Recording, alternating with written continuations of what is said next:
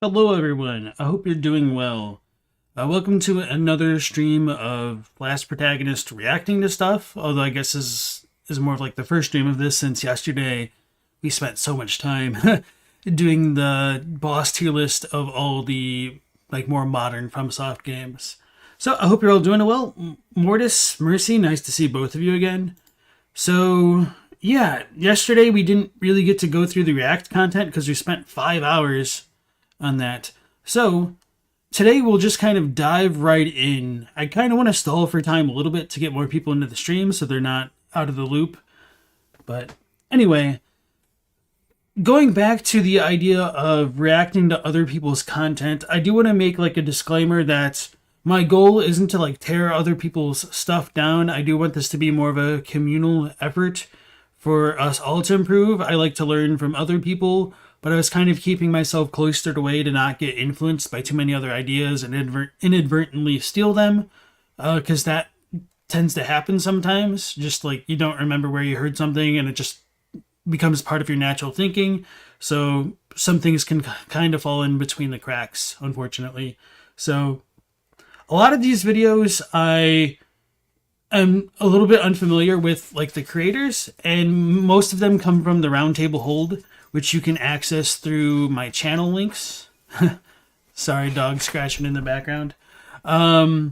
So yeah, this is going to be, I think, my first Bob the Hollow video. Maybe I've seen something else by him, but I'm pretty bad at remembering names and stuff like that. So I thought this would be a really good starting point to look at comments and tips for lore hunting, which incidentally, like I made a how to look for a lore video a couple weeks ago, maybe a month ago by now, and Bob the Hollow made his 5 years ago, so that's kind of a big time gap, and his looks a lot longer because mine I think was like 8 minutes and his is like 33. So yeah, I didn't ping the Discord. Oh, thanks Mortis, that's a good point. The funny thing is, like, I copied it and everything and just didn't do it.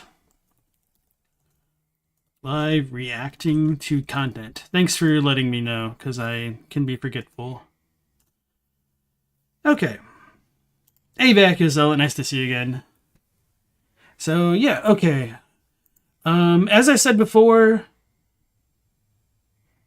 I do have, like, a little, kind of fake VTuber looking like thing, and I might just, like, pull this up every once in a while if I, like, pause the video and talk for a while, but anyway, I think it's just kind of a funny Pepe Sylvia kind of reference. And thanks go to Dan Creary for making this. I think it's a really cool thumbnail that I used.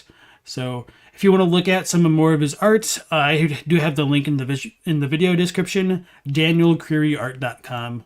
He's got some really cool stuff. Ooh. Okay. So let's go ahead and go with comments and tips for lore hunting by Bob the Hollow.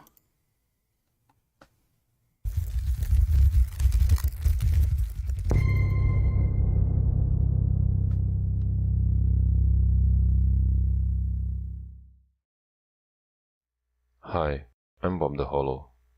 In this video, I thought I'd take some time to showcase a few of the comments that I've got throughout the videos, and how is the volume for you guys? Talk about my process of lore. I know I just talked over that, but I want to make sure that it's okay, because I tried to look at things on my end, but it's always a little bit difficult trying to see how that works. So I'll like back up so that way we could get it without me interrupting Bob for now, but let me know if that was acceptable.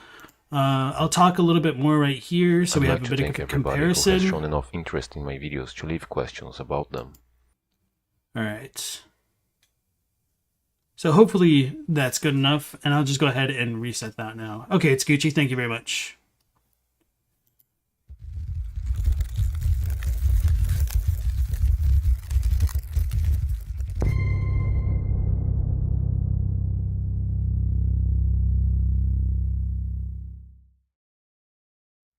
Hi, I'm Bob the Hollow. In this video, I thought I'd take some time to showcase a few of the comments that I've got throughout the videos, and I'll also take some time to talk about my process of lore hunting. I'd like to thank everybody who has shown enough interest in my videos to leave questions about them. Thank you very much for the many compliments. Thank you for the constructive criticism. I think it's important for my growth, and As for the more hateful comments, thank you as well. So, Yeah, it's kind of funny because like even hateful comments can help boost the algorithm. So sometimes it can be good to kind of incite people to get a little bit feisty in the comments. I try not to do it just because it's not the kind of thing that I want to foster so much. But I mean, results work; they matter. I think this was my first comment ever. Fake and gay. Okay. Well, moving on. This one talks about something that, for what I've seen, has the community somewhat divided. The identity of the first of the scholars from the Grand Archives. I think most people go with either Sullivan, Audia, or non-specified. Secundum adheres to the school of thought that Audia would have been this first of the scholars. Alright, let me actually read this. Great video, my friend. I was also thinking that the Angelic Faith was a Londor plot. My view is that it was used to break the 3 pillars of Lothric and thus the institution of linking the fire. They think the plan was even more successful than they imagined because it infiltrated the royal family itself. I wonder who that scholar was? Secundum said they disagree with that point and they'd say it was Aldia. The Soul Stream is Soul Geyser in the Japanese version, a sorcery explicitly created by Aldia, and the Japanese description says that the spell's creator was the first scholar and the one to tell Lothric not to light the flame. The same topic he monologued about in DS2. I would agree with Secundum right there. Soul Geyser is Soul Stream, or, vice versa, and he is correct with the Japanese name and description about this.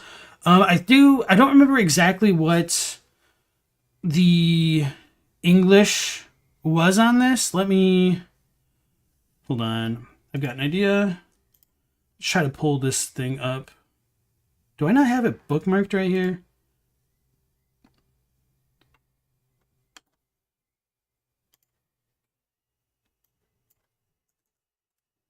So what is it? Soul Geyser?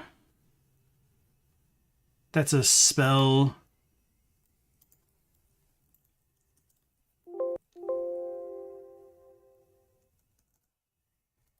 Oh no, Soul Stream was Soul Geyser. Okay, so I need to look up Soul Stream.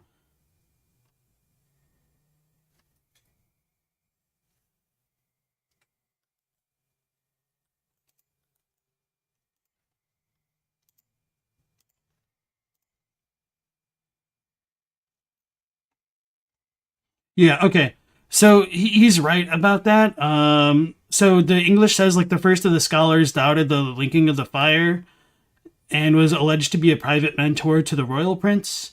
And so the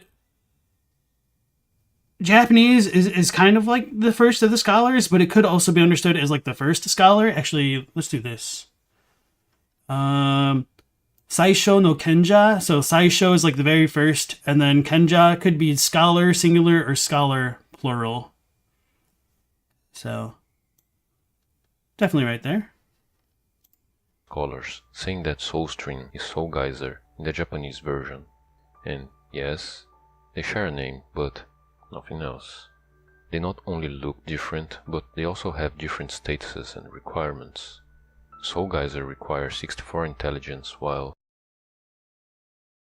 don't some of the other spell statuses and requirements change throughout the games? I actually don't really know about that. I'd be curious to learn. And also, welcome back to the stream, Noah.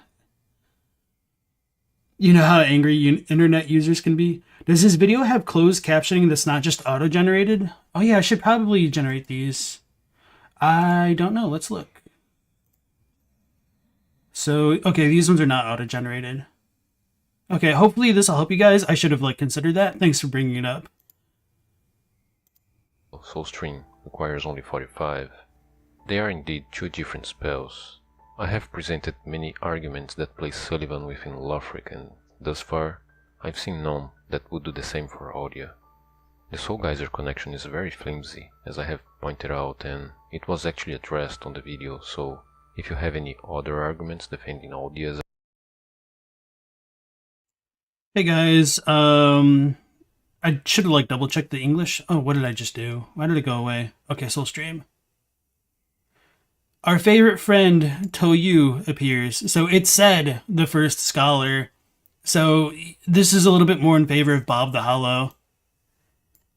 and that it is a little bit more doubtful in the Japanese than the English. As a contender, I'm all ears, but until then, I'm sticking with Sullivan. And since we're talking about the Pontiff, Malfuri asks, maybe I need to do some more reading, but the whole thing with Irithyll and Anor Londo is confusing as far as location. Are they like two places that are smashed together? I see Irithyll as lower Anor Londo. I think it was already there in Dark Souls 1, we just couldn't get to it. That's kind of interesting, because in my mind I would have assumed they got smashed together by like the world converging. I don't know why I never thought of Irithyll as lower Anor Londo. Maybe because like the architecture doesn't match up super well, but to be fair, like it has been kind of eons since then, so it doesn't need to match up. But no matter what, it is kind of curious like where the outer ramparts were that you got like first flown into by like the Batwing demons. But yeah, I don't know. Interesting idea. A video about Farron and the Abyss Watchers. No, this is Patrick. Decided to present me with his own theory regarding the Undead Legion's fighting style. When the Abyss Watchers or Farron discovered Artorias' grave, they, of course, would find his sword but not his shield, because his shield was lost in the chasm of the Abyss. What would they find along his sword? 2 daggers, 1 gold and 1 silver.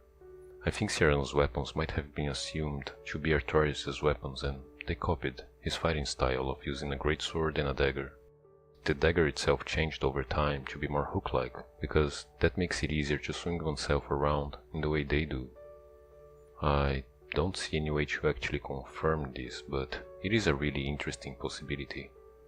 One problem that I noticed was that there were a lot of weapons around Artorias' grave, but Patrick was quick to reply that, yes, there were a lot of other weapons surrounding his grave, but the Abyss Watchers don't fight with any other types of weapons, aside from a great sword paired with a dagger, and I like to think that Miyazaki wouldn't haphazardly give people trying to emulate Artorias' gear that Artorias did not use, unless there was some other meaning to it.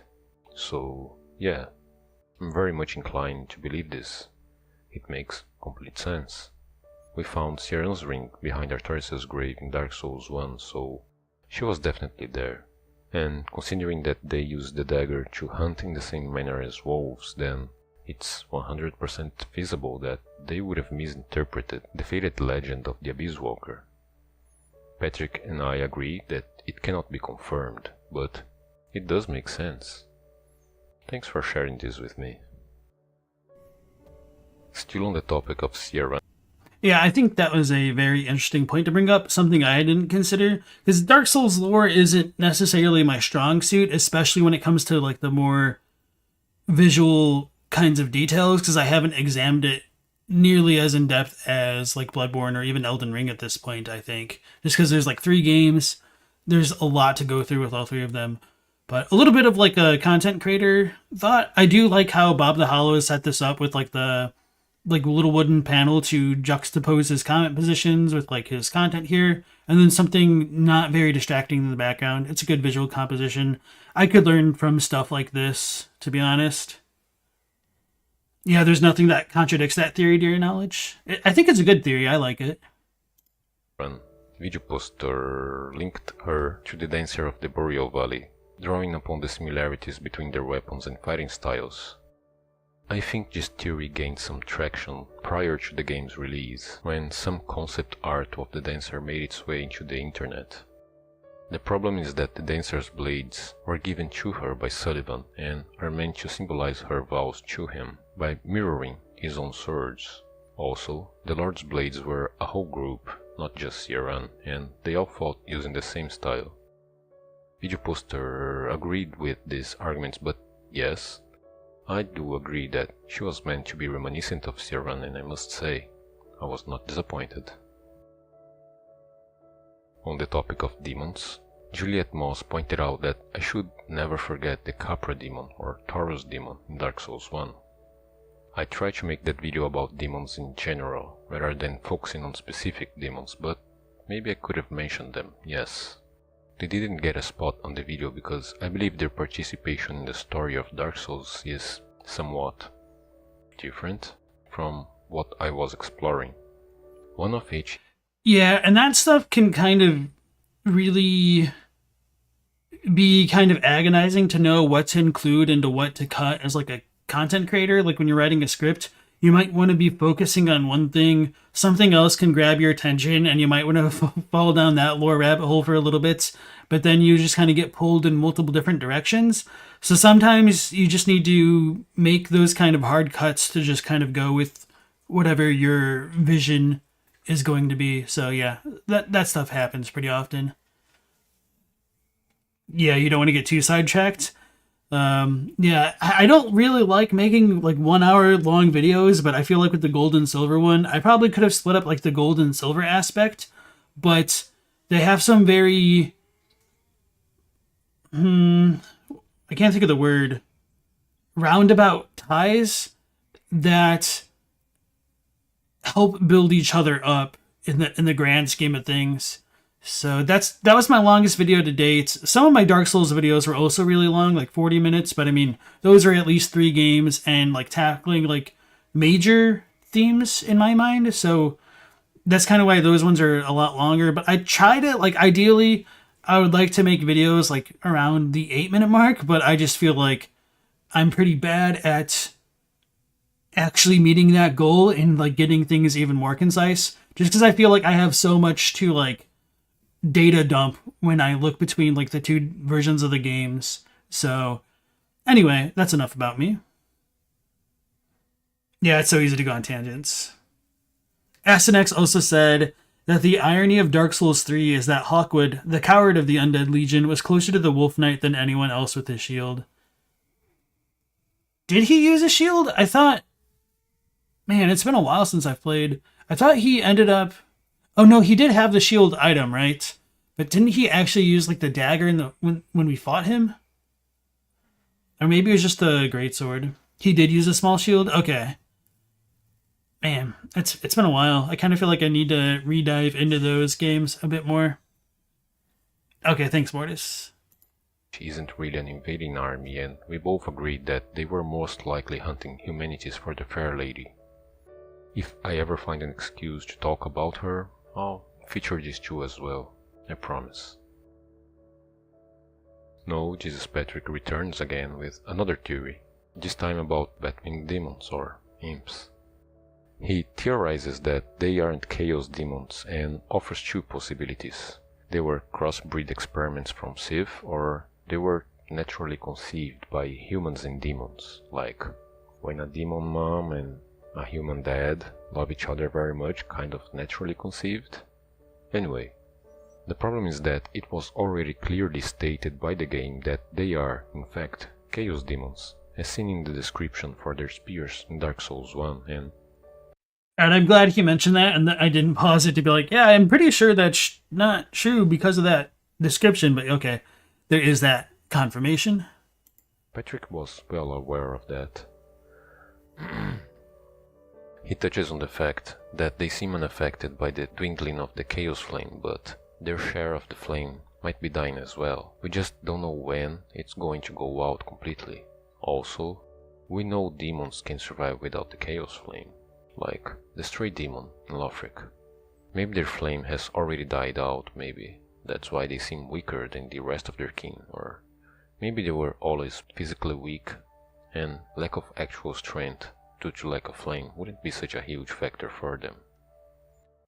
I think it's also important to note that in Anor Londo, the reason the imps used lightning is because they existed in Anor Londo. Like, they got infected by the environment there, so they don't use flame at all. And same with, like, the Belfry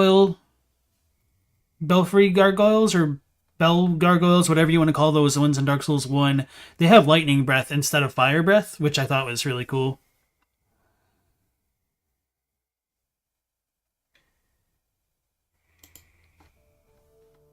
On the same video where I talk about demons, I also talked about Kartos, and Wildcard 182 had this to say on the matter. I believe that Kartos is based on the kingdom of Persia, and Wonir being a Xerxes-like figure that ties to sandy homelands, curved swords, hostile to the holy empires and armor designs, to name a few nods.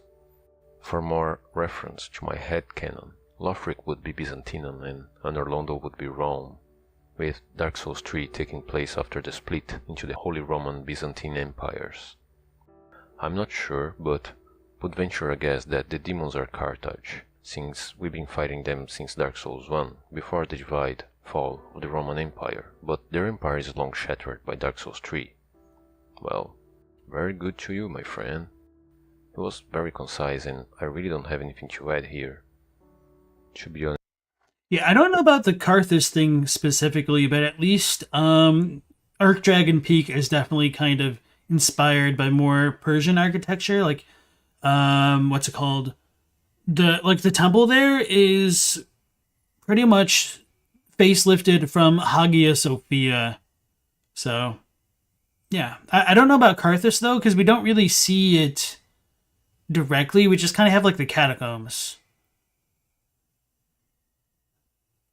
All of that just confused you? Alright, SNX said, lightning always seemed to be a sign of loyalty to the gods of Anor Londo. You have first questioned why they guarded the Bell of Awakening, but you see it as a test. El Degusto, welcome in. Gargoyles seem to be some sort of chimera than a demon proper, like the Manticore, Sanctuary, Demon Guardians, and Ulisil. No, I agree with that, but I was just saying, like, even the little demon imps within Anor Londo have lightning-based attacks rather than fire ones. So, the Bell Gargoyles outside of Anor Londo use Fire Breath, though, I'm pretty sure. Hey, El Degusto, it was actually a 5-hour tier list extravaganza. Byzantium? Yeah, maybe. I'm not super well versed in those kind of like descriptors to say anything like definitive, though. The closed captioning has the occasional side thoughts that he didn't say in the video. Oh, really? I should probably pay a bit more attention then. I'm also kind of reading what you guys are saying between it, so. Honest, I just think it was a very interesting comparison and I wanted to share it with the rest of you guys. A few people have commented on the Bloodborne Dark Souls connection. No! Handhome and Aromar do bring up Eldritch and his vision of a deep sea. I'm still trying to put my thoughts in order regarding the dark, the abyss and the deep, but nonetheless, I completely agree with anyone and everyone claiming the IPs are connected. It will probably... Alright, Bob the Hollow is my sworn enemy. No, not really. I'm not going to begrudge people that like hold that opinion, but it's just one that's very disappointing to me because I feel like if they're all connected, they kind of end up diminishing the value of each other. Because like a lot of their themes are similar, but they're different enough that I feel like the main themes of the games kind of explore different things. And if they're all a little bit connected, it just takes away from the others. Mortis is saying no. Hey, Mindspatch. No, I haven't checked out your video yet. I also didn't see any posts on my community post asking for videos from you. So if you send me the link, I'll try to add it to the list. But yeah. Where should you comment? You could either do it in the chat right here or on the community post that I made. I don't really know how to navigate YouTube to find like old posts. Maybe there's like a tab on my channel you can find. I'm not sure. But if you're also part of the Discord, that'd be the easiest, I think. I know the connected universe theory is Mortis's most despised theory. Yeah. Armored Core 6 is 100,000 years after Dark Souls 3. Okay. So speaking of like Armored Core and everything, I had like a random shower thought yesterday in that, you know, mecha anime and stuff is always kind of a little bit silly because mecha or like the concept in general is a little bit silly in like the science fiction setting. But I had a eureka moment of like, wait a second, what if you had a mecha anime set in like a high fantasy medieval world? Now, I know that sounds completely crazy at first, but let's say, you know, you have your whole archetypes of like knights, wizards, and rangers and rogues and all that. So let's say like wizards are physically frail, but they do like magic stuff, and knights are just big beefy boys that can wear a lot of stuff and move around because they're really strong and whatnot. And like rogues are like super fast. So you could have like a rock, paper, scissors type type thing where wizards make this like really strong, badass, magical enchanted armor, aka like a mech suit that knights wear, and then they go and like fight other magical mech type things in that kind of setting. So not exactly the same parallel, but I think it'd be silly enough that it could kind of work. And like I think maybe you could have like rogues and whatnot to be like the natural counter to wizards. So like maybe it's like the other way around. So like a wizard could beat a rogue because they don't have enough like magical protection gear to like stop them against the wizards. But rogues can beat knights because they're fast and agile. I don't really know. And then knights would beat wizards because they could just like tank their bullcrap. Anyway, Visions of Escaflowne. I've heard of Escaflowne, but I'm really not familiar with it. That exists and it's an isekai? Okay. They're the Gimleths in Escaflowne. Okay, I'll need to look into it. Vincenz, okay, welcome in. Well, you said everyone's afraid of being connected to the DST universe. Actually, I think the DST universe is good connected into Dark Souls 1 and 3. There's like the painting of Nashandra and Elium Lois, I think, in Irithyll. So in the setting Exalted, they have giant armor called War Striders. It's what I'm suggesting. The mechas are big things powered by dragon hearts, you think? Okay, I'll need to like look into it a bit more. I've like heard the name, but I really don't know anything about it. Will never be confirmed due to legal reasons, but I think they were very straightforward with their references. Aromardu also brings up Chester, and since I like Chester. Chester is from our future, right? So he may have found the broken pendant as well, and Menas snatched him like he did to us. And come on, he's a blueprint for the hunters. Karim was famous for its undead hunts, after all. Foxdie and Cabopiarimo discussed the possibility of Ludleth being a Pygmy lord due to his resemblance to them. At the time, I simply posted a close-up comparison to demonstrate that they don't really look alike at all, but by the time I got around to making this video, it had also come to my attention that there was an actual theory about it running around. So maybe he'll bring this up, but Ludleth does call himself Kojin, or is it Shonin? Whatever, in Japanese, which means like pygmy. So does he literally mean it? I don't know. There's a good possibility. I think it's possible that like all the human type things are pygmies, but and I mean human like the chosen undead or bearer the curse type humans, rather than like the gods and whatnot. You can go ahead and put it in the channel feedback section, Minds Patch. Or content creation, either one. I've checked it out and I still don't buy it. It premises around the fact that he refers to himself as Kobito, Shonin or Shojin in Japanese, and while they do use this word to reference the actual pygmy, this word is a lot more broad in meaning and a lot more common than the word pygmy is in English. If it had been pygmy for both instances, that would have been a lot more likely. So, unless you have more substantial evidence, I'm just not convinced. Wait. So, pygmy, a lot more common than the word pygmy is in English. If it had been pygmy for both instances, that would have been a lot more likely.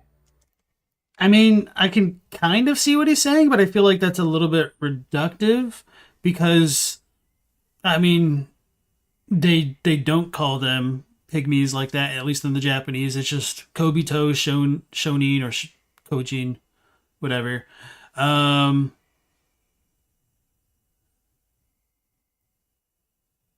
of lost my train of thought right there. So, I mean, there aren't really other terms used for pygmies directly like that, and it's fairly consistent in the Japanese. Not that pygmy is used very often at all, but I don't.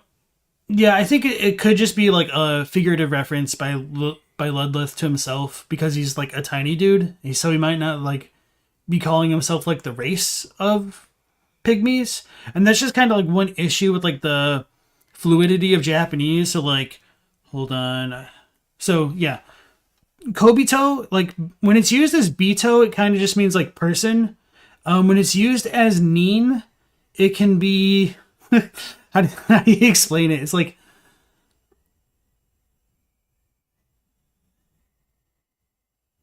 kind of like as in like the sense of man. So person, man, and then gene when it's used like that kind of is used as, in a sense of like a race or like a type of being. And it doesn't necessarily have to be human. Like Seijin is like celestial person, so like alien, extraterrestrial. Anyway, Mindspatch should probably link Yoshimitsu's video on dragons. He theorizes Alvina and Shalkor are dragons. I am familiar with Yoshimitsu. I've watched a decent amount of his videos, but not everything, though. To be fair, Bob is like Polish or something, and he is translating to English, which is translated from Japanese. Hey, Boris, nice to see you again. While they do use this word to reference the actual pygmy, this word is a lot more broad in meaning and a lot more common than the word pygmy is in English. El Gusto, do you know if Bob the Hollow knows Japanese at all, or is he just relying on outside sources for his info? Because I'm kind of impressed either way. If it had been pygmy for both instances, that would have been a lot more likely. So, unless you have more substantial evidence, I'm just not convinced. Lazarus2376 would love to see me shoehorn Dark Souls 2 into the lore. Possible sexual connotations aside, people have been making a few questions about Dark Souls 2 and I'm considering making a video or two about it. The only two things to notice would be, first, I would probably treat it as a spin-off. Kind of. Which I think may have been how they saw it back then. And second, there would be no point in rehashing old arguments and theories if I can't add anything new to the conversation. I can respect that. That's kind of why I stayed away from a lot of Dark Souls lore for a while, and why it also took me so long to get into the Elden Ring stuff. Like, I wanted to sink my teeth into it well enough where I felt like I could defend my arguments, but yeah, it's just kind of hard to, at least for me, to just kind of like retread the ground that others have already gone down. So, yeah, we'll see. B. Lung and Eric Reed comment that Midir probably couldn't be the Abyss Dragon because he wouldn't leave Filianor in the Ringed City. But she explains that when she says Midir is his name and the Archdragons are his forebears. He once railed against the dark, but was by the dark afflicted. Now here, returned, he remaineth. So he went away, fought the dark, kicked some Millwood ass, and now he's back. Video poster again saying, I don't think the Handmaiden is the hag. Why did the voice actor suddenly become Welsh? They specifically kept Patches the same voice actor. Yes, that does seem weird, and it could disprove the idea that the two characters are the same. I just think there's too much pointing to them being the same. If you choose to... Does anybody in chat know which, like, Handmaiden and hag he's speaking of? Like, my first guess would be the Dark Souls 3 Handmaiden in Firelink's Shrine, but I don't know what hag they'd be referring to, though.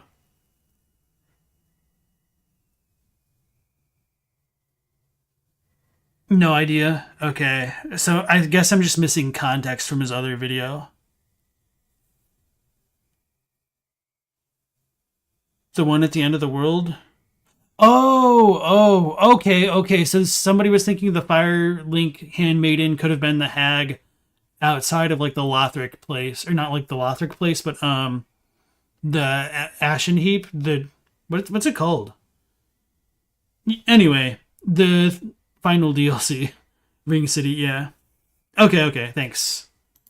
To believe they are the same, I would propose a few possibilities. Alright, it is Dreadkeep. That's what I thought, but I didn't believe it. Picked up on the accent throughout the ages, dealing with people from different lands.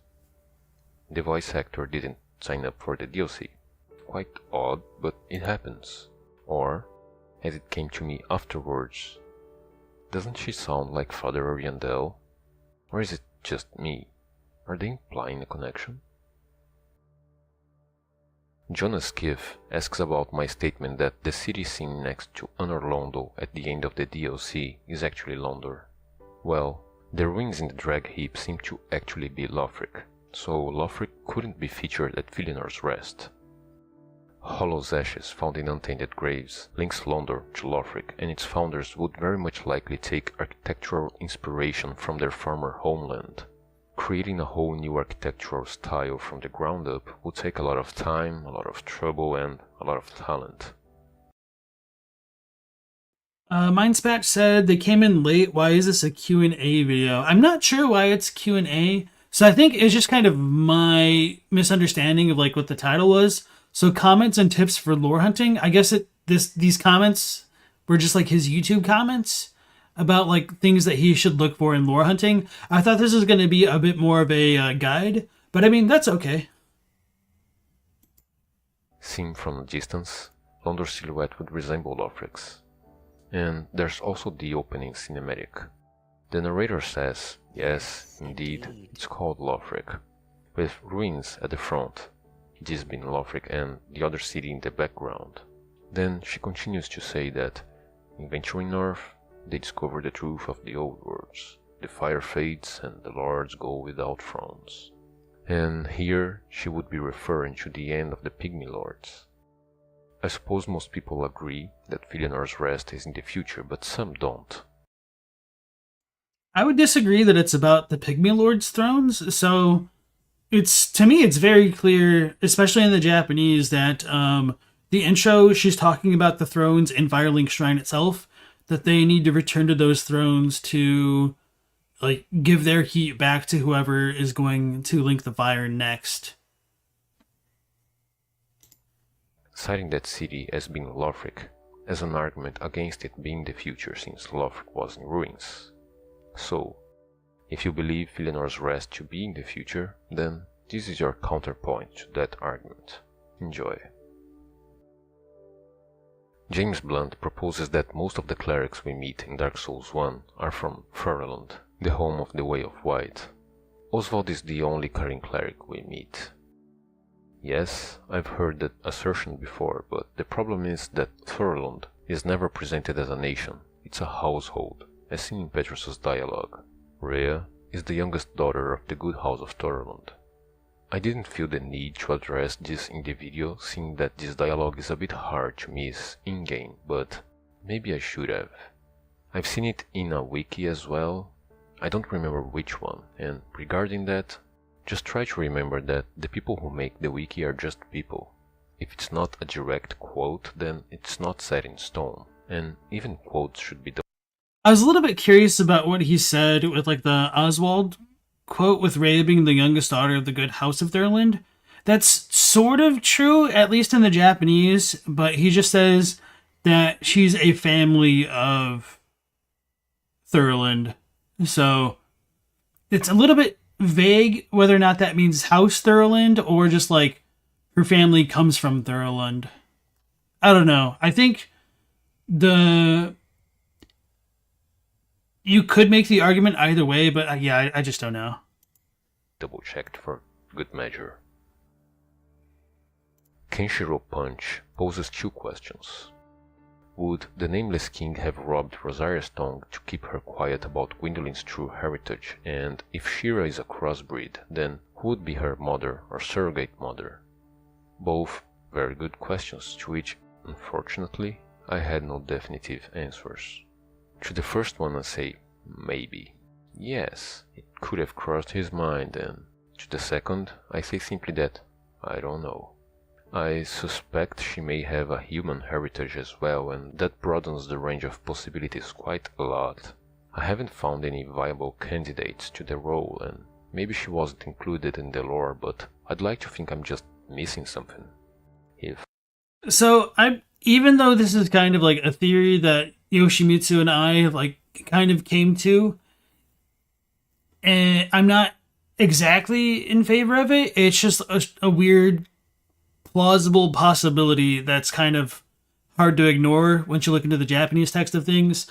Crossbreed Priscilla is most likely related to Seath, because she's called, what is she called in English? Like the Pure White? something like that. But anyway, there's a lot of small connections between her and Seath, and with her being a cross dragon or half breed or crossbreed, she's like literally half dragon in the Japanese, which big surprise, But there's a very good possibility that Seath either could have abducted her and like experimented on her to make her a dragon, which I'm a little bit skeptical of that. I think she's probably born that way. Or maybe he used part of his soul to like make her. It's really questionable. But anyway, was the question who is Priscilla's mother? We don't really know, but at the very least, like Seath seems involved as like a father type figure. But yeah, I don't know. Eldegusto imagines places like Yharnam, Boletaria, and Sekiro are like the mortal kingdoms outside Lordran and the lands between. So less fantastical, but still some magical stuff here and there. Gwyn impregnated Seath, and Seath laid the egg that was Priscilla? Maybe, who knows? Anybody has any clues about it, then please do share them with me. I'll gladly list them. What do you know? Oh yeah, I guess I should plug my goofy ass lore video that I just put like Seath is Gwyn's dad is the title of it, where I go into this in depth, and it's pretty clickbaity, but it's honestly like true what I've written. I mean, not true as in like it's correct, but I mean like it's all like plausible. Anyway, enough about that silly theory. Let's not go to Camelot after all. 'Tis a silly place. Patrick again. Thanks for the interest, man. He talks about my proposition that Gale would have been the only family the painter had ever known, and asks my opinion about the line where she references her mother, saying that it sounds like they actually knew each other. To answer this, first I made a comparison. Maybe you, or somebody you know, had a parent serving abroad. Many of us have seen this, I guess. Children talking about this parent as if they had always been there. This sense of intimacy grows from how the parent is presented to the child by those who are actually present. And then I asked him to weigh the two options. Either the painter never knew her mother, and the feeling of intimacy comes from how Gale has presented her to the painter during a lifetime. Remember that Gale is a slave knight. He'd be completely deferential to his mistress and would never try to replace her role in the life of her daughter. Or Velka and the painter really have met, but then you'd have to explain why she wasn't named. Colton Williams had a whole bunch of questions. He started with a rapid fire that was answered likewise, so I'll just read the exchange. So the egg Filianor is holding hatched Yorshka while she slept? Yes. What process led to Rosaria being in her... Wait, what? While she slept? The egg Filianor is holding hatched Yorshka. Citation needed. Yes. What process led to Rosaria being in her current state? She fled Lothric when shit was about to hit the fan, most likely. Why the falling out with Gwyn? She was working with the serpents. It said the queen had a similar falling out with Osiris over his crossbreed obsession, likely resulting in Ocelot, to whatever end. You know what, now that I think about it, it kind of would make a little bit of sense for Rosaria to be an item with Osiris, because he's obsessed with like birthing the perfect line, and she is kind of a pseudo goddess of rebirth. So I don't know why I never thought about it in that term specifically. Question marks, that makes no sense. Going back, Eldegusto said they think Seath was everything the everlasting dragons weren't. So they had no sex, but Seath had both sexes, and Gwyn held Seath as counsel or a confidant. Yeah, the Yorshka egg is a big leap. Yeah, I cannot buy into that. Not enough info for me to agree. And I don't think there's any argument that could be made to like make me agree with it. I feel like there's just too much lacking in the game itself to comfortably come to that conclusion. Well, welcome to the chat, Mortis. Any ideas on Ocelot? Ocelot is a dead end from a lore hunting perspective. He is the result of Osiris's experiments and the pattern established by Rosaria, Fina. Also, the Firstborn has a dark purple gem at the base of his spear sword. Could this be a very subtle tie to his mother, Velka? Haven't noticed that gem. I'll check it out, and I think Fina, Rosaria is his mother, not Velka. Yeah, I'm not sure what Or spear. is it your belief Velka is not Gwyn's wife or mistress at all? I see no reason to believe that Velka had a relationship to Gwyn, no. Okay, yeah. Velka she can fit into anything. Like, every character is Velka. They're all Velka. You can just put her wherever, because she's, like, attached to everything and nothing at the same time. So she's just a very good, MacGuffin, really.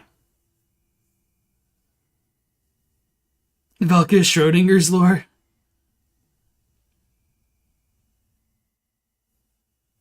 The egg looked goofy as crap. You don't think a princess hatched from it? You think it's more like the egg of the age. It hatching is the end of the world. Yeah, that's kind of how I looked at Felionor's egg.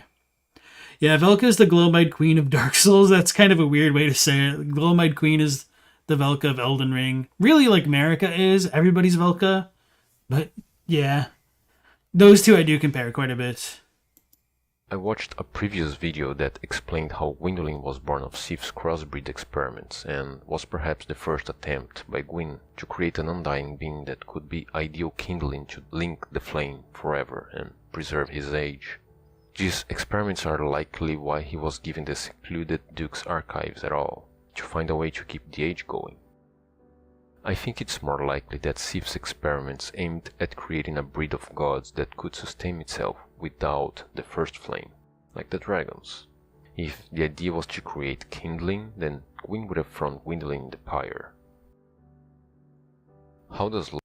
I don't know about that last point, just because he kind of could have known that Gwyndolin was a bit of a failure. Like, there's a few parallels between Gwyndolin and Lothric, which I guess it's kind of funny that Gwyndolin ends up getting offered to Eldritch. But anyway, Gwyn could have just intuitively knew that Gwyndolin wasn't the heir that he needed.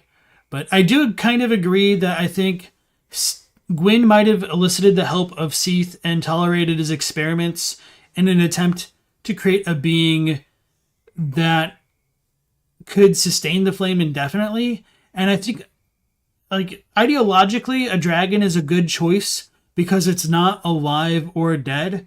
So if it's not alive, could it truly be consumed by the fire? And if it's not dead, can it die? No, it kind of works.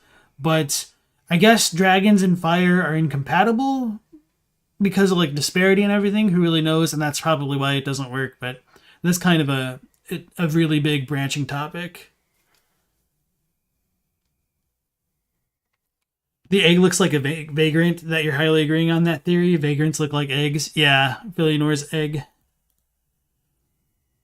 Gwyndolin wasn't the heir he wanted, but he was the heir he deserved. Lothric enter into this grooming process.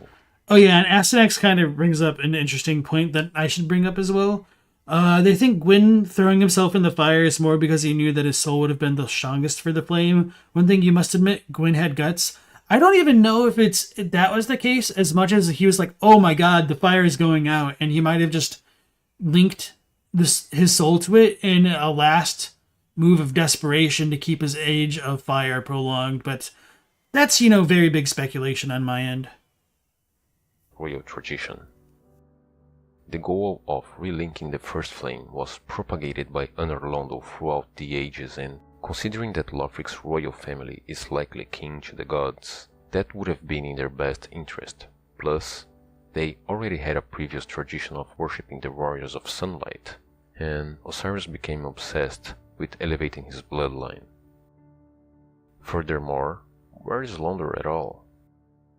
We don't know where Londo is located at either in the present times or at the time in which we kindle usurp the flame, but, like I said in the video, we got to see it at the end times. He had 3 more questions after that. How does Shira fit in with being a daughter of the Duke? Shira is hinted to be associated with Sith by both her dialogue and the pearl from a man-eater shell on her crown. From there, we could arrive at a crossbreed conclusion by process of elimination. Which is more likely, that a scaleless dragon had sex with a god and they birthed a human-sized girl, or that said dragon, which is already known for its experiments, had one more experiment to mix humans and gods, an experiment so atrocious to the eyes of the gods, that she was exiled to the one place where no one could find her. And having this human heritage, that prison was the one place she'd fit right in, watching over the First Men and Pygmies. I was dismissive of her at first, but it does make sense. Unfortunately, I don't think there's enough evidence to present it as a solid theory. I wish I had a more clear understanding of Velka and the serpents in all of this. The Occult Rebellion seems to really just be an uprising of humans using tools she bequeathed. The Occult Rebellion was in practice just an uprising of humans using tools that were bequeathed. But the people actually running the show had deeper reasons for backing them up, other than just down with their heads. Velka, as shown in the video, wished to undo the wrongdoings of her kin towards men, with the added personal stakes of protecting her unborn daughter from their persecution. The Serpents. Have you watched Primordial Flame? There is one point I make there that is so simple and so important, I wish more people would notice that. At the Dark Lord ending from Dark Souls 1, it is shown that Frampt and Kaf were actually working together, and the Usurper ending Dark Souls 3 explains why. They needed to find the true Dark Lord, the one who could harness the power of the First Flame, so until that happened, they had to keep the cycle of linking and fading going. There can be no Dark Lord without a flame to be usurped, and they did it by manipulating everyone, pitting them against each other. Odd that Havel would seemingly be. He might be right about like the usurpation ending providing like the first quote-unquote true Dark Lord, because I would agree that you can't have a Dark Lord without the fire, but I think that's really heavy speculation, and I try to like make it very clear when things are speculation rather than just kind of listing them off as facts inadvertently. So anyway, just kind of wanted to bring that up. And the thing with Shira is, yeah, she could be descended from Seath. I think there is the possibility that like Duke Arstor of Kareem, I think, is called a Duke in the files at some point. But, I mean, they're both nebulous connections. I don't really know if Shira could be considered a dragon. Who really knows what's going on with her? I think, like, no matter what explanation, like, it's just dissatisfying. There's just not enough info, no matter what it is. Hey Foster, nice to see you again. Thoughts on the theory that Melina is the blade of Mikola? The community is dying to know if this is true or not. I think it's possible. I've wondered whether or not Melania being asleep is because she's being kind of used as a pseudo puppet of Mikola, because he can control dreams as Saint Trina and whatnot, so maybe he literally used her as the blade of Mikola while she was sleeping. I don't know though. Earl Arstor? Yeah, maybe that's what it is. Deepest lore confirmed? I wouldn't say it's a confirmation, I just think it's a possibility. In league with her. Regarding Havel, I think that the key to figuring out his lore would be understanding his hatred for both Sith and sorcery. I think that's the missing link and I haven't found it yet. And then he had just one more. Rosaria gives us the miracle of Guinevere. How does this not end the Fina theory? This particular miracle was never given by Guinevere herself. We got it in Dark Souls 1 from a Piasca and in Dark Souls 2 as a Covenant reward, or bought from a vendor.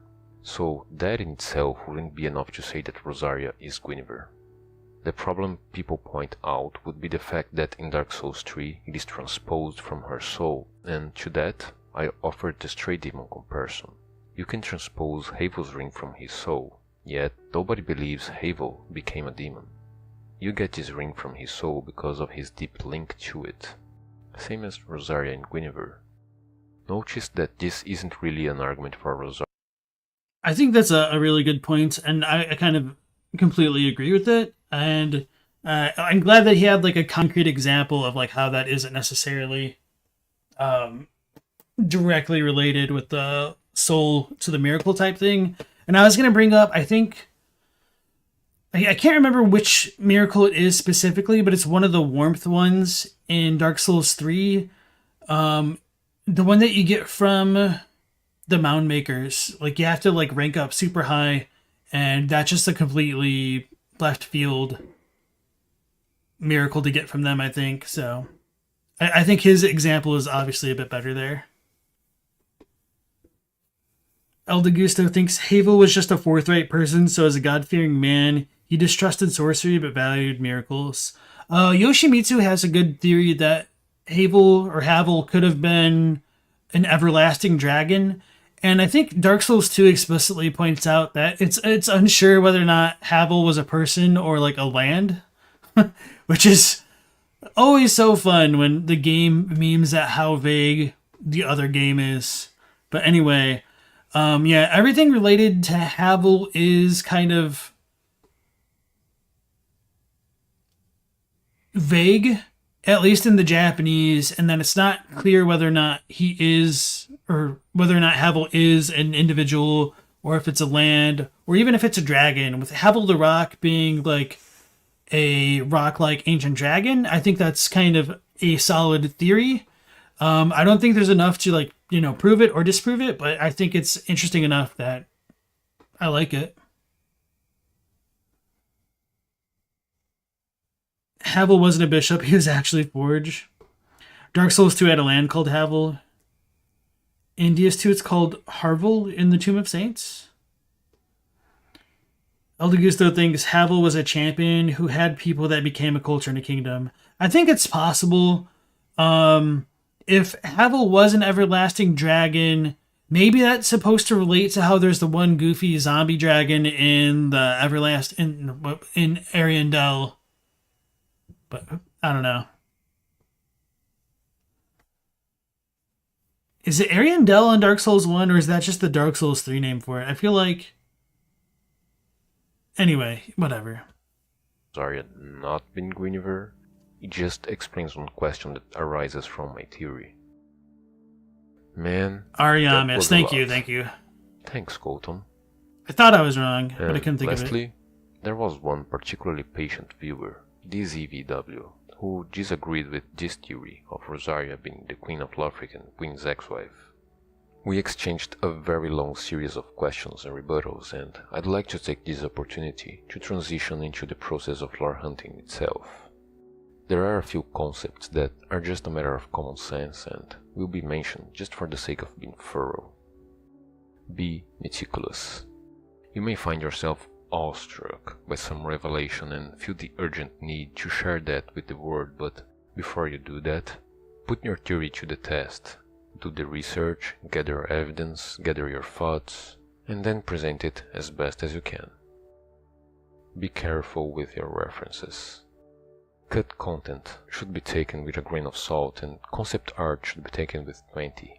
Real-world references and references to other works, while interesting and useful for giving context, shouldn't be used to determine whether something is canon or not. And this is not required, but check the Japanese descriptions, if you can. I kind of wished I paused it before he said that final line, so that way I could sound like I was agreeing with him before like him just like bringing up my kind of forte or like area of expertise and like looking at the lore, I guess. But no, I do agree completely with like the whole content stuff, and even a little bit more with like the real life references. But I don't know so much about the concept art. Like, sure, there are certain differences at times, but I feel like sometimes it can be helpful to have like the direct references. But it's not that big a deal. Anyway. Be creative. Due to the murky nature of Dark Souls lore and to the conscious efforts by From Software to make lore hunting a true test of resolve, Not every link will be explicitly stated in-game. Sometimes the links will arise through logic alone. Sometimes, if you can prove the unequivocal truth about one point, the most logical consequence will be hard to deny without solid evidence. So I understand where he's coming from, and one real danger of doing that is what I would say, like, you're building a kind of house of cards where you just kind of keep piling on quote-unquote facts on a very shaky foundation. And of course, like, this is very dependent on the theory. Like, there are examples where I think that works. I can't think of anything concrete off the top of my head, but I do try to be very careful about trying to be aware how much of my theories are built on houses of cards and how, like, one slight difference of an interpretation can affect things. So one example of that I can think of off the top of my head was, for the longest time in Elden Ring, I thought that Death Flame was originally purple or violet because the English gray violet description says it is the hue of Ghost Flame. Or did I say Death Flame a second ago? Anyway, Ghost Flame used to be violet, right? Well, that would have been so nice to have in my pocket, because that would be an explicit confirmation that something must have happened to Ghost Flame to make it no longer be violet. So maybe, potentially, if that were the case, we know that the Glowmide Queen being sailed away affected the flames of Destined Death to being the black and white flames of the Godslayer flames, but that doesn't necessarily mean it does have a direct connection to Ghost Flame, because the Japanese version of that just says, like, it's the flower of Ghost Flame, not necessarily the color of it, which is very unfortunate. And so I did have to reconsider some of my thoughts about that, and I did have to kind of rewrite things a little bit in the process of making that draft about gold and silver and stuff and color theories. Mindspatch says, when they do lore videos, they want to make sure that people who have no idea of the lore in games are spoken simply instead of using headcanons. You ask your father during scripts if he understands what you're saying, and you're glad people can watch your videos even if they haven't played. Yeah, and that's a very, very difficult thing to do. I feel like I would ideally like to do that, but I feel like the topics that I really want to get to would just take way too much hand-holding for me to get to that point. But I totally respect the endeavor to do that. I just don't think many of the topics that I delve into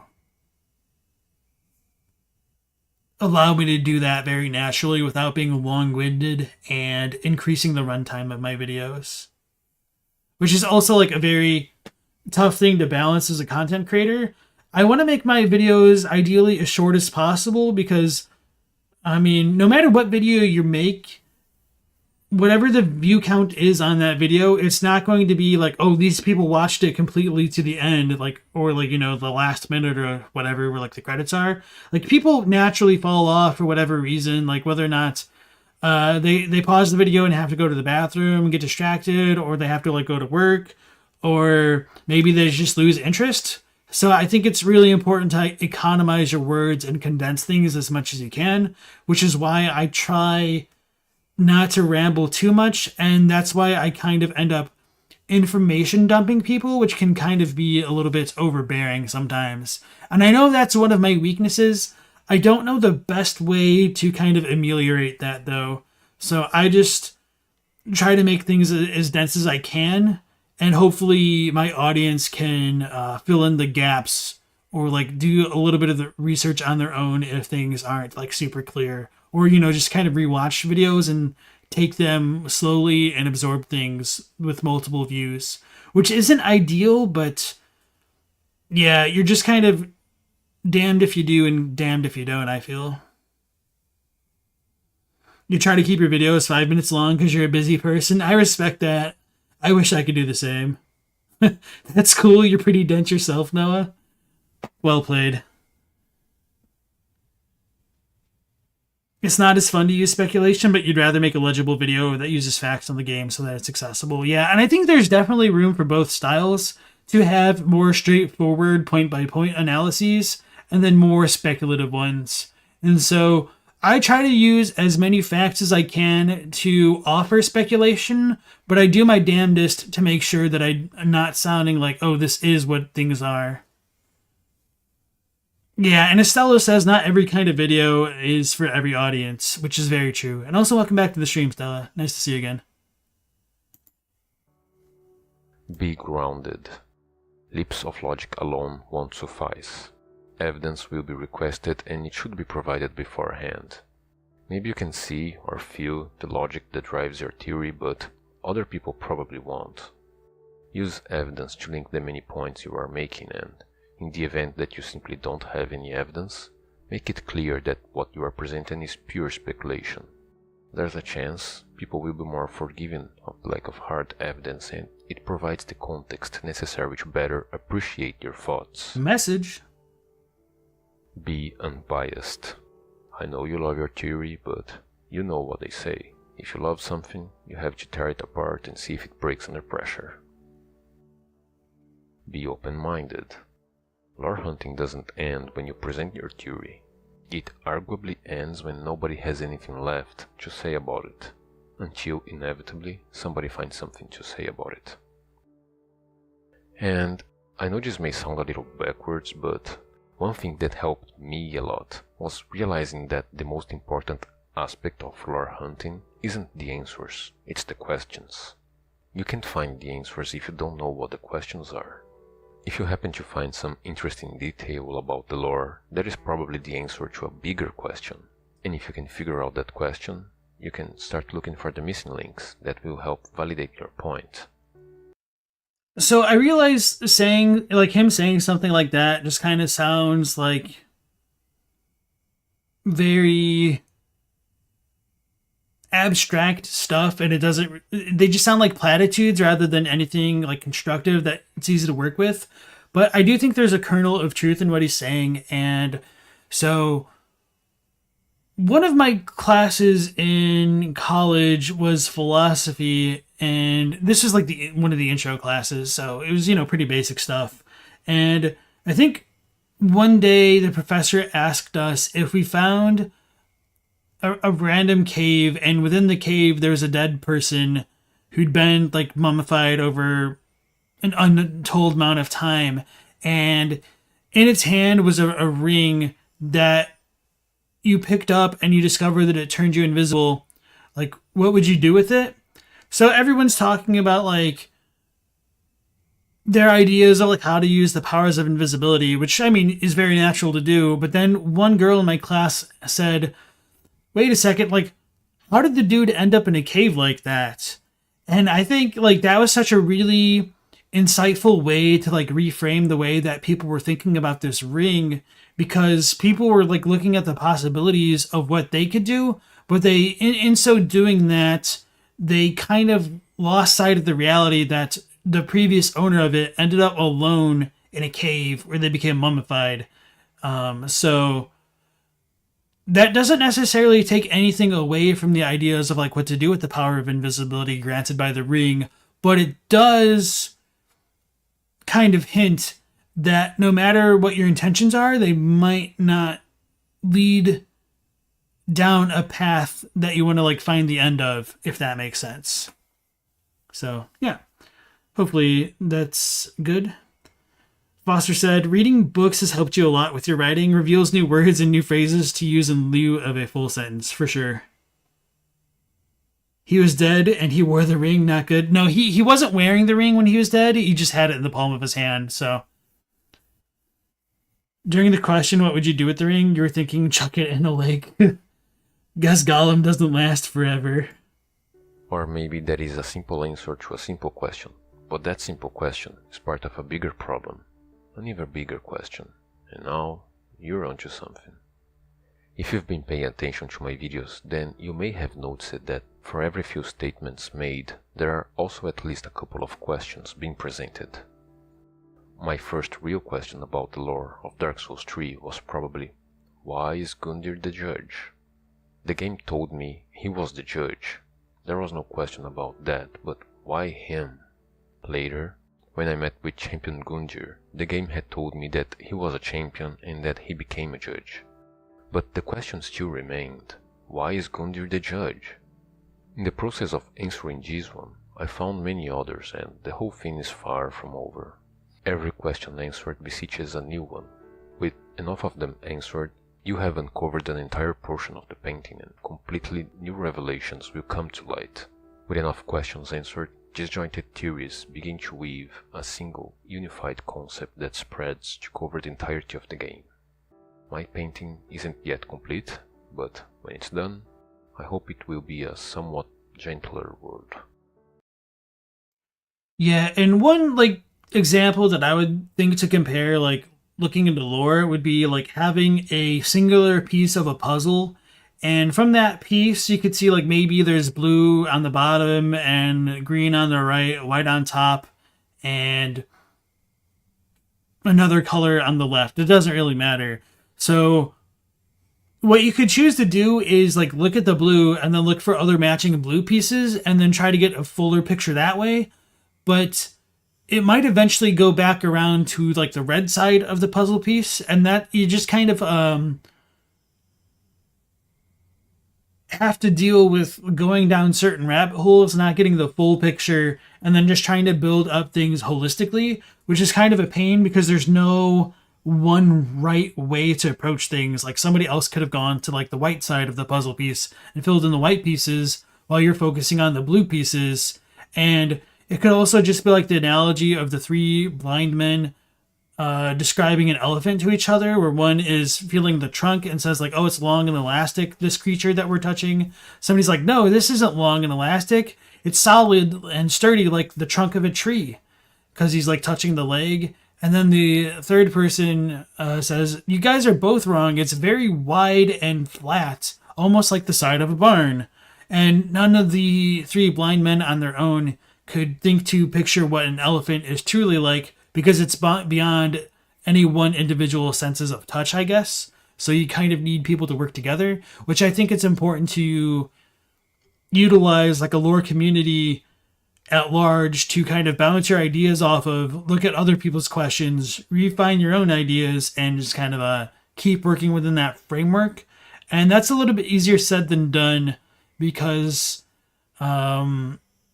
the way to distinguish good lore from bad lore is the catch-22 of lore, and that you already need to know the lore. So if you already know the lore, you don't really need to study it so much anymore. I mean, you kind of do, but it's at that point, where do you, where's the finish line, It's just kind of all personal motivation. So don't give up, skeleton, I guess. And until you find the answers that you're looking for, it doesn't really matter. But anyway, just finding good people to bounce ideas off of is very important and very difficult to do. All right, mine's Patch. Thanks for joining in, and hopefully we'll be able to get to your video at some point. Take care. Spoiler, they're all touching the elephant. Alright, here we go. Going back to DZVW, I'll use my exchanges with him to illustrate a rule of thumb that I have regarding lore hunting, which is to ask myself, does this theory answer more questions than it creates? Find as many questions as you can on both sides of the equation, and if you end up with a negative sum, you feel it in your guts that you're probably in the wrong track. This cannot and should not be used to either validate or disprove any given theory, but it is a good measure as to how likely you are to be correct about it. So, I believe that Rosaria was the Queen of Lothric and Gwyn's ex-wife. He believes that Guinevere was the Queen of Lothric and Rosaria was Gertrude, which is actually a very popular stance. Well, Rosaria being the Queen of Lothric answers the following questions. Why does the Queen leave cracked red-eye orbs for the unkindled, seeing that burial gifts are left by the Queen? Why does the Queen have a hidden blessing, and why is it related to items which, according to their descriptions, would thaw a bonfire's flame? Why did the Cathedral Knights come from Lothric to the Cathedral of the Deep? Why is there a mangrove in the rafters beneath Gertrude's cage? Whatever happened to the Queen of Lothric after all? Rosaria, being Queen's former spouse, answers these ones. Why can we transpose bountiful sunlight from her soul? Why did her firstborn take her tongue? Why are her blessings present in the Ringed City? Whatever happened to Queen's wife? And, in my opinion, even why the Nameless King was exiled? See, you'd have to ask yourself, why would he side with the dragons in the first place? If I'm correct about my theories regarding Frampt and Calf, and I honestly think there's no room for error on this one, and the gods themselves had been used as tools against the ancient dragons, then this realization would mean not only that the dragons don't have to be his enemies anymore, but also the enemy of my enemy, you know? And his soul's description says that he sacrificed everything to ally himself with the ancient dragons, implying that there was an exchange, that he lost everything in order to ally himself with them. But they use sute in its Japanese version, which means to throw away or to abandon, usually in a very casual way, as in throw away the trash, rather than gisei, which means sacrifice. The English description sounds like causation, while the Japanese one sounds more like correlation. He was on a mission. He had I'll to need find to a way look to at fight the what he's talking serpents, about but here. He heard of his father's defeat, and one day he just let go. I actually expanded upon this on the Last Man Standing video, presenting even more arguments to support it. Second, if Rosaria wasn't his mother and Dragon Body was the reason for his exilement, he'd still have to answer the questions I listed above. And lastly, there are his crumbled statues. Archdragon Peak is here now, but now is a long time after the events of Dark Souls 1. And even longer than his actual exilement. The game itself says that a Dragon's Age followed, so in order to side with them, he would have to have done it while they were still fighting each other, or long after Dark Souls 1. If it were while they were still fighting them, then they wouldn't have built his statues in the first place, so it must have been after Dark Souls 1, which would mean that this cannot be the reason why he was exiled.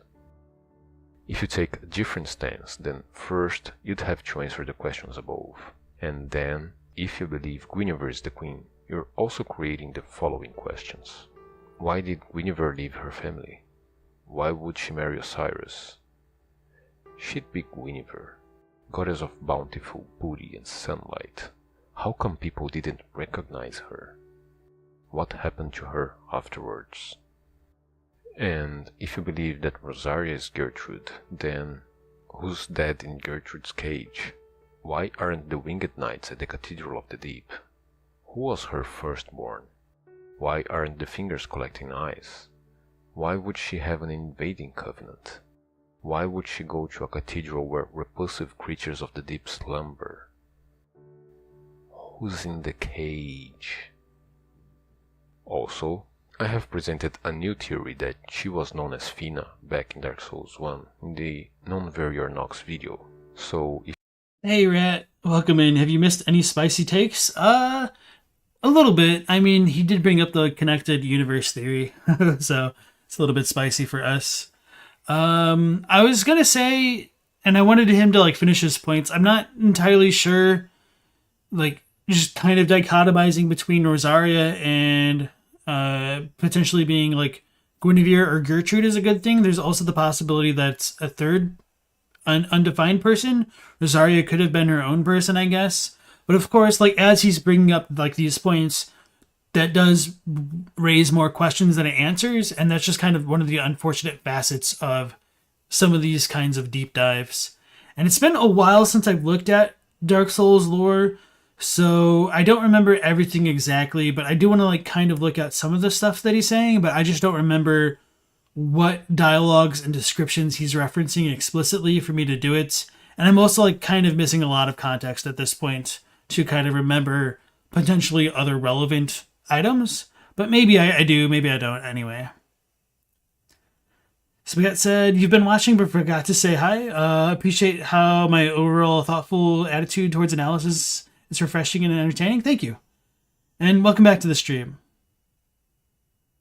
Rosaria is almost nothing but questions. You're not sure this is the best example for this. I mean, he might expand upon it a bit more. It is a little bit like disingenuous to cut him off, but sometimes that's just how it is. You wonder at what point the Pygmies were not called Pygmies. Yeah, that's something I wonder as well. If you disagree that Rosaria is Gwyn's ex, you'd also have to address that last theory as well.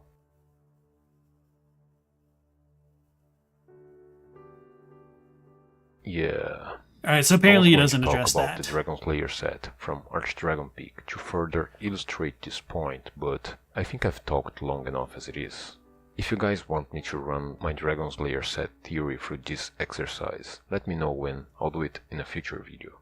And if you want to see all the arguments from my exchanges with DZVW, you can check them out in the comments of Primordial Flame and Lordsdom 3.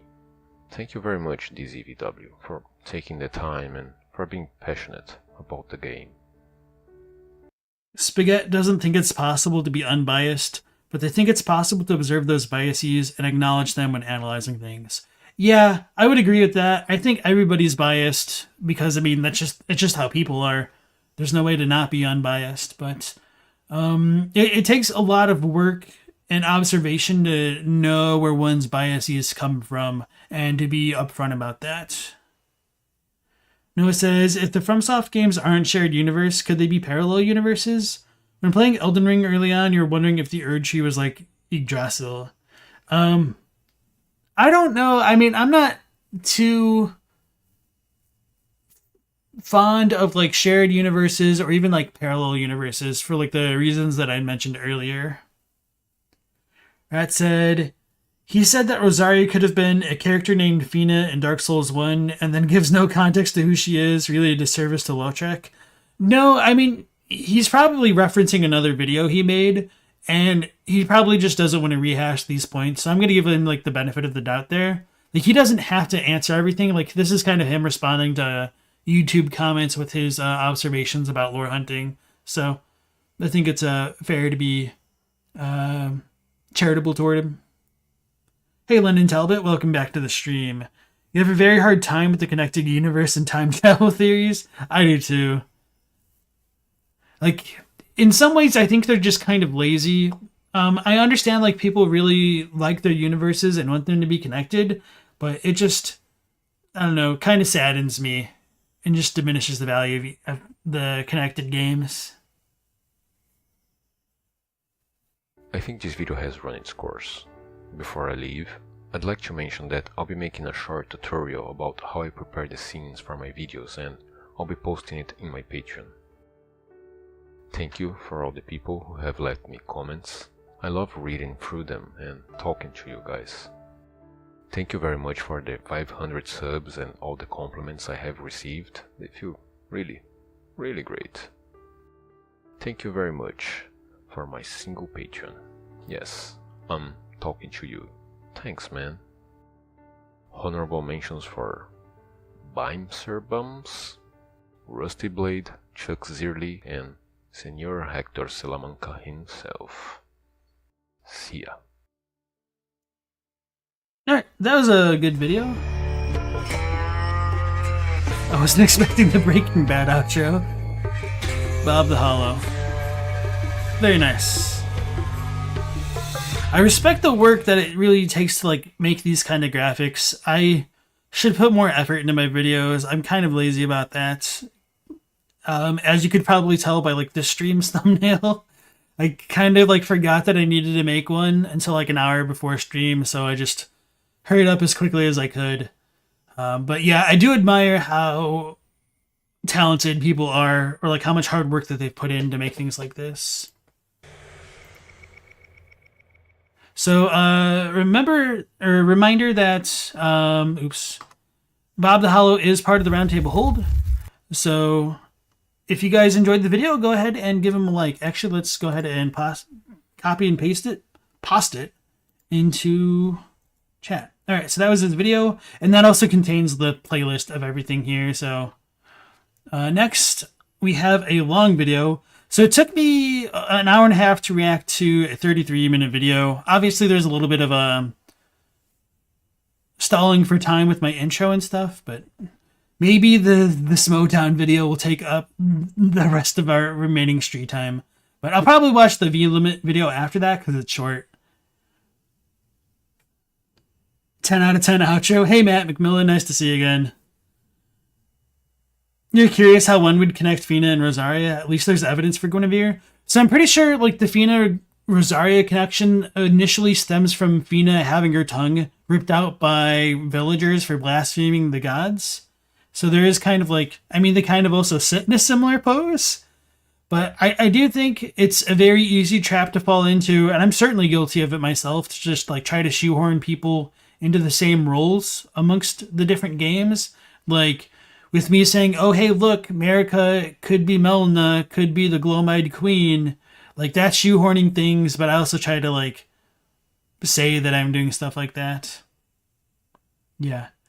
The Roundtable Hold, is that like your super special creators club? Actually, unironically, yes. If you go to my channel, let's go to my channel. You can see, hey, I'm live and we have people watching and my videos, blah, blah, blah, some playlists. And then these people are all in the Roundtable Hold. So YouTube is kind of garbage at how it does it. Like it just stops showing people after a while. So I literally had to make multiple categories for all of our content creator super friends. So as you guys can see, Bob the Hollow is right there. And so I listed these in alphabetical order. So if you guys are interested in checking them out and interested in like looking at more lore videos and like PvP and stuff, like Ouroboros is really big into PvP. Check out all these creators. There's a lot of good content and we're going to be exploring quite a bit of it as we go through the streams. I'll have a lot to say about the Smoughtown video. Yeah. All right, so let's go back to our playlist and next, we're going to move into Smoughtown's Bloodborne lore, the Choir, and the Eldritch Truth. So Mortis is the one who suggested I watch this. He felt pretty strongly about it in the Discord. So shout out to him for bringing this to my attention. Smoughtown's a really good friend of the channel. I'm interested in looking into his content and providing feedback. And just to reiterate, I'm not trying to tear anybody down. My understanding of Bloodborne lore and my approach to it is very different from most people's. So I'm kind of expecting that I'm going to have like some civil disagreements about it as we go through the video. But hopefully Smoughtown will also bring in some interesting perspectives that I haven't considered. And I'm looking forward to this. So hope you guys are as well. Let's go ahead and dive on in.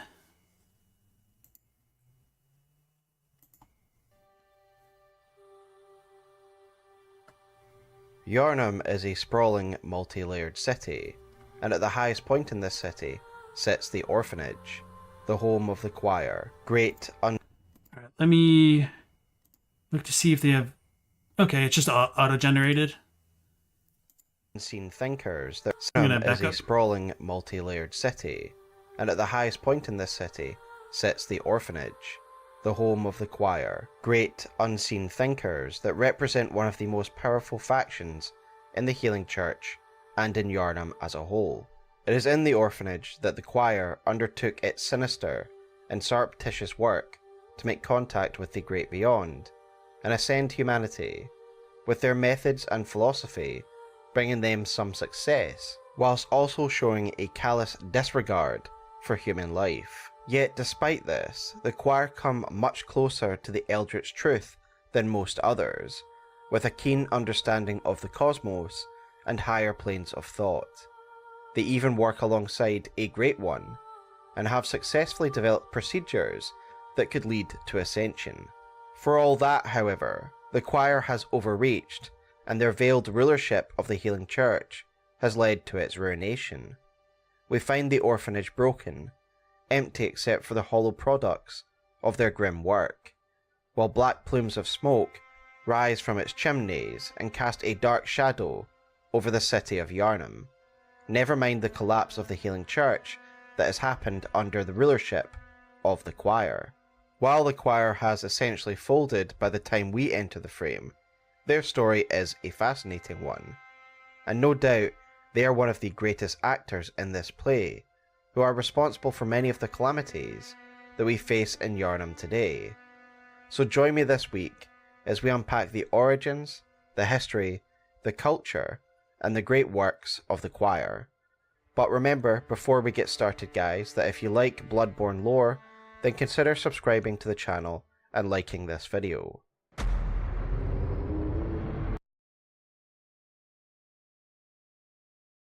Alright, I'll go ahead and paste his video in here as well if you guys want to look at it yourself and give him the well-deserved recognition that he needs to sustain his channel. And I don't find anything problematic about his intro. I think it's perfectly on point, with the caveat with things like the Eldritch truth, which it looks like he's about to talk about. So I'll just kind of leave that alone for now, because my understanding of this is very contrary to most of the lore communities. So I'm interested to hear his take on things. It's going to be fun watching the auto-captioning screw up words. It turn it into a drinking game? Oh no, your liver. Alright. At this stage, I would like to credit the incredible contributions of Loki, author of Abyssal Archive, whose work on Bloodborne I will quote throughout. However, in general, I wanted to make it clear and give credit that their work has influenced my own understanding in general of the subject matter surrounding the choir.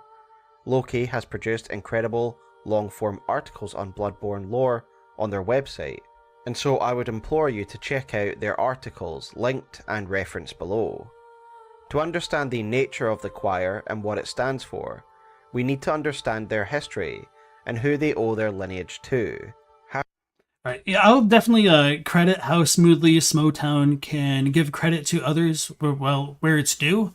I admired that about him. It's as a kid, I was kind of a know-it-all smartass, so it's always been a little bit difficult for me to do that. I've gotten a lot better about it as I've gotten older, but it's surprisingly easy to do. So I think it's important to just kind of give credit to people who have that ability to do that and display it professionally like Smoughtown does.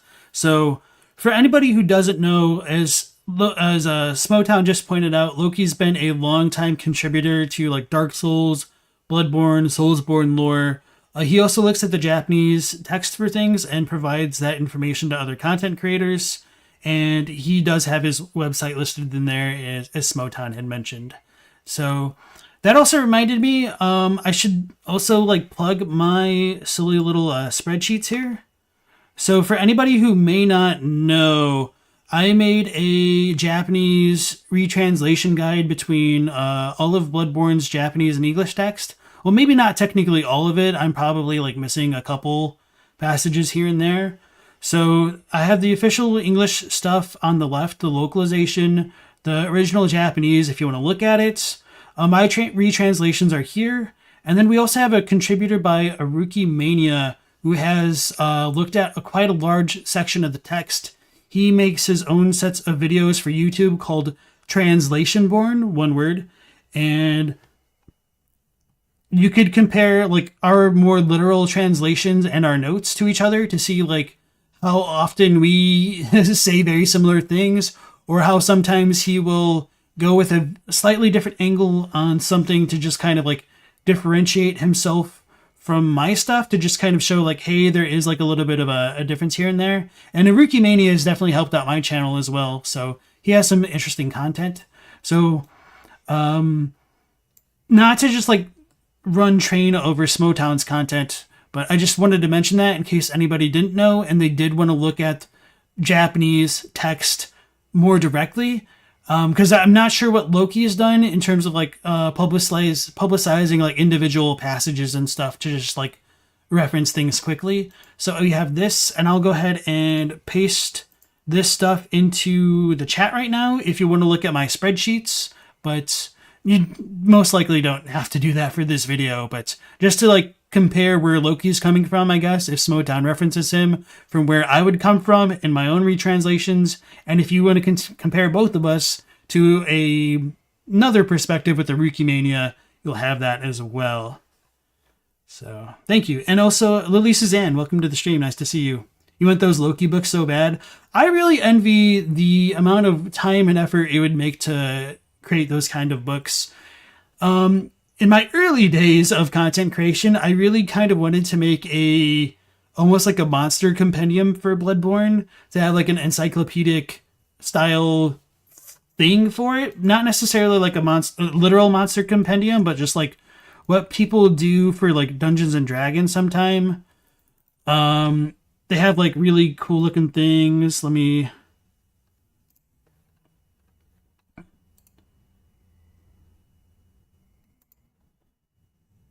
Oh, this is way big. Okay, no, this will work. So stuff like this is kind of what I wanted to make for Bloodborne, but just like a lore guide.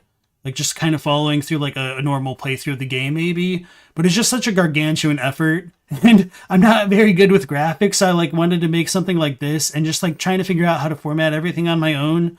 Just, it wasn't for me. So I definitely admire Loki for being able to do that and get that like published and stuff. So kudos to him. Really impressive, to be honest.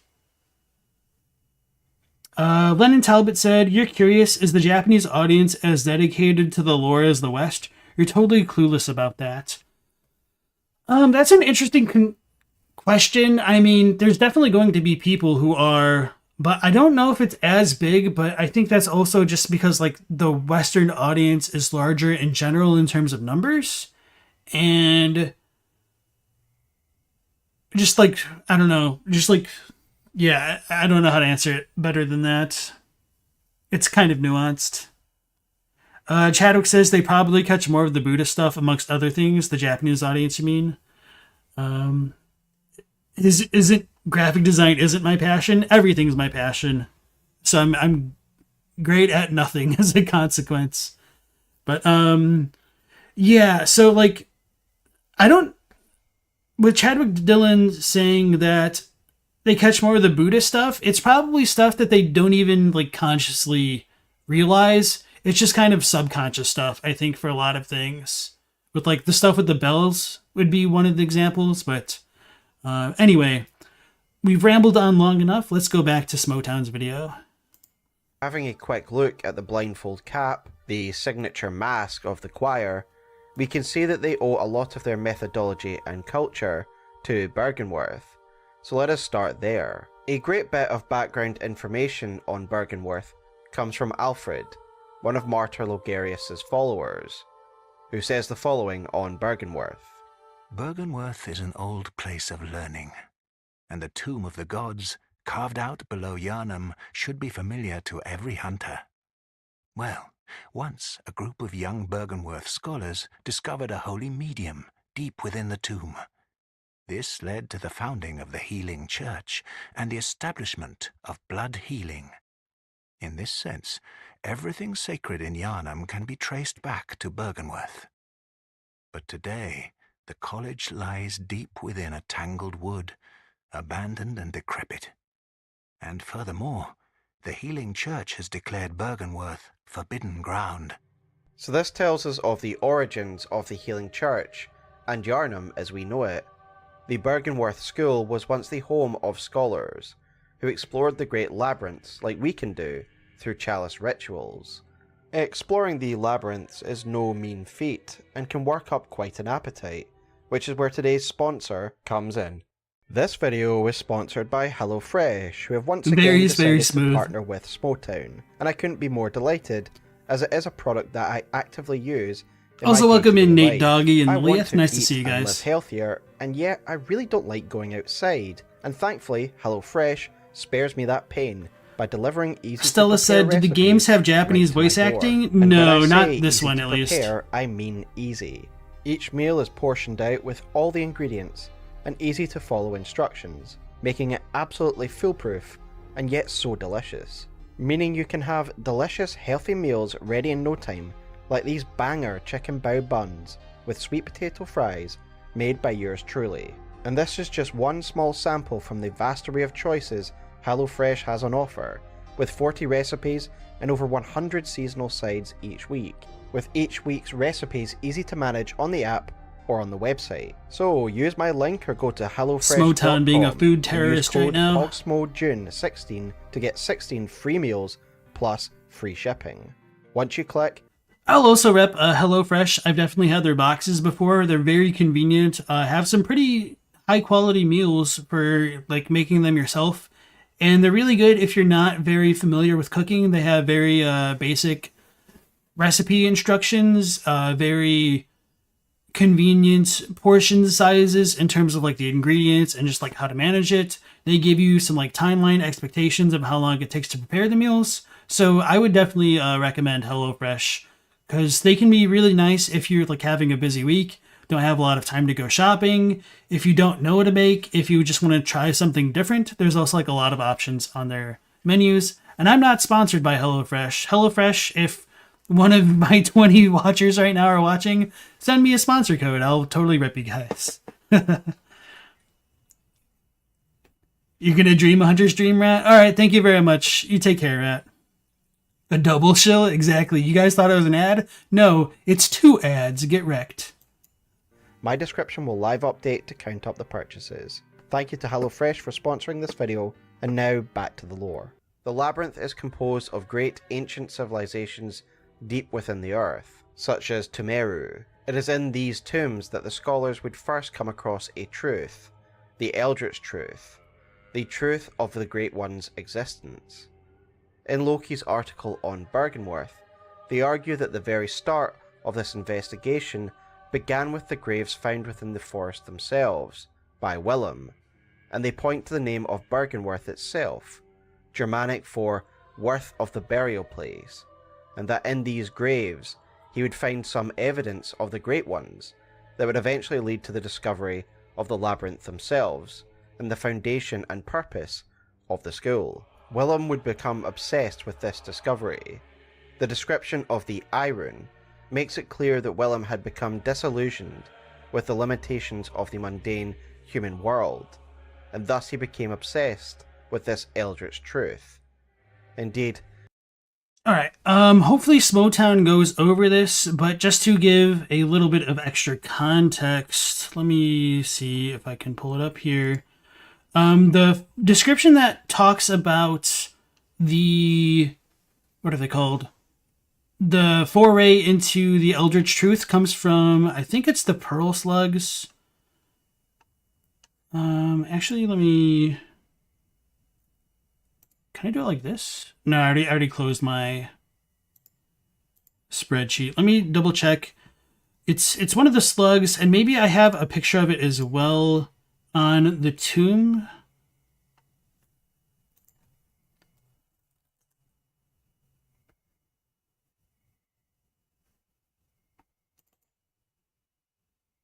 Okay, so yeah, I'm pretty sure it's the pearl slug. I'll need to like look at the description. So we can loot it from Bergenworth directly, but more importantly, you can see kind of a bunch of like slugs in the tombs in the Forbidden Woods, which is kind of crazy. I think I should have had a picture of it somewhere, but maybe I didn't like label it specifically, or maybe it's just in my miscellaneous footage. Okay, no, we do have it. So these are kind of hard to make out. Okay, I labeled it Phantasms. So I think these things are supposed to be like Phantasms because they're kind of like slugs. And this is in a tomb in the Forbidden Woods, like one of the giant ones, obviously. So like these are like the little antennae, and you just have like a bunch of like the little slug-like figures coming out of the tombs themselves. So that just kind of leads into what he's talking about. Now let's see if I have the pearl slug description handy. Pearl slug. Is that a ritual item? Yes. No, so it's not the pearl slug description. It must have been the auger.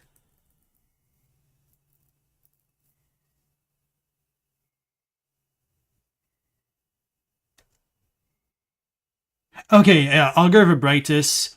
The initial encounter marked the start of an inquiry into the cosmos from within the old labyrinth and led to the establishment of the choir, is what I have for the official English translation there.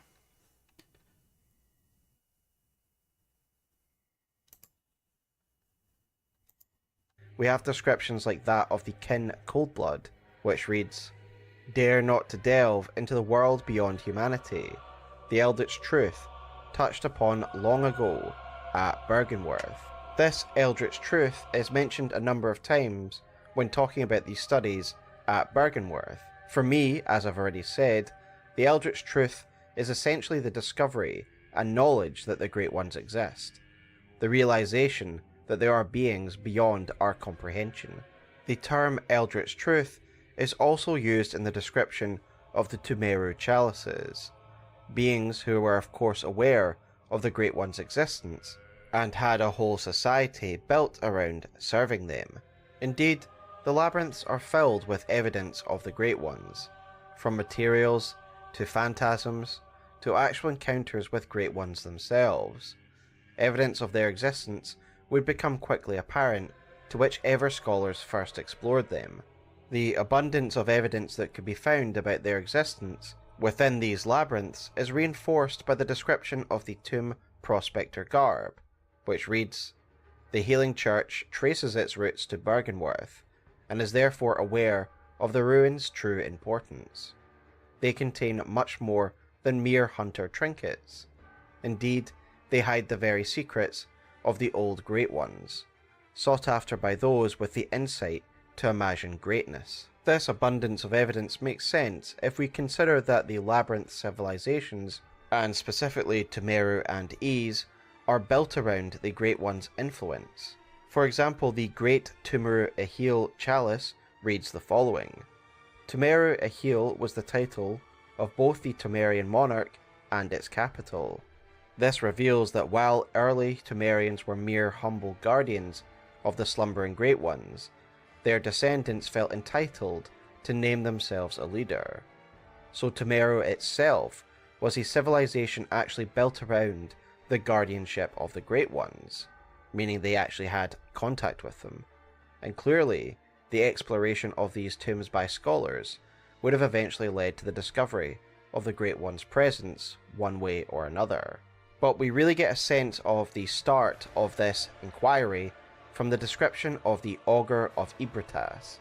Now, the English translation of the Augur of Ibritas, to me anyway, is somewhat confusing in regards to a timeline, but instead I will provide Loki's translation of the item, which is as follows. "Remnant of the mysteries that Bergenworth once saw. It summons a piece of Ibritas, an abandoned higher one, via the Phantasm, a mollusk known as a portent of a higher one. This chance encounter began the research seeking the cosmos in the underground ruins, and it connects to the later choir." So this... Alright, so there's kind of a lot I want to talk about, but I also don't want to jump ahead of Smoughtown because I don't know if he addresses some of these points eventually. So actually, let's back this up slightly. Hold on, let's do it like this. Translate. So just to give a comparison to like Loki's description here, and I'm gonna probably harp on some things that kind of relates to what he was saying a moment ago. Can I, oh no, how do I zoom in with this on a spreadsheet? Wait, literally how do I zoom in?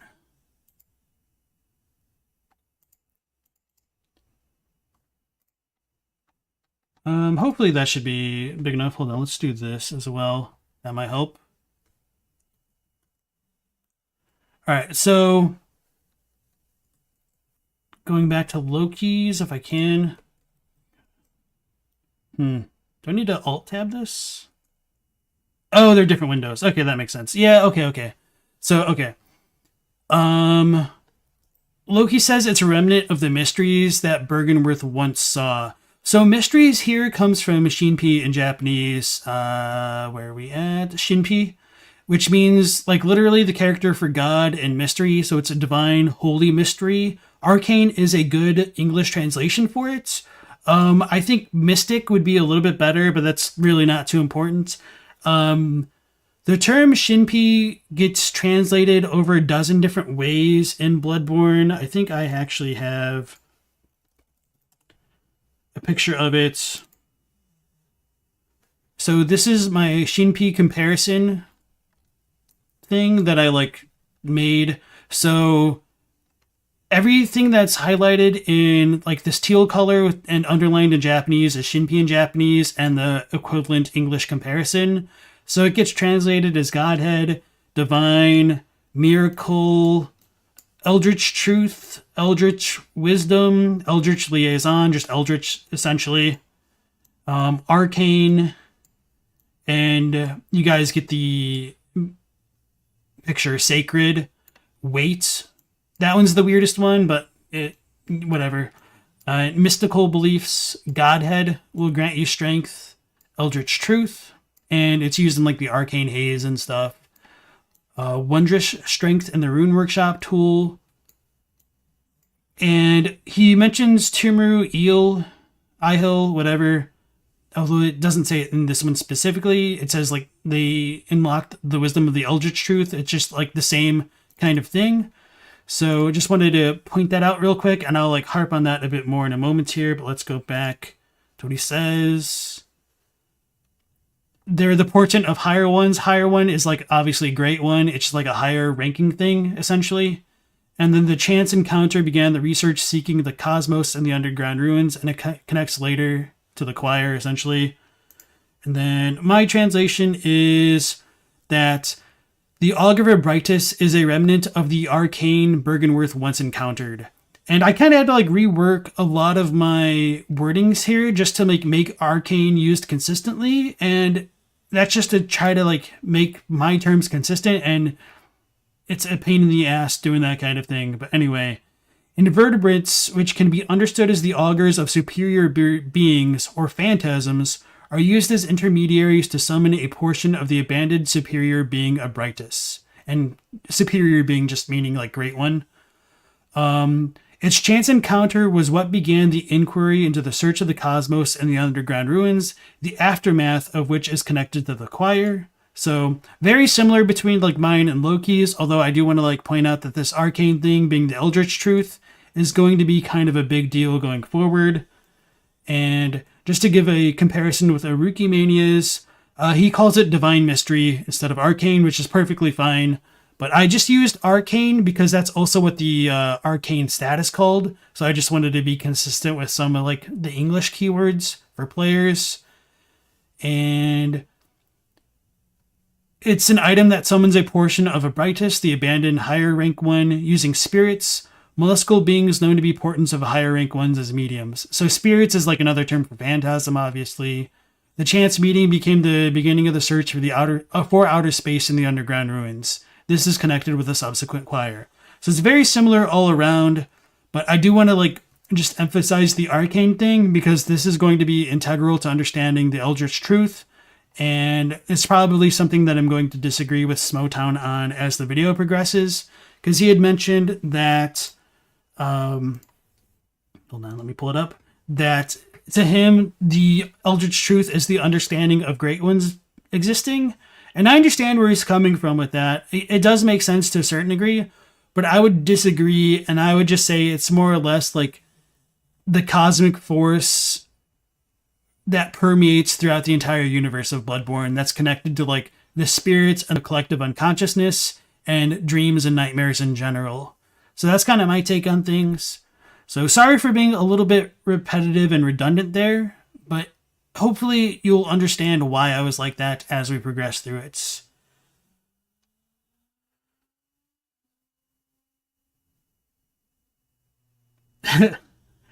English has ruined you. The way he says eel correctly sounds wrong to you now because people have been saying it Irithyll.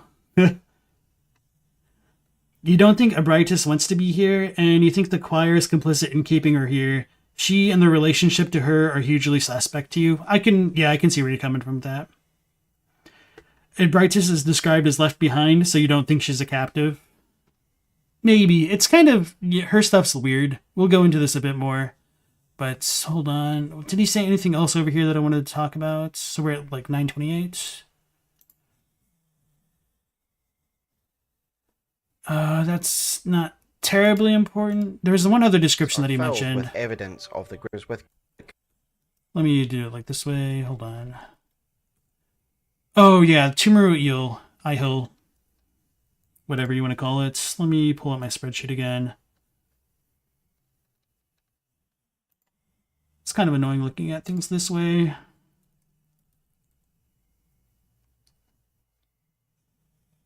So I think the Japanese is a bit different. Has Haruki touched it yet? No, that's unfortunate.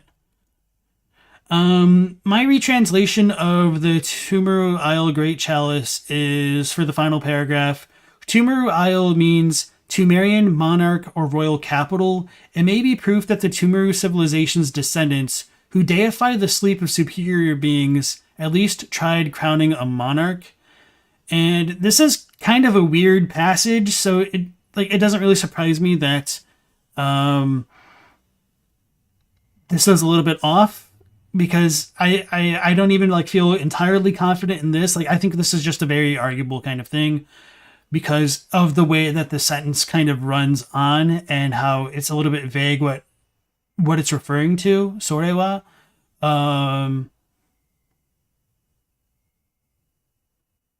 So Tumuru Isle means the people of Tumuru or their kingless royal city. That's what it means. And the descendants deify the sleep of superior beings. Or is it sleeping superior beings? No, it's definitely great ones sleep that they deify. So not sleeping great ones specifically. So yeah, the people of Tumuru revered sleep. So dreams and stuff is kind of what the Japanese is saying, which doesn't quite come across the same way in English, because slumbering is modifying great ones when it should be the other way around, where slumbering is the subject here. So that's a little bit pedantic grammar stuff, which I understand really puts some people to sleep, but I do think this kind of thing is vitally important to understanding some of the lore. So I will leave that a bit now, because I know this is a little bit different and I wanted to talk about it. And let's go back to what Smo has to say from there, because I haven't really touched on what he said too directly just yet. So let's go ahead and go back to where we were. About there.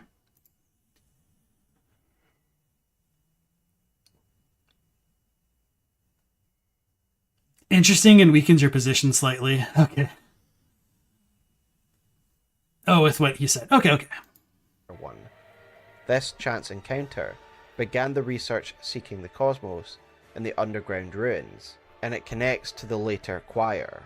So this translation makes the timeline clearer to me that this item was actually discovered by Bergenworth scholars, but later would be an important part of research for the choir. And thus the Bergenworth scholars who discovered this augur would begin researching the cosmos from within the labyrinth itself. And under Willem's teachings, they sought to elevate humanity to the same levels of the old ones via knowledge, yes, via insight. Elevating one's thoughts in the world of Bloodborne does have real physical and metaphysical results. If you look at the icons of Madman's knowledge and Old One's knowledge, then one can see phantasms growing out of the skull. And as we will discuss later, it is most likely... Yeah, not trying to cut him off, but I do want to show that one goofy picture that I had a second ago. Fudge. So just to compare the Madman's knowledge to these things,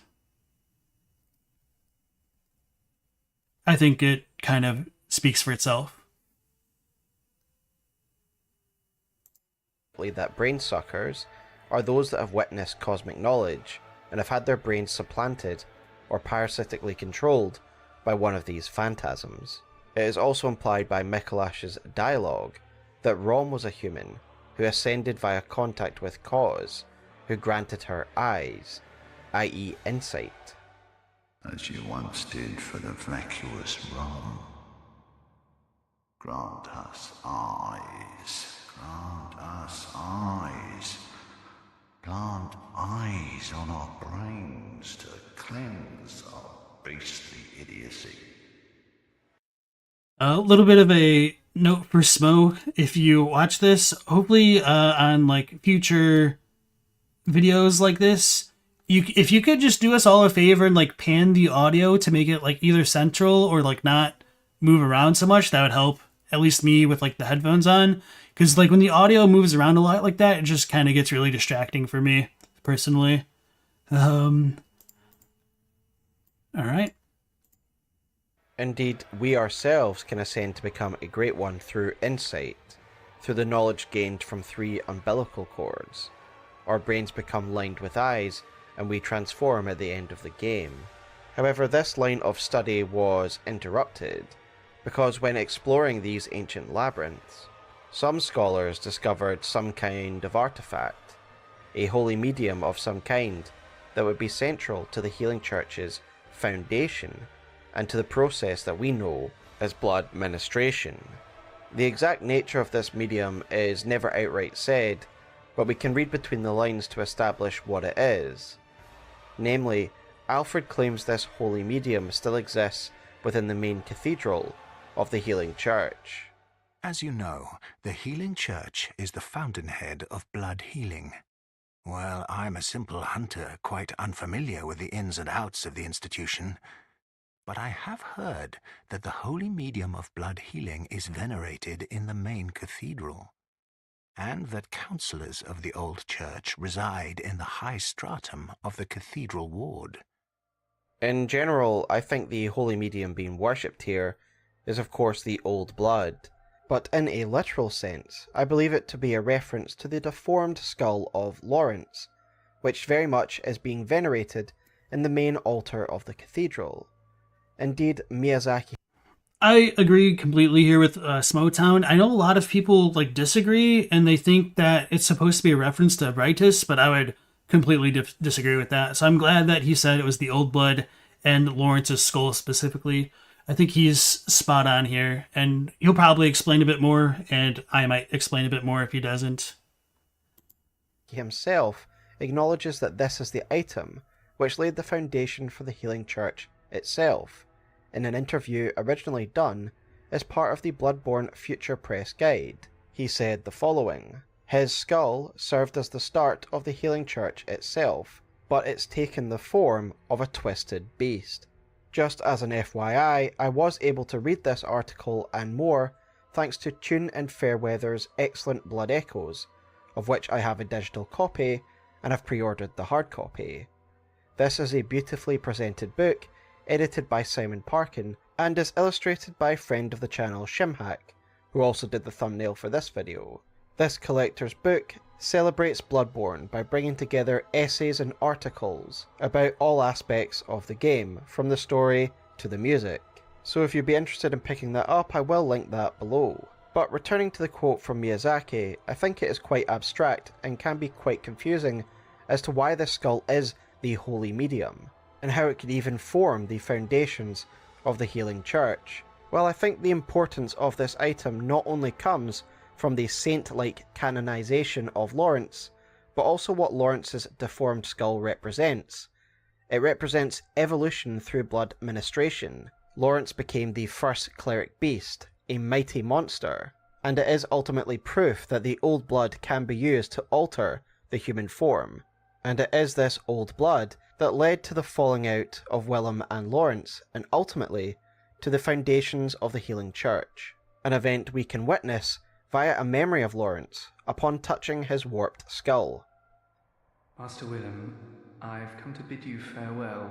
Oh, I know. You think now to betray me. No, but you will never listen. I tell you, I will not forget our adage. We are born of the blood, made men by the blood, undone by the blood. Our eyes are yet to open. Fear the old blood. I respect the way Smoughtown cut up the dialogue to just get rid of some of the dead time between their dialogue.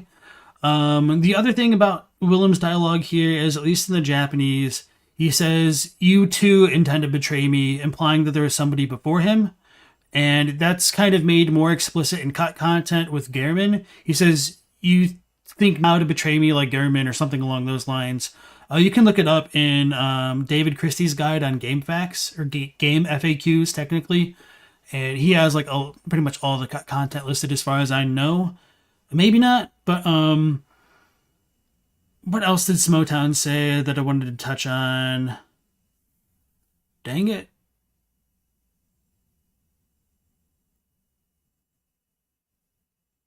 I mean, obviously, like, Lawrence is given, like, the figure, like, parallels to Jesus, like, with being on Mary and the Pieta position.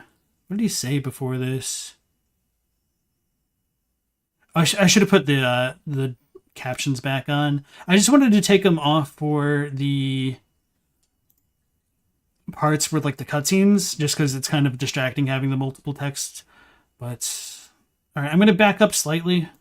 And it is this old blood that led to the falling out of Willem and Lawrence, and ultimately to the foundations of the Healing Church, an event the human master. So what Lawrence's quote is Arkin, and this wait, was that his skull? Oh, okay, yeah, that's right.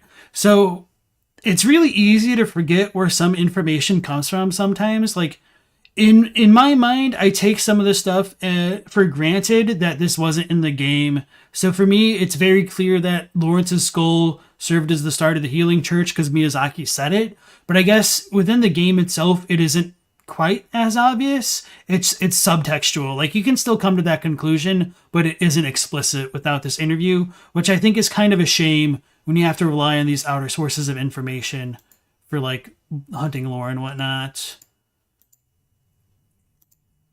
So let's back it up slightly. Okay. If you have a dissertation, can you put it in the Discord? Yeah, by all means. Hey, Eric Williams, thanks, and welcome into the stream. Our eyes are yet to open. Fear the old blood. I must take my leave. And it's important to highlight this event, because the choir, as we will see in later chapters, does definitely draw on both of these schools of thought. The choir definitely owes a lot of their aims and culture to Willem, but they definitely still use the methodology of blood ministration. What Lawrence and the Healing Church hope to accomplish through the use of the old blood is made pretty clear by the description of the clockwise metamorphosis rune, which reads the following: the discovery of blood made their dream of evolution a reality. Metamorphosis and the excesses and deviation that followed were only the beginning. Evolution, bloody and forcible evolution. And despite Lawrence's assurances that he would not forget their adage, the adage of fear the old blood, i.e. to treat it with respect and not use it in a reckless manner, the blood-soaked streets of Yharnam say otherwise. The fact that Willem... Skull Easy asked, how did his skull start the church unless the religion aspect of the blood didn't take off until Lawrence died? So, because Lawrence was the first vicar, he kind of represents the beginning of blood ministration, because there's a note in the Grand Cathedral to the right of the entrance before you, like, walk up the stairs. Like, you actually have to go in the cathedral, so it's behind the doors to the right before the set of stairs. But anyway, it says, like, heir to the purveyor of the ministration of blood, touch the skull on top of the altar and carve its and the adage will be carved into your flesh, or something along those lines.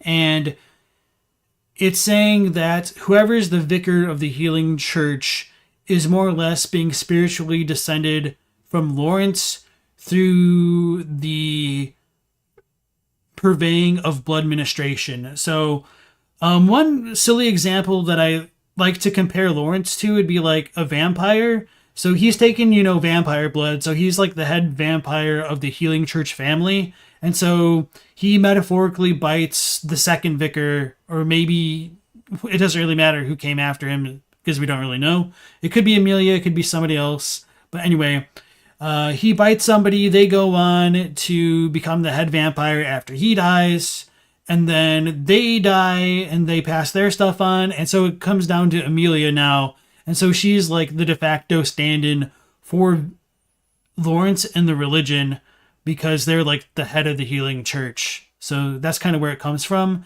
So he's kind of like analogous to Christ, because I mean he's shown in the Pieta position where like his body has died, and like Mary is essentially cradling her son. That's kind of what they show with Lawrence. But the blood for the Healing Church essentially comes from him, and the Healing Church may or may not know where he got his blood. I mean, they do, but they don't. Like, not everybody does. It's kind of a bit of a need-to-know basis. So hopefully that answers the question. It's confusing to Lilith, too. Did Lawrence start the church, or did it officially start once he died? Maybe a little bit of both. Like, it might have been a more underground thing that was starting to pick up traction, and then once he died, it just probably kept growing. Isn't it interesting that Damien, the Scholar of Mensis, is working against Mikolash to reveal the true rituals?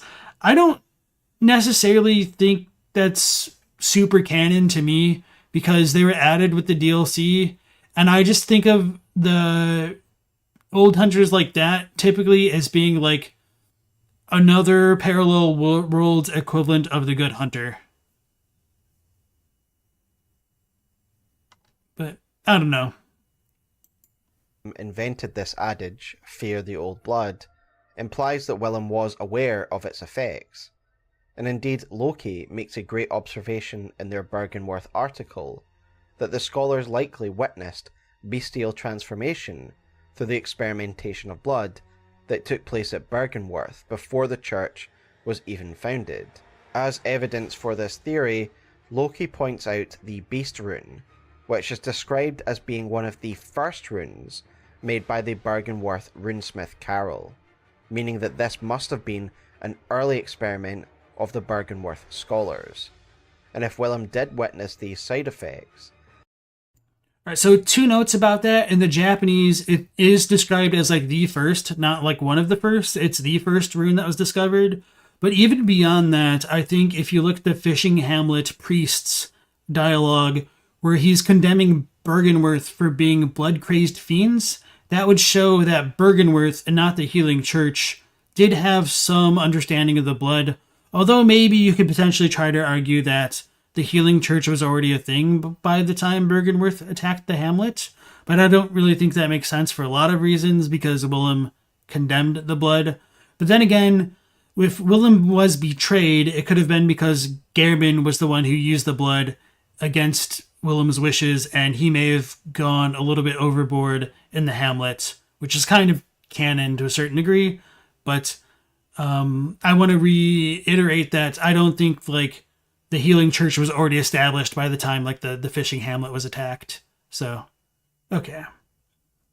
Scally Easy says, the Jesus allegory makes sense. The church started when Jesus was around, but didn't start as an organization until after his death. Yeah, that's kind of how I look at it, and thanks for putting it in those terms. The skull acts as the Holy Grail, an artifact of the instance of transfiguration. I didn't think it was transfiguration. I think there's another word for it that I'm blanking on right now. But yeah, since you mentioned Holy Grail, I may as well mention this now, because I might forget. I don't know if Smoughtown's going to talk about it. Okay, we're on chalices. So the term for chalice in Japanese is literally the character for holy, and the character for cup, grail, whatever else, a vessel, kind of. So it's literally like Tumaru Holy Grail.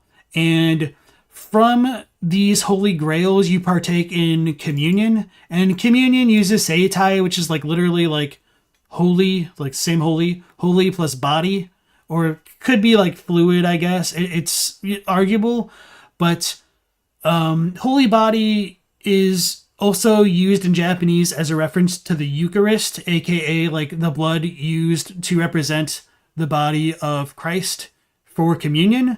So it is like calling it communion is a good localization. There is a little bit of a difference in the translation of the Tumaru chalice, I would argue. And well, the English says that chalices reveal the tombs of the gods, let blood be the hunter's nourishment, and let you partake in communion. This doesn't make it clear what kind of blood this is and whatnot, but I feel like the Japanese is a little bit more direct. And it says, holy chalices reveal the tomb of the gods. The blood of the holy chalices becomes the sustenance of hunters and grants communion. And in my mind, the blood of a holy chalice is a material that we use, which is ritual blood. Let's look at it. Ritual blood, it's a material used in a holy chalice ritual. We literally fill the holy grails with ritual blood, and I think this ritual blood is old blood, and it's the exact same stuff as cold blood, just kind of used in a different way. The same way that you could take like a strip of cloth and call it a towel or a blanket, depending on how it's like applicated for something. So hopefully that makes sense. I'll probably touch on this point further along in Smoughtown's video, I imagine, but I don't know. So in case it doesn't happen, I figure I should mention it now. And yeah, I'll leave the cold blood stuff alone for here. That's the thing? You think the church is just wrong? The healing church, guys. Don't come after me. Alright. Let's go back. Than it Bergenworth scholars. Okay, right, and if Willem did witness these side effects, then it is no surprise that he believes that insight was the truer and safer path to Ascension. As Willem says, we are undone by the blood. Yet clearly Lawrence and his associates disagreed with this, seeing the potential power in old blood is too good an opportunity to give up, even with the risks that it entailed. So there was some alternate version of Willem's dialogue where it says there... Let me pull up David Christie's thing just to show you guys directly that I'm not like making things up, and also so that way I could quote it properly.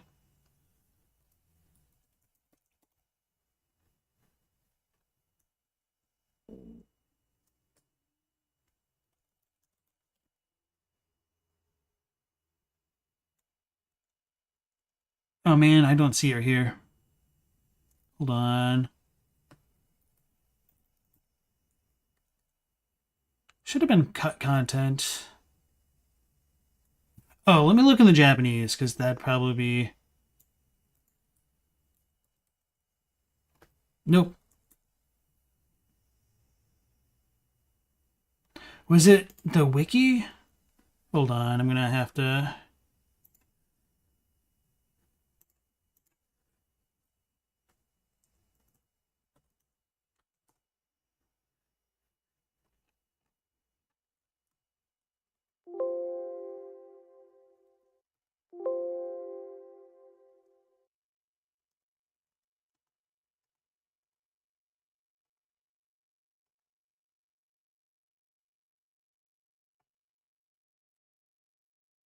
Wait.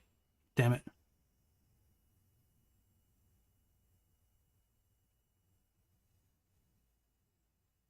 So this is close, but not quite there.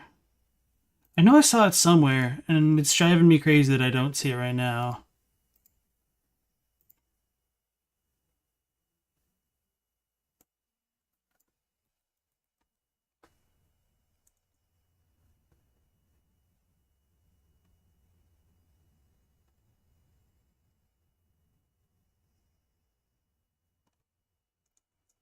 All right, I think I'm going to have to look into another video real quick. Let's try this. Bloodborne first trailer. Because I think it was different even in the English. It wouldn't be this one.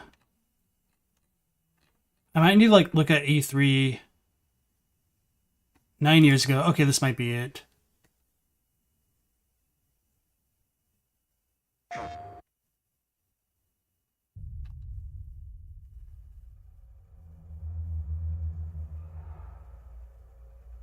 No, I don't think this one is it.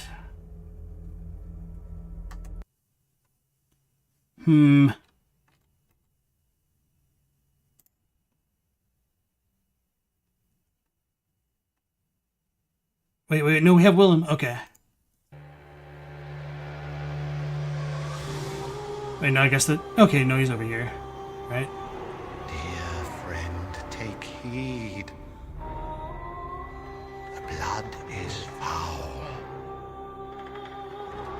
And when night falls, the hunters return.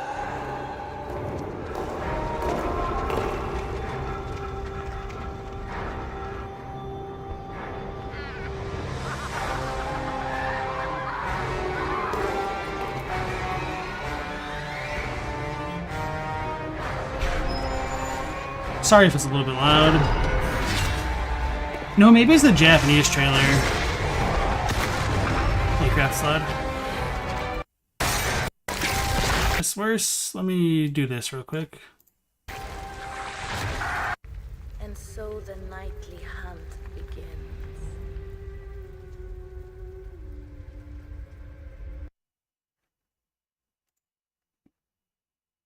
I know it's in one of them. I'm gonna go crazy finding it.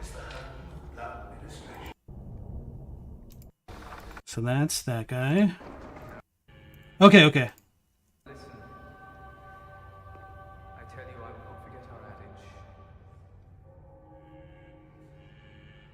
We are born of the blood. Made men by the blood. Undone by the blood. Okay, so there was a difference in the Japanese. So it looks like the English was a bit more finalized. And they did change the Japanese because the text does differ. So no, that's the next line. I won't forget the adage. We are born of the blood. From the blood we are made into men, and then we transcend man, essentially. So we are made men by the blood, transcend man, Made men by the blood. and then are no longer, and then we also lose our humanity, I guess, is kind of what it's trying to get at. So they did slightly alter it, and that's a very small Easter egg that I I love, and I probably spent way too much time trying to find for the purposes of this. But hopefully you guys enjoyed that little tidbit, even if you might think it's all moon runes and moon speak and all that. Hold on. Lilieth says, so you think Gehrman betrayed Willem first by going to the hamlets, and Lawrence took the bait and cost blood? Though then there's the Rom bit.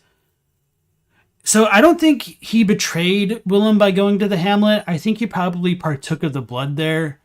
Or maybe not there, but he did it at some point because he became blood crazed.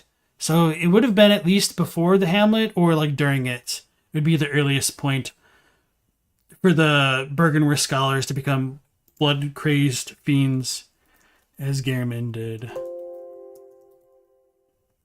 Okay, so just to give a bit of more context here, let's zoom in on this if I can. All right, so this is unused content. This isn't even in 1.0. The blood makes us human, makes us... Damn it. I guess I'm lagging or something. Why? I guess I must have just not remembered the text because it's right here. It's literally right here. Anyway, the English cut dialogue, the blood makes us human, makes us more than human, makes us human no more. You think now, as Gehrman did, to betray me. So this part is still the same in the final Japanese lines. And then I must take my leave, Master Willem. So yeah, we do have explicit stuff in the files somewhere. Let's go ahead and close that. Go back to chat. How is it that we can put a proper translation to the Japanese descriptions, but FromSoft had so much trouble transferring that over to the English descriptions? So there's a lot to unpack with that. I talk about it quite a bit. The issue is, number one, time, in terms of the time that it takes to translate things and edit it and then make it proper it's difficult to coordinate between a developer and a translation team because of tight deadlines, for one thing. There's also the strong chances that the text within Bloodborne kept being updated, and the updates weren't necessarily sent back to the other teams. And the reason why I can say that very confidently is we have lines in Korean which match the English, but the Korean and English don't match the Japanese, which linguistically speaking should virtually never happen, because Korean is almost like 1-to-1 to Japanese at times because of like the way that the languages are structured. So setting that stuff aside, there's also the factor of trying to make things sound natural and appealing in a target language, which is very different than providing like a literal translation. So like I've showed you guys with my silly spreadsheet, like this stuff is stilted as hell the way that I've translated things. So I'll just pick something random since we're already here. Blood that doesn't clot in particular is the foundational material to fill holy chalices. That's just word salad. I mean, I could probably word it a bit better, and I might have been a little bit too literal here, but that's not going to keep people immersed.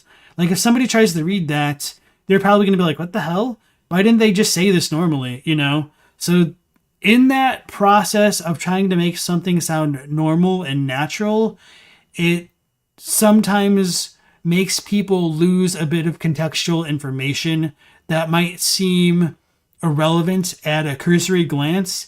And that's the other bigger issue with FromSoft games, where seemingly cursory information actually holds a lot of value, way more so than almost any other medium that I can think of, with the exception of like songs and like poetry, because that stuff it's literally poetry. But I mean, in a certain sense, so is this stuff with like its super literary writing style. Anyway, hopefully that answers your question. It's annoying they changed Abritus's name, and now it's like, did Bergenworth actually use cost to send ROM somehow? Yeah, I agree with that 1,000%.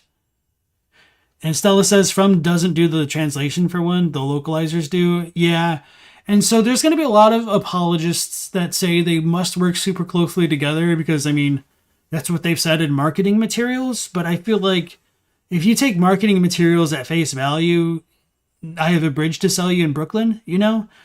They're not going to like downplay the process and say like, oh, like we just did the best that we had.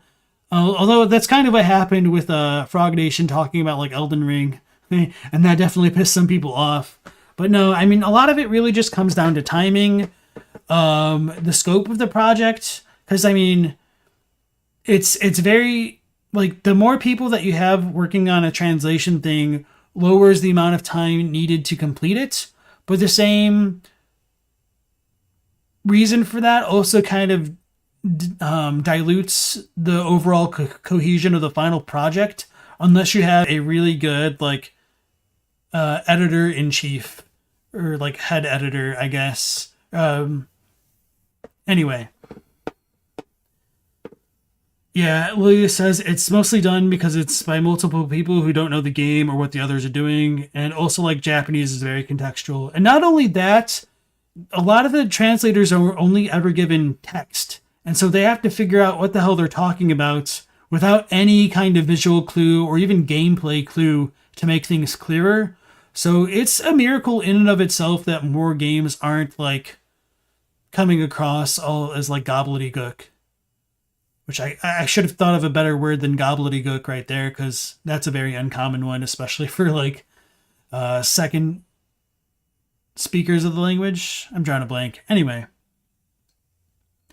Translation is just kind of hard. Like, they're not just translating the literal meaning, but also making it seem gothic and creepy. Exactly. On top of that, it's not like Miyazaki gave them the full story to make sure there was 100% internal consistency. True, and there's also the stuff of like the text being updated over time, making things even more difficult. And just to kind of give more context as to how that works, I would just point back to my 1.0 playthrough of Elden Ring, where like the most basic of the sorceries and incantations were translated fully and had like flavor text, and then everything else was just like one line.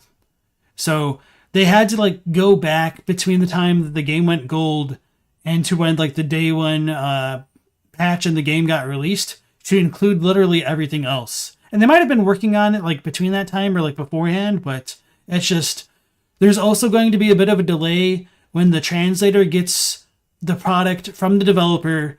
When the translators finish working on the translation, they hand it back to the developers, and then the developers have to put those translations back into the game and make sure that those are formatted, and those need to go through QA stuff. So it's really not as straightforward as you might initially expect. So anyway, the blood makes us human, damn it. The choir trying to figure out bestial transformation. Sorry, Smo, we're going on these tangents, but I hope you guys can enjoy it. This is why in this cinematic we see Lawrence setting off to establish his own research into blood metamorphosis, an institution that would eventually become the Healing Church. As I've said, I wanted to focus on this split because it represents the two schools of thoughts that the choir owes its lineage to, both blood ministration, but also the insight research of Willem, and the culture of the choir in general is closer to that of scholarship, rather than the blood-soaked scientists of the Healing Church. Returning to that holy medium, the Old Blood, what the Old Blood is something that has been hotly debated within the community, but the most widely accepted view, and the view that I obviously share, is that the Old Blood must be the blood of the Great Ones. The blood of these powerful beings of course has incredible properties, such as healing. We ourselves use blood vials that no doubt were developed by the Healing Church and their processes started by Lawrence. This is an easy product to sell, and this becomes the public purpose of the Healing Church. Alright, so this is kind of where I think Smoughtown is right to a certain extent, with a big caveat in that one analogy that I would make is like all squares are rectangle, but not all rectangles are square. So I would compare that to the situation with the blood, where like all Great One blood is... Man, how do I phrase this? I've kind of quartered myself here. Or anyway, I think obviously all Great Ones have like Great One blood, but I don't necessarily think the blood is limited to Great Ones. So let's say like blood is the square, or sorry, blood is the rectangle and Great One is a square. I think Great Ones have a certain kind of blood concentration that just makes them greater, and that greatness comes from the blood itself. And my rationale for that is that the overall unit of power in Bloodborne is the blood echo, and the blood echoes are said to come from dying wishes of blood, which is the Japanese term for blood echo. So this is something I talk about extensively in many of my lore videos. Like, where does the old blood come from? It's essentially like, to give a Dark Souls analogy, it's souls in the blood. Big surprise, blood echoes are souls. You can go ahead and call everything souls, even in Elden Ring. They're all souls, right? Kind of, sort of, maybe, yes. But at least Bloodborne, there is more of a kernel of truth to that statement. And so, why does a blood echo not mean it's from a Great One specifically? I think that's actually arguable, but I do want to emphasize that I think it's supposed to come from people, because cold blood sounds a little bit more alien in English, but the Japanese for it is shiketsu, with shi meaning dead or death, and ketsu meaning blood. So it's dead blood or death blood. So essentially, blood echoes, the wills of the dead, come from the blood of the dead. So it's questionable what the dead are. I don't necessarily think they're like dead Great Ones. I think that it's the people's blood. So like their spirits get embodied into the blood, and their spirits are kind of exist in the limbo between life and death, which I would argue is in the realm of sleep and dreams.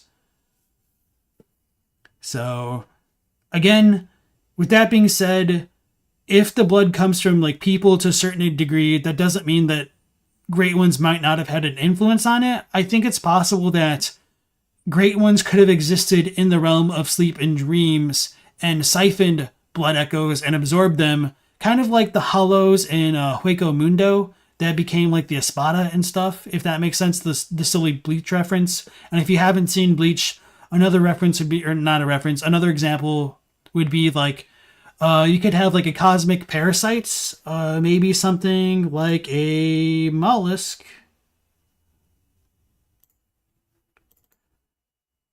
A cosmic parasite that would absorb or feed on the blood echoes in the land of dreams.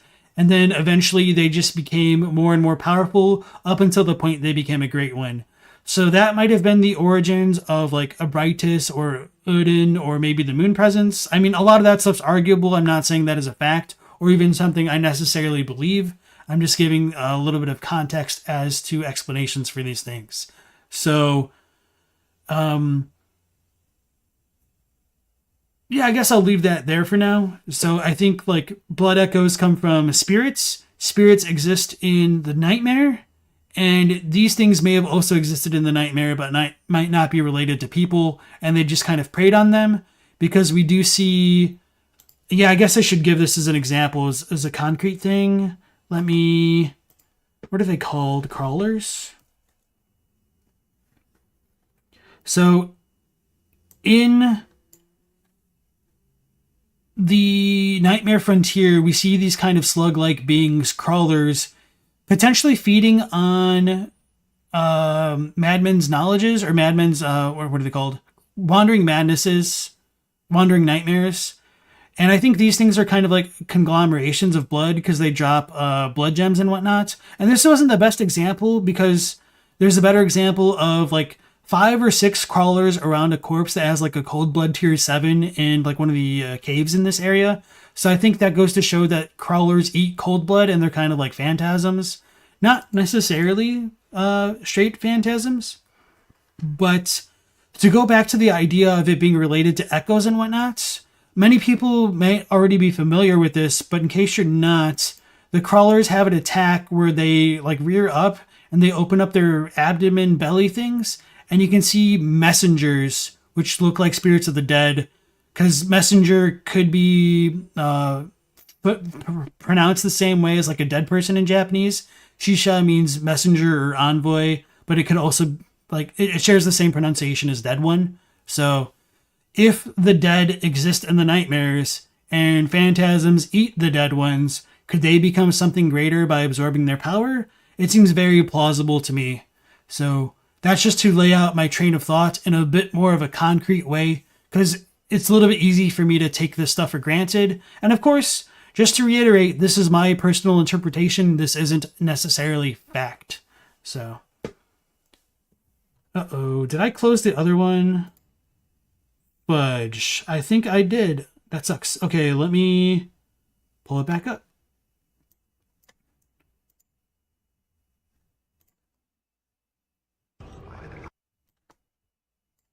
Maybe my timing got messed up with it.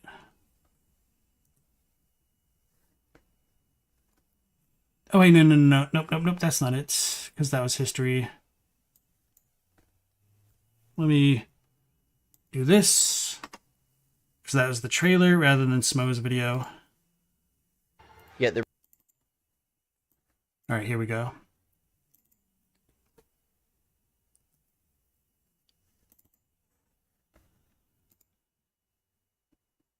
And that had activated my trap card of Pepe Ofnir, just to kind of show that I was going to go off the rails there. It recalls the memory of the first infusion. Okay, so you said... The fact that the old blood is from Great Ones is a widely held view and not confirmed fact is wild. Yeah. That's the beauty of the lore of these games. So, with that being said, like, I do think the Great One's blood could essentially just be like old blood, but I don't necessarily think all old blood is Great One blood, if that makes sense. Does the Moon Presence have anything to do with the Mensis ritual or Murgo? Maybe a stupid question. Yes. I don't want to answer it here. I do talk about that in my Lost in Translation video, like the true story of Bloodborne. But yeah, I just don't want to keep getting more sidetracked. Sorry. Plugging my own channel to just not answer the question.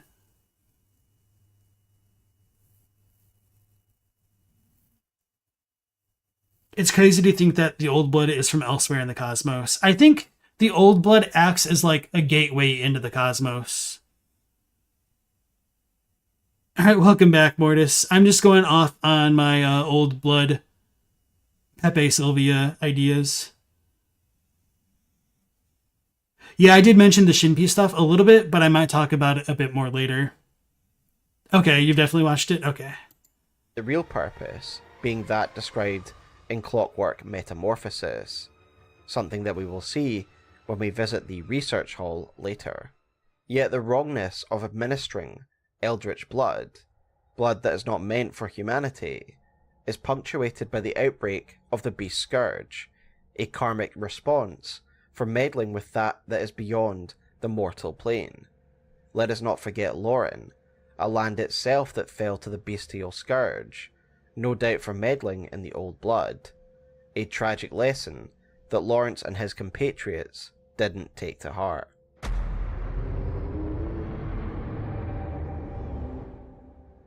I now want to talk about the Healing Church and blood ministration, because while the choir claim lineage to Willem and Bergenworth, they are ultimately still part of the Healing Church, and a lot of their work is equally built upon the blood-based experimentation of the Church, as well as the work of the Old Research Hall.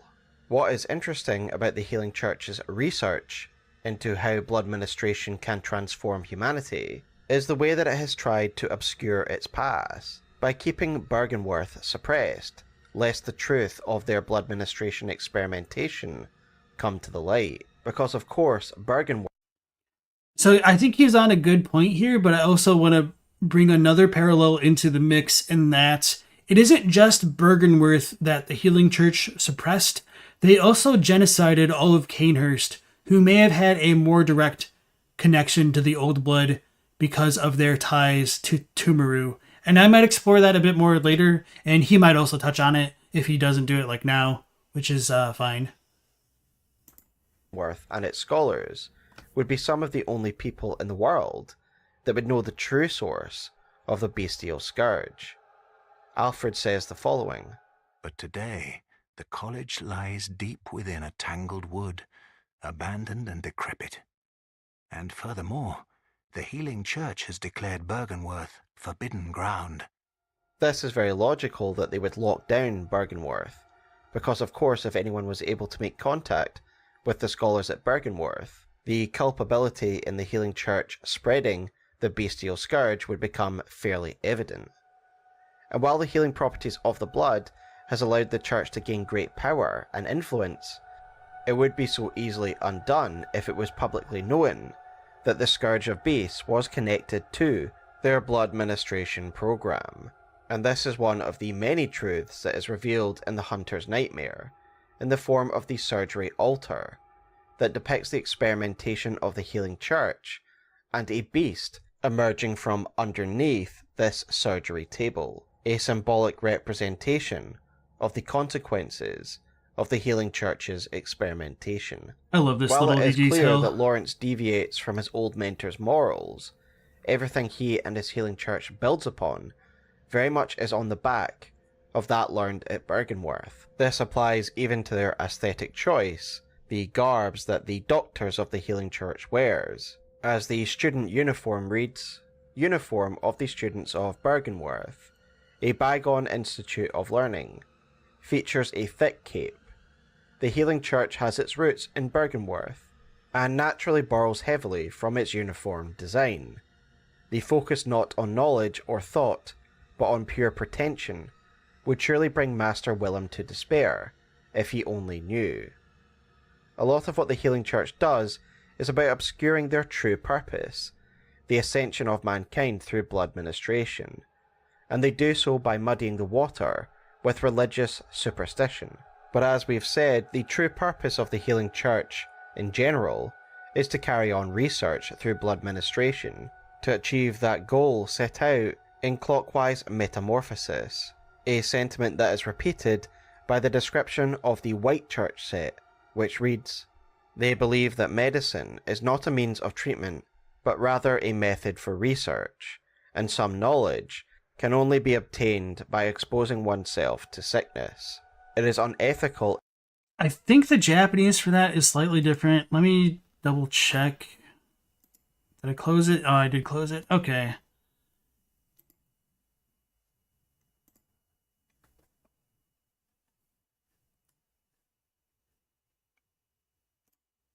I don't think it's like super different, but I think it was very slightly different. I'm just kind of curious. I want to refresh my own memory.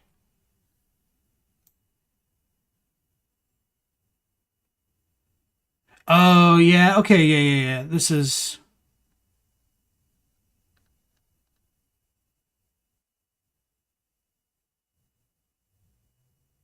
Wait.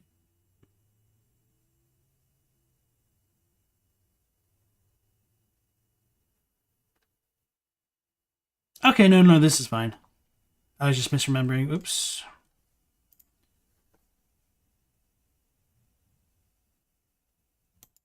Experimentation on a whole populace, pure and simple, and yet it is presented as a theistic organization, the Healing Church. No doubt there are some within the church who do believe in the theistic side of the church, believing the old blood to be miraculous and holy. Sorry about that. I didn't realize that they weren't back on. And the theistic side of the church, believing the old blood to be miraculous and holy, like Amelia, for example, or the fanatical executioners. Behind the veil, we do get the impression that it is just a method of control.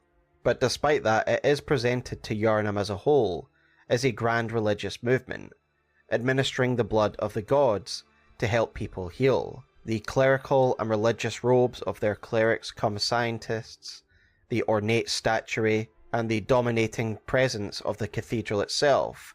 These are all the aspects of pretension that Willem would have hated. The trappings of position and power, and the highest amongst this religious pretentious body are the choir themselves. Their garb. So I understand where he's coming from with this, but I would disagree slightly on a couple fronts, with the first being like him talking about it being the blood of the gods and it kind of being pretentious for the Healing Church to use it to like transcend. But I think a major theme in Bloodborne, most especially compared to the other games, is that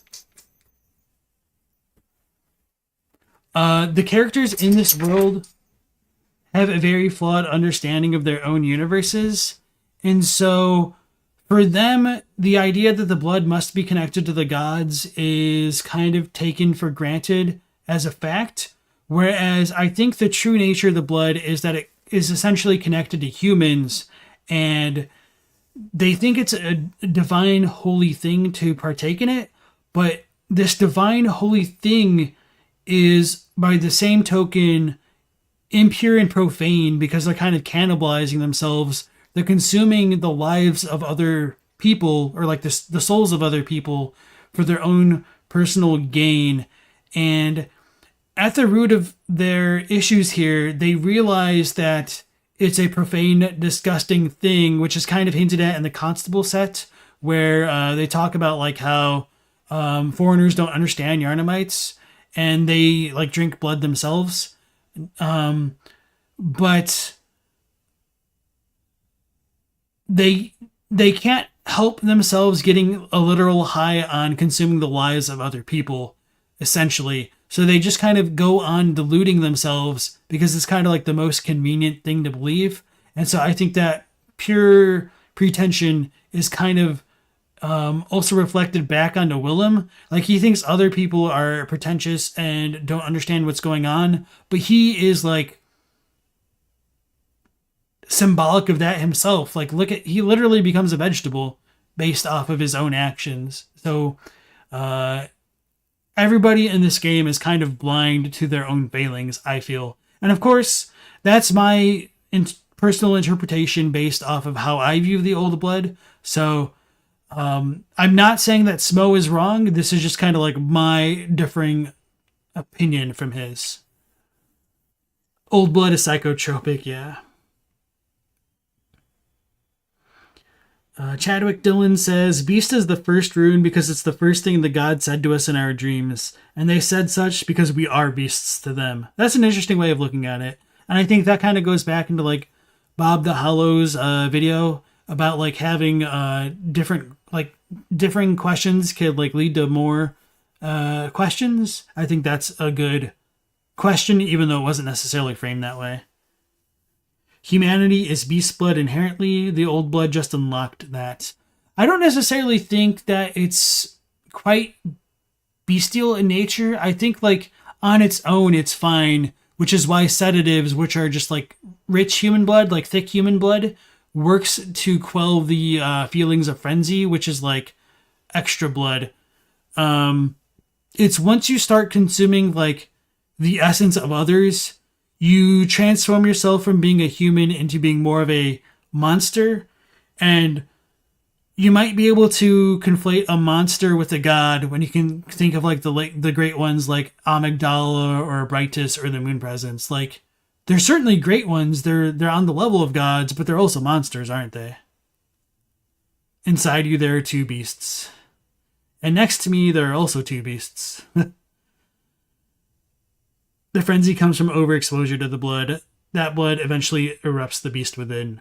And so part of my theories, and this is a really big headcanon, as for like why the blood causes people to transform, is when we look at things like the Wandering Madnesses or even like ritual blood. Let me pull this up if I can.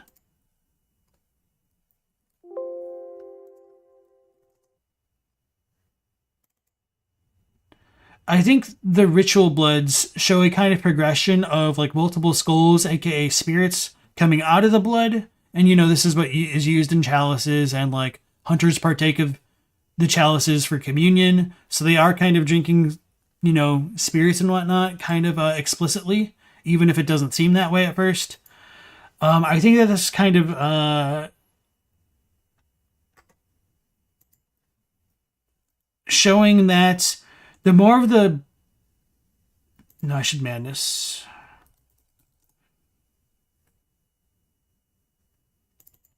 The more of the blood that you take, the more wills of other things that you allow to enter your body.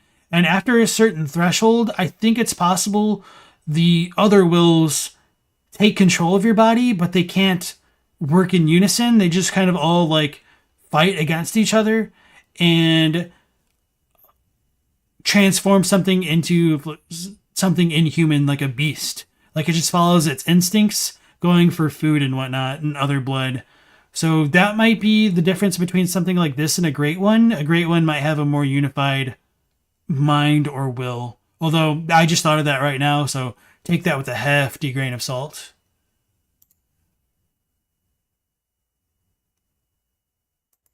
Not much different from the other clerics of the Healing Church. Indeed, Ludwig will recognise you as a member of the church should you approach him in the choir gear. Their robe describes them as the highest ranking clerics, and we know from the Upper Cathedral Ward key that to this day the choir remains one of the main ruling bodies of the church, as it reads the following.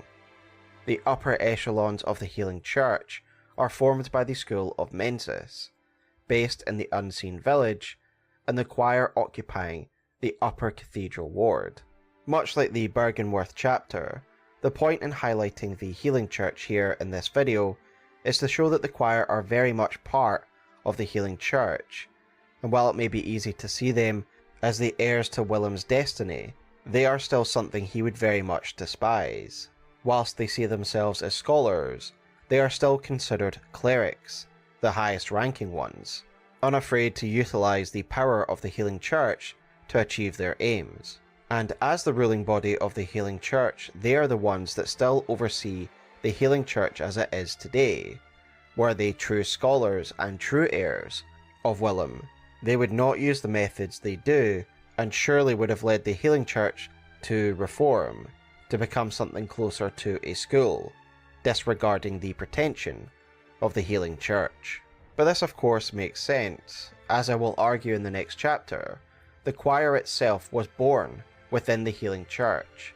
It was started as a further attempt to ascend humanity, a continuation of research by the healing church themselves. And so with that said, let us move on to the choir itself and speculate on how it first developed.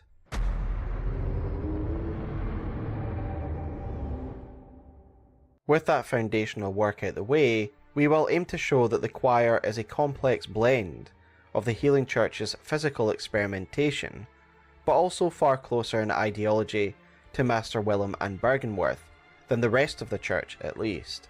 They are set upon ascending humanity through understanding and elevating one's thoughts, but aren't afraid to use the physical experimentation akin to what we see in the research hall. The blindfold cap mentions their path diverging from that of Willem, and this is clearly the departure that it is referring to, that while despite they ultimately agree with his goals, they also believe that blood ministration is an accelerant to be used in attaining them.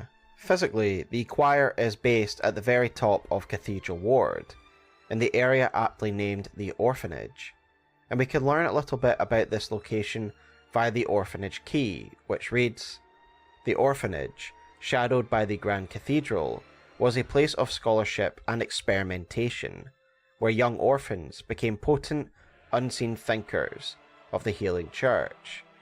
The choir, that would later split the healing church, was a creation of the Orphanage, a place of scholarship and experimentation, the two pillars to choir ideology." This key description is interesting because it makes it clear that the choir formed out of the orphanage, rather than the orphanage being an establishment of the choir. The orphanage location seems somewhat similar to that of the research hall, with the research hall more or less overlapping with the Altar of Despair and the Lumenwood Garden. Yeah, so just kind of like reiterate what he just said. A lot of people think that the choir were around really early in the timeline because they're like the upper echelon of the healing church.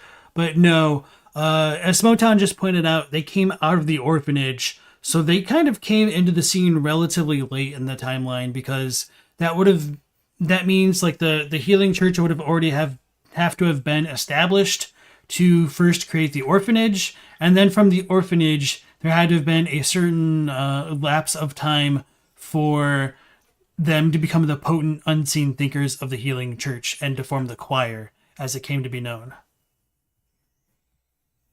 In the orphanage today. And I do need to give credit to Loki and their choir article for bringing my attention to this overlap. So given its location, perhaps this suggests that the orphanage, timeline-wise, was established following the failures of the research hall, and atop its very foundations. A successor institution, and as we will see later, they seem to have carried on and improved upon the experiments of the research hall. The name, the orphanage, has extremely sinister undertones, one that is confirmed by the key itself that clearly states that orphans, children, were utilised here to become unseen thinkers. Presumably then, the healing church built this orphanage to take gifted orphans off the street and use them for their own gain, so that their insight might be used to the church's benefit and the church's research. And a way this makes sense because their minds could be moulded from a young age. We of course can't be certain as to how exactly these orphans were employed by the church, but given what the choir would become, we can assume that the church wanted them to study the Great Ones and the cosmos, and come to new conclusions on how humanity could ascend. There's also the potential that the orphans could have been moved into the dream, and hence why they're called unseen. And that might be kind of related to how there's the note within the Uden Chapel library. What was that? Which says their master is their unseen or their lost master? I can't remember. I'm blanking. Anyway, they lost their master and now their head shaking uncontrollably, it might relate to that with their unseen thinkers. But I don't think that's super likely. I just kind of want to bring that up as a possibility here. As well as to eventually carry on the work of the research hall, on which their orphanage was built. We can learn more of their aims and studies from the Augur of Ypres, which reads, "Remnant of the Eldritch truth encountered at Bergenworth. The initial encounter marked the start of an inquiry into the cosmos from within the old labyrinth, and led to the establishment of the choir. This creates a causal link between this research into the higher plane, the cosmos, and the creation of the choir, suggesting that this was the purpose of the orphanage, to harness the thinking minds of young children, to mould them from a young age into great scholars that would be able to finish the inquiry started at Bergenworth all those years ago. Clearly, as these orphans grew into adults, they managed to garner enough power and influence that they would become their own group with their own identity, the choir, evolving from a group of exploited orphans to one of the most powerful groups in the church. And this is not unexpected, given they seem to have been groomed from a young age to be the best minds in the church. Such a callous way of treating children and moulding them in such a way will in turn create a group of people who are ruthless in attaining their goals and will have a callous and cold approach to their work and research. And Chadwick asked, how did those children become orphans? We know menstrual blood is imperative. Their mothers die in childbirth and they have no fathers. Gifted? More like side effect. So it might also be the case, and this is a big might, that the little celestial larvae that occupy the upper cathedral ward could be the so-called orphans of the orphanage. It might just be taken for granted that orphans of an orphanage should be human, but maybe they're not. And I don't really know how I feel about that. It's just kind of an idea. when you think about that, it really isn't hard to imagine why the choir managed to take control of the church. According to the orphanage key, it was the emergence of the choir that would split the church, which implies it wasn't necessarily an amicable takeover. They weren't elected to this position, rather they just simply grew into it and took it for themselves. And no doubt their new way of doing things and differences in philosophy would lead to those within the church that would oppose them. As I will argue later, I believe that the School of Mensis was formed after the choir, and is partially a consequence of the choir. With all that said about their establishment, I'm interested to see where he goes with that, because I think the common conventional thought is that the School of Mensis would have been formed fairly early on, mostly because Mikolash wears the student set, which is connected to Bergenworth directly. And, you know, he could have picked it up later like we did, but it's just kind of weird that one of the church's highest figures, after, like, you know, it's arguable, like, the highest figure that we really see is still around anyway, is wearing a Bergenworth set. So with Bergenworth being the essential, like, genesis of the choir through a couple generations at least, it seems more likely to me that the School of Mensis should probably have, like, the stronger connection in terms of, like, existing earlier in the timeline, but maybe not the kind of academic lineage of to Bergenworth that the choir might have in terms of, like, the way that they approach things. Scowleezy asks, how long have the beasts been a problem? That would create a lot of orphans. That's a very good question and a good point as well. And that's another reason to say, like, to re-emphasize that things are always a bit debatable in these games. So thanks for bringing that up. let us talk about their research and how their investigations moulded what the choir would become. Let us return to the iconic blindfold cap once more, because it is an insight into what the choir actually believes in. Willem also wears a metal blindfold, and the purpose of this comes from Willem's understanding of insight. In essence, it is a rejection of normal sight so that one can focus on their inner sight, so that one can begin to think on higher planes. Using your eyes to analyze information is thinking on the basest of planes. Willem's desire for this inner sight is explained via the 1/3 umbilical cord, which reads, Provost Willem sought the cord in order to elevate his being and thoughts to those of a great one by lining his brain with eyes, the only choice he knew if man were ever to match their greatness.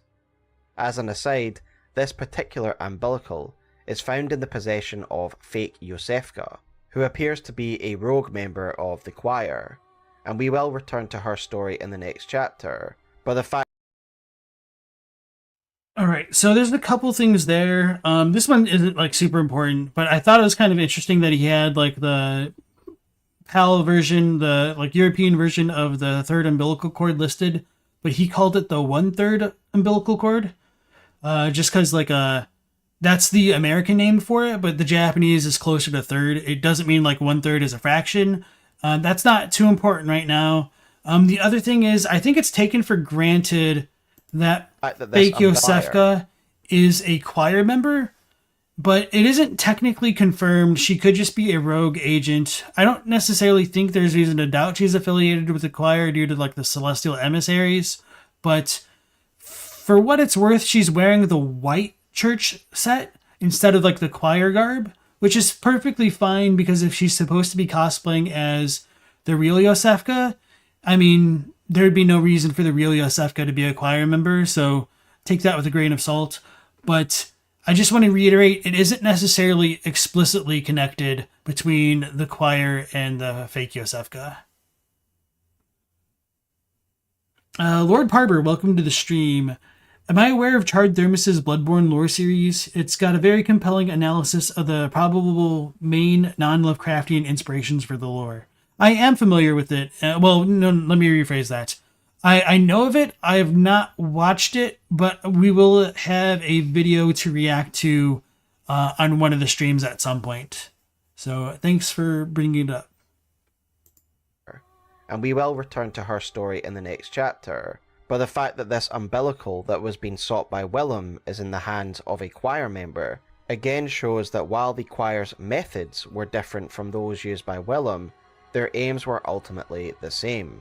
And as such, their inquiry into the cosmos led them back to the very beginnings of that initial inquiry by Bergenworth, back to the labyrinth, where the scholars discovered the Augur of Ibritas, the object that started the inquiry in the first place, and as we know and as we looked at earlier, is the object that would lead to the foundation of the choir, suggesting that the orphanage itself was established so that the orphans could continue to study the Augur of Ibritas, and continue the inquiry into the cosmos from within the labyrinth itself. Indeed, if you venture into Ys itself, you can encounter prospectors who are clearly aligned with the choir. Tomb Prospector Gremia, an NPC that you can encounter both as an enemy and summon as an ally within Ys level 3, are armed with the Rose Marinus, and can use the Call of Ibritas, identifying them as a... Well, I appreciate the observation. I'm not entirely sure that I would go with it as a kind of established fact, just because Mikolash uses the Augur of Abritus when you fight him. He also uses a Call Beyond, which is like the cornerstone of like the choir's thoughts. Let me look at that real quick. Call Beyond, that's a... not a tire, it's consumable.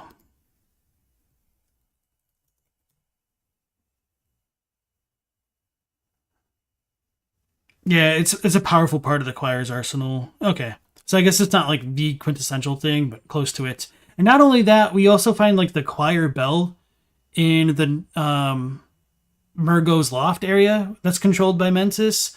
So I do think FromSoft was a little bit sloppy with the placement and utilization of some items throughout the game. But I do think these are really cool observations, though. I'm just not going to fully buy into them just yet. A member of the choir, given they are using parts of their arsenal. So the choir clearly used the Augur of Irithyll as a starting point and returned to the Labyrinth to study the cosmos, and here they would find a relic of great significance, the Great Ys Chalice, the description of which reads the following. The Great Ys Chalice became a cornerstone of the choir, the elite delegation of the Healing Church. It was also the first Great Chalice brought back to the surface since the time of Bergenworth, and allowed the choir to have an audience with Irithyll. This description states that the chalice was the first chalice brought back to the surface since the time of Bergenworth, meaning that it is a really significant discovery. This also does ring true, as it is only one of two that we can actually find on the surface world of Bloodborne. This discovery must have been massive, as it gave them access to Ys and Irithyll herself, hence why it became a cornerstone of the choir. We can presume that they performed a chalice ritual, just like we can do, and explored the same Ys chalice that we do. I will discuss planes of reality in the later chapter, but in regards to chalice dungeon instances, I believe that each chalice dungeon that we break the seal of is a specific instance in time and space, a pocket dimension if you will, which is why we can still find Irithyll here, but also in Upper Cathedral Ward at the same time.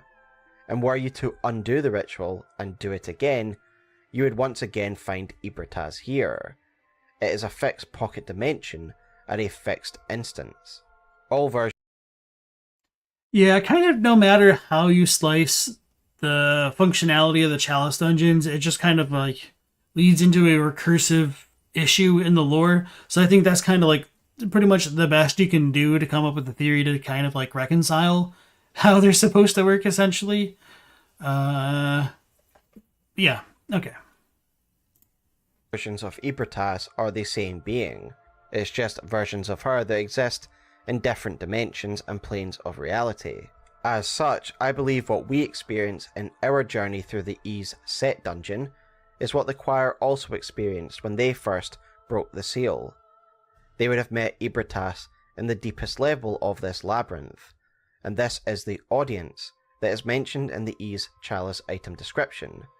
But instead of having a boss battle with her like we do, they presumably brought back Irithyll with them to Upper Cathedral Ward. When we meet Irithyll herself in the Altar of Despair, we can see that she doesn't attack us, and this is because the Great One directly works alongside the choir, as the... So before he gets into that point, it's questionable to me whether or not like the choir and whatnot do the same kind of chalices rituals we do, or whether or not the Abritus that we discovered here came from a physical location of the chalices. The way that I tend to look at the chalices is kind of similar to Smo, but I think they're probably like nightmare instantiations of certain events in history that might be repeatable to a certain degree. And part of my rationale for that is no matter what floor you go to or how low you go within like the depths of the chalices, you can like look up and see moonlight or whatever streaming through the ceiling, which is just very unnatural. So to me, it's most likely that it's kind of like a dream state, the ones that we go to. So with that being said, it is questionable whether or not like this version of Abritus is her physical body or something different. But that being said, maybe we're in an Inception style event and all of Yharnam is in a dream, you know? That is another popular theory. Chadwick asks, why are the chalice dungeons any different from any other dream we teleport into and die infinitely in? So the difference is you need to use like the chalices rituals to unlock them. But other than that, I'm not sure if there's really any significant differences. You say it's all a dream, baby? Every place in the game, dreams on dreams. It's just dreams all the way down. Choir garb reads the following. Together with the left behind Great One, they look to the skies, in search of astral signs that may lead them to rediscovery of true greatness. But why would they be looking to the sky for astral signs? What has this got to do with the Great Ones, the cosmos, and the ascension of mankind? Well, to answer that, let us move on to the next chapter, where we discuss the beliefs, aims, and methods of the choir.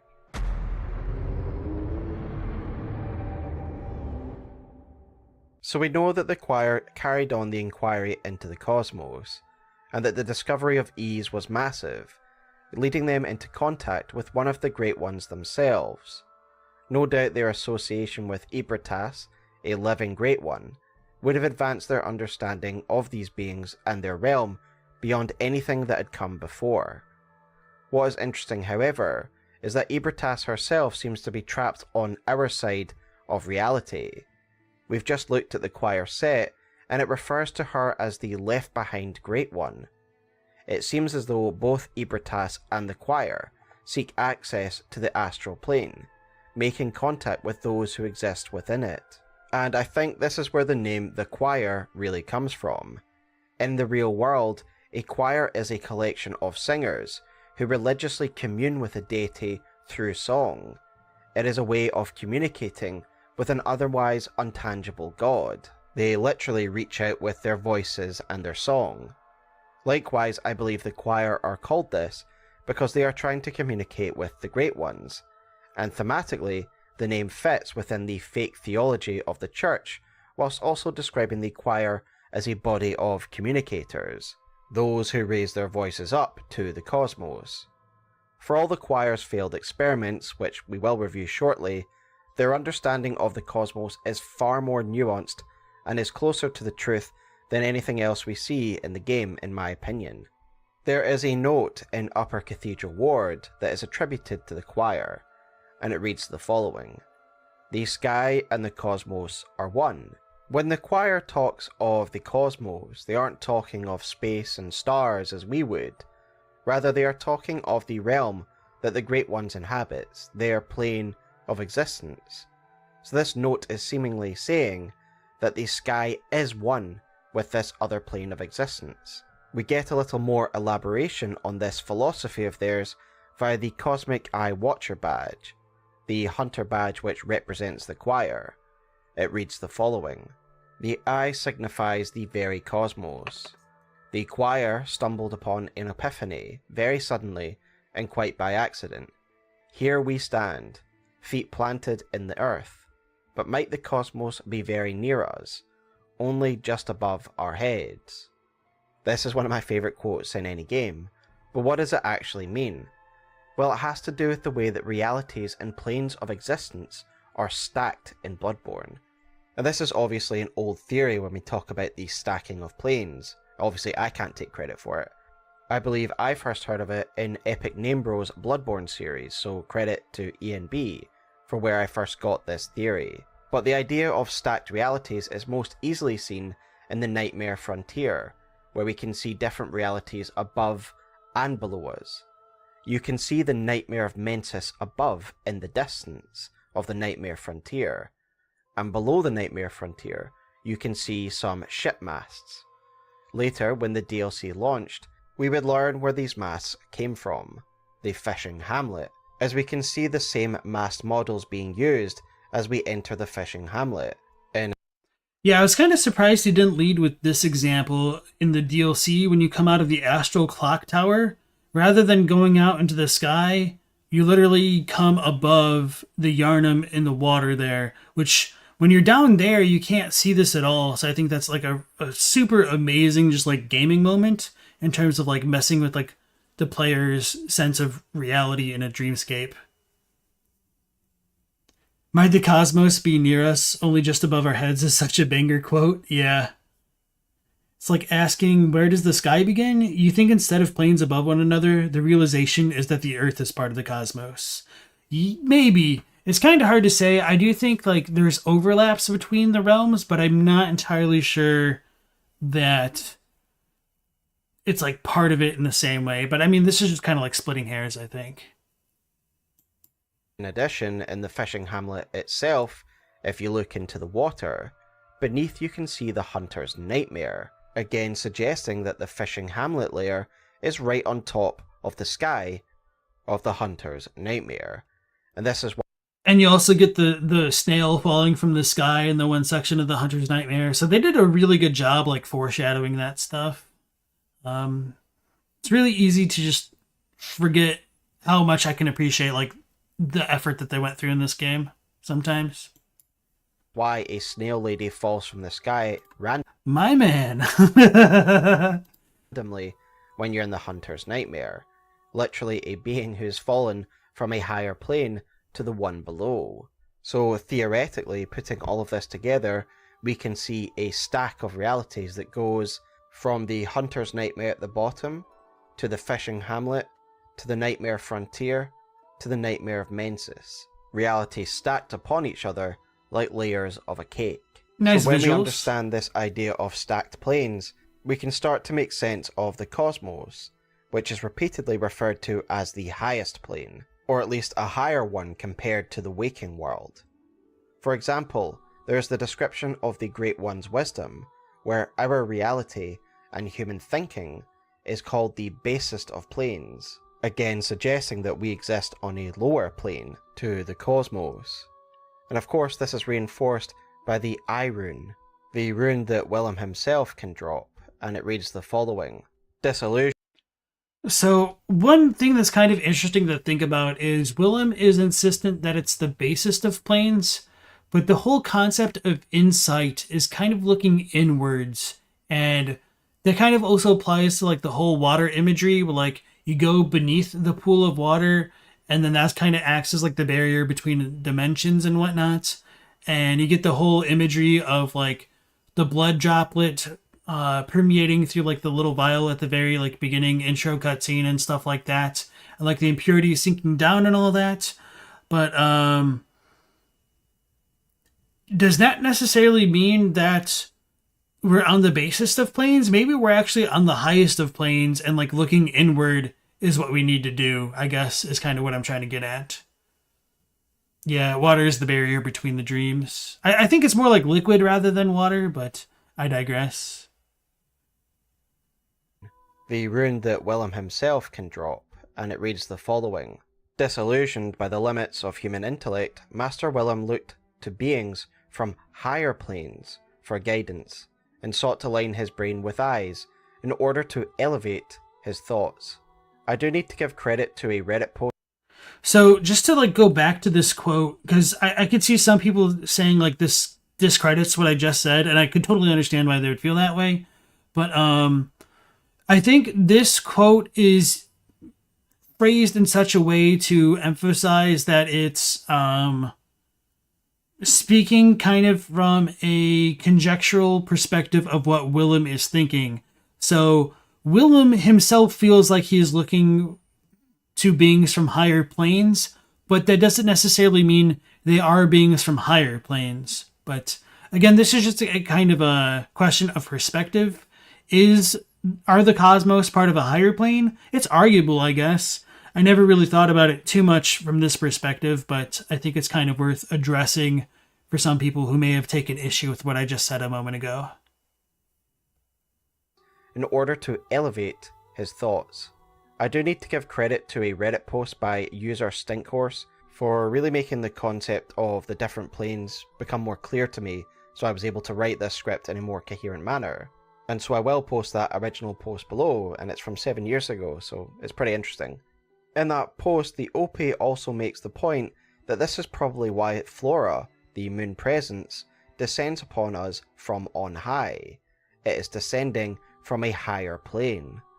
So following this logic, the choir realise that each reality is stacked upon one another, and the cosmos being one higher to ours, sits above ours. So when one looks up at the sky, they are literally looking at another plane of existence that exists on top of ours.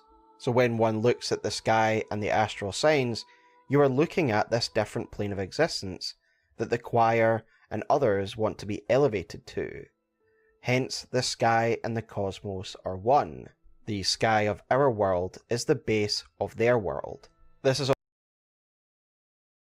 So yeah, I think that makes a lot of sense from like the perspective of the choir people, but I think the idea that you have to go higher is kind of a bit of a misdirection, and I feel like people will intuitively pick up on this, that once you get to a certain perspective, like beyond the world at your feet, the idea of high, low, left, right, forward, and backward kind of becomes relative depending on your own perspective of things. So, like, just as you go to a higher plane to reach the cosmos, by the same token, when we access the chalices to go to the underground tombs, we're literally going below ground. So I think that's kind of like a good parallel to mention.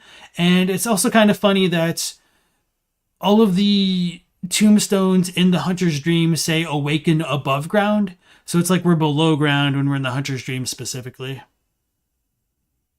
You don't think it's this simplistic and literal? Yeah, I don't think so either. And I'm not like trying to like say that's how he's saying it. I'm just trying to give like some other context to give other people food for thought. So I'm not also like trying to like put words into Smoughtown's mouth either. Although I can see how it could come across that way. Dreams are metaphorical after all. Matt thinks our beastly idiocy is that we can't see everything as one thing, so we have to imagine the cosmos as stacked planes. I think that's a pretty good idea. It's also reinforced by the description of the Ys root chalice, which reads, according to the choir, the land of Ys lies in contact with the cosmos, which allowed the Great Ones to function on transcendental planes of thought. So again, the term transcendental implies that the cosmos is a higher plane of existence, but it also... Yes, and just to like stress that this is from the choir's perspective, so maybe we should take it with a grain of salt. I'm not sure if like Smoughtown's going to do that or not. I just want to like reemphasize that this is very explicit hearsay according to the choir. So because of that line right there, that makes me automatically question whether or not this should be taken at face value. We might not have a lot to doubt it, but it's just something to keep in the back of our minds. Generally, I feel when we like look at lore like this. Transcendental planes of thought. So again, the term transcendental implies that the cosmos is a higher plane of existence, but it also links the idea that the mind is also tied to being able to access these higher planes of existence, as the Ys root chalice description implies that because this region was in contact with a higher plane, the Great Ones were able to operate on higher planes of thought as well. The Great One's wisdom description and the Eye rune also link insight, or elevating one's mind, to ascendance. And understanding this connection between thought and ascending to a higher plane is the basis of Willem's research, but also the choir's. It's just that the choir had a more sophisticated understanding that these higher planes were not only linked to one's understanding, but also that they literally were higher than the one that we inhabit. But in short, the choir came to realise that the distance between the cosmos was not spatial, but rather related to higher planes of thoughts and existence. And as such, their works are dedicated to elevating the human mind to the level of the Great Ones. This understanding, coupled with working alongside one of the Great Ones, has given the choir a great understanding of these beings. Indeed, I would go so far as to suggest that they are aware of Flora, the Moon Presence, a very surreptitious figure within the Bloodborne lore. I think he's going to go into the reason. The reason I believe this is because I think we can find representations of this being inscribed into the stonework of the orphanage's Lumenwood Gardens. That's exactly what I was going to bring up. So yeah, I think obviously they do have reasons to believe in the moon presence. So the first time this statue got pointed out to me, it just kind of blew my mind. And I don't think there's any reason to doubt this is the moon presence, especially when you compare it to the concept art. Like if you look at these, you can kind of see like skulls in it. Let me see if I have the concept art on hand. 1 second.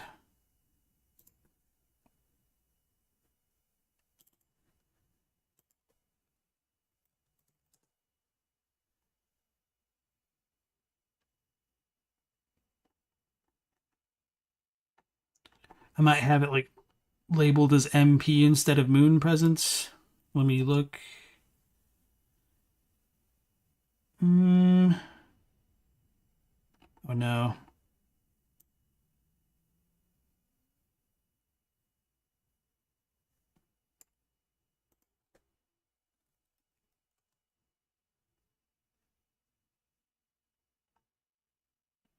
Okay, maybe I don't have like super quick access to the Moon Presence's concept art, which is really unfortunate. Wait.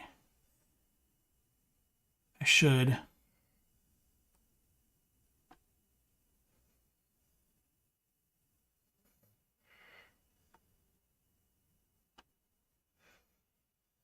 Nope, that's not it. Dang it. Well, anyway, there's a concept art of the Moon Presence that has like little bits of messengers like clinging to like its legs and kind of like its little wings, sort of.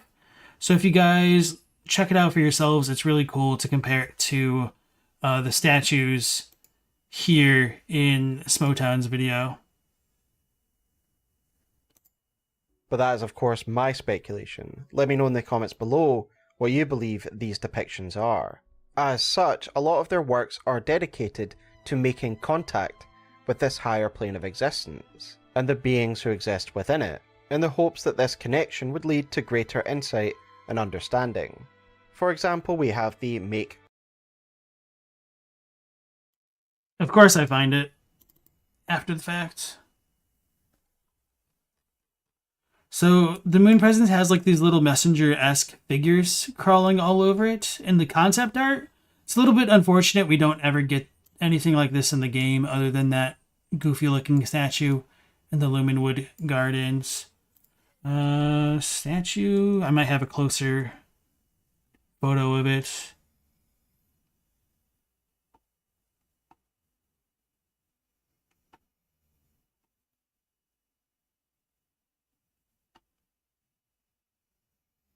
Think I'm getting closer, maybe not. Okay.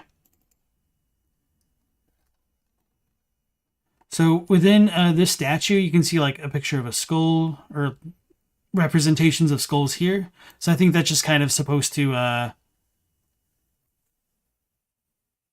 be comparable to what we see in the concept art. Which also kind of makes it look like a kind of patron of death or something like those lines, which I think goes into the idea of cold blood being death blood in Japanese a bit better. Contact gesture itself, a gesture associated with the choir, of course, because we learn it there from a corpse. It's not a stretch to imagine that this was taught to them by Irithyll. We know from the Rune Workshop tool that runes are essentially the words of the Great Ones, and given they are pictographic in nature, showing different shapes, I feel like the make contact gesture is essentially using your body to illustrate a rune that makes contact with a Great One. And it does seem to actually work, because if you use the make contact gesture when in front of the brain of Mensis, a Great One itself, it replies with a rune. So a sort of very slow conversation there. One of the choir's signature techniques is also a failed attempt at making contact with the cosmos. So a bit of potentially deep lore that might not really amount to anything. So I've wondered whether or not this make contact gesture is a kind of reference to Hote and the moon. So it's pinned in the Discord somewhere. Let me look it up real quick. Okay. Perfect. Let's jump to this post.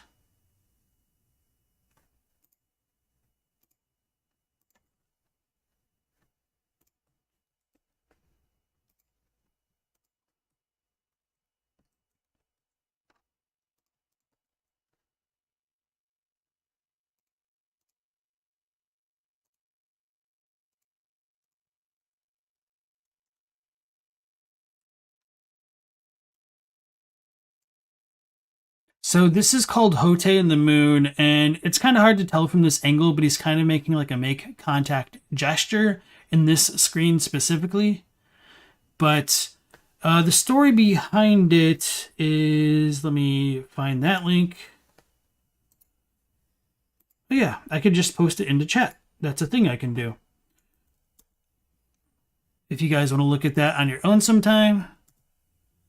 The full moon Zen is something about Hote. So we have like images of like monkeys looking at the moon and water. And so to the perspective of a monkey, they might not be able to differentiate the moon in the water from like the moon in the sky. So that's kind of like a Buddhist thing to represent, like, the thing that you're looking at isn't necessarily like the proper way to follow something. And that kind of ties back into like Hote. So you might confuse like his finger pointing at the moon for the way to like follow to the moon. Well, hold on. I said that poorly. Like, pointing to the moon could be mistaken as like the way for going to the moon. But what you need to do is look at the moon yourself, not the finger that points to it. Kind of like the way that the monkey looks at the moon in the water instead of like the moon itself. But even beyond that, the moon that's reflected into the water is still sort of the moon to a certain degree. So like things reflect off of each other, which makes finding the way more difficult. So the way is kind of in all things, but it's everywhere and nowhere at the same time is kind of like one way to look at it. And that's kind of my personal interpretation on it, or my one way that I'm paraphrasing it, and I'm certain others would disagree. But let me read this verbatim. Misperceiving reality, the monkey fixates on an illusion. The reflection in the water, like everything else, depends on a constellation of conditions. The instant the moon sets or other conditions change, the reflection will disappear. It has no independent existence. Still, we cling to the things we have and strain for the things that we want. Suffering ensues. The Buddhist concept of delusion encompasses mistaken views, ignorance, self-deception, and mental illness. Another painting that takes its cue from the moon. Hote is pointing to the moon as the inscription attests. His expression is so rapt, there's almost no need for him to point. Fugai takes full advantage of the colors of ink painting, blah blah blah, to make a point. The central metaphor is well known. Language about ultimate reality is like a finger pointing to the moon. Ultimate reality goes by many names in Zen: mind, Buddha, Buddha nature, and so on. Hote signals a goal, a direction, and by extension, a path. But don't mistake the finger for the moon. Another analogy comes to mind, teaching a dog to fetch. The first time you throw something and point to it, the dog may mistakenly jump at your outstretched hand. So that's kind of a good example right there. But to tie that more specifically back into the Bloodborne, I think it's very interesting that we do this gesture to get the moon rune. Because signature with the term mensis comes from Latin, and while many people think of menstruation, the reason menstruation kind of gets its name is because it's tied to the lunar cycle, and mensis essentially means moon.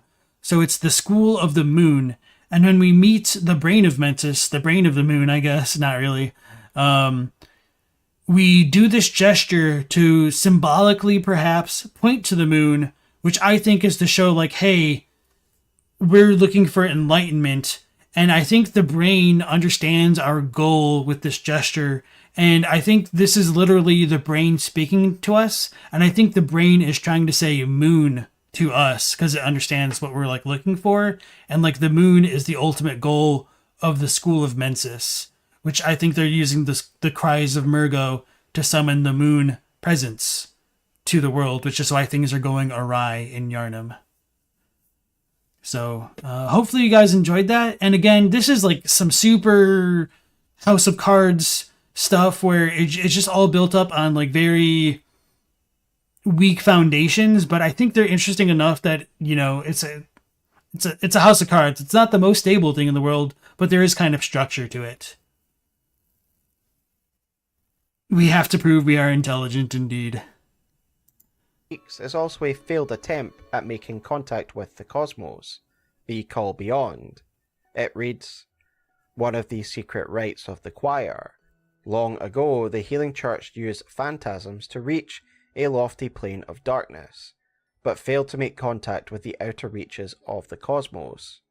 The rite failed to achieve its intended purpose, but instead created a small exploding star, now a powerful part of the choir's arsenal, The reference to Phantasms is of course a reference to the slug-like beings who act as familiars to the Great Ones, such as the Augur of Ebertas, the Empty Phantasm Shell, and the Pearl Slugs.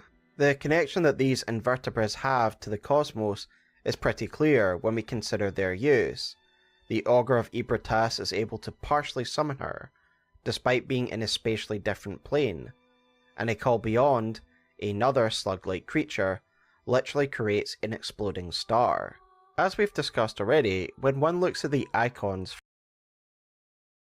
So this isn't like terribly important, but it was a really cool detail that somebody showed off in the Bloodborne Discord a long time ago. Hopefully I have the picture saved, or I have a picture saved. Damn it.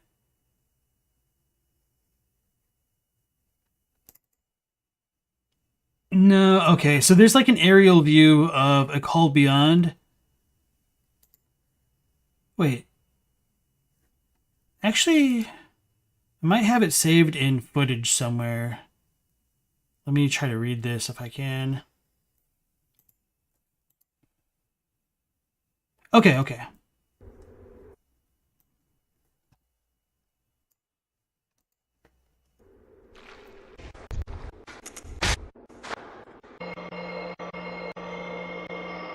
So the reason why I was using Empty Phantasm Shell, and he mentioned it briefly with like the choir being like a school of voices, essentially. I do think there's supposed to be a deeper connection with the choir and sound in general, and there's kind of like a ringing sound that can be heard with the Empty Phantasm Shell. Arguably, that one's like, I don't really believe that. But definitely with the Rose Marinus and like leveling up with echoes sometimes, and the Garden of Eyes, when they grab you, there's like a ringing noise, and I've wondered whether or not that's supposed to be like a sound in the blood, kind of like Carol runes to an extent. That might be like where they first came into contact with the idea. Okay, here we go.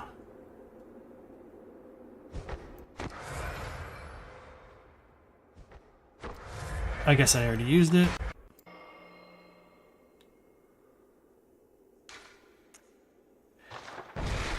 But when you actually use a call beyond, it literally makes a star pattern above the player. I guess I was just reloading. Okay. You can't really tell from the front, but if you look down from above, I need bullets, you can see it.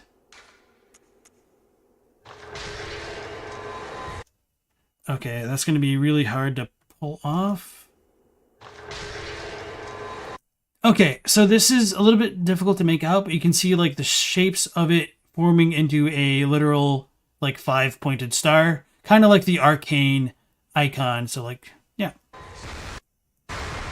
That just kind of blew my mind when somebody pointed that out. So, okay, I did it again.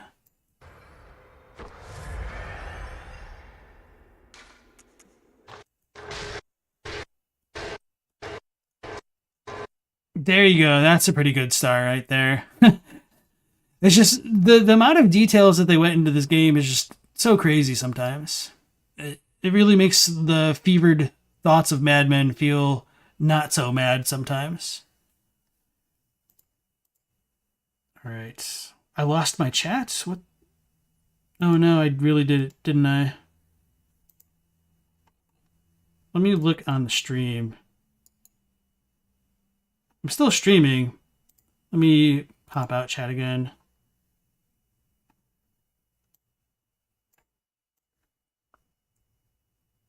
Sorry, I'm going to have to resize everything.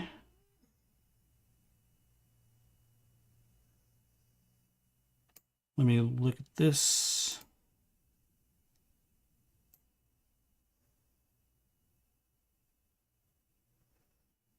All right, that's better. Sorry about that. For a madman's knowledge or a great one's wisdom, we can see that more invertebrates, slugs, seem to be emerging from the skull, and these must also be phantasms. Given the phantasms' connection to the cosmos, and their ability to bridge the gap between our world and the cosmos, these depictions seem to imply that when one's mind ascends it literally connects to the cosmos, hence why these beings, these phantasms, are also present within these skulls. And this would explain the cosmic effect and the presence of phantasms on both of these item icons. And I don't think this is a huge stretch, given that the Augur of Ibritas and the Call Beyond both form a sort of bridge between the cosmos and the human plane. And as such, I believe that phantasms are drawn to ascendant thought and insight, which is why they are so drawn to the Great Ones and become their familiars. It's always reminded me of the symbiotic relationship between remoras and sharks, these smaller beings gathering around a mighty beast, much as the phantasms seem to gather around the Great Ones. I think that phantasms seeking out insight and being a bridge between the cosmos and the base plane can explain some of the kin enemies that we find in the orphanage and throughout Yharnam, the brainsuckers. But we do find them in their greatest numbers in the orphanage.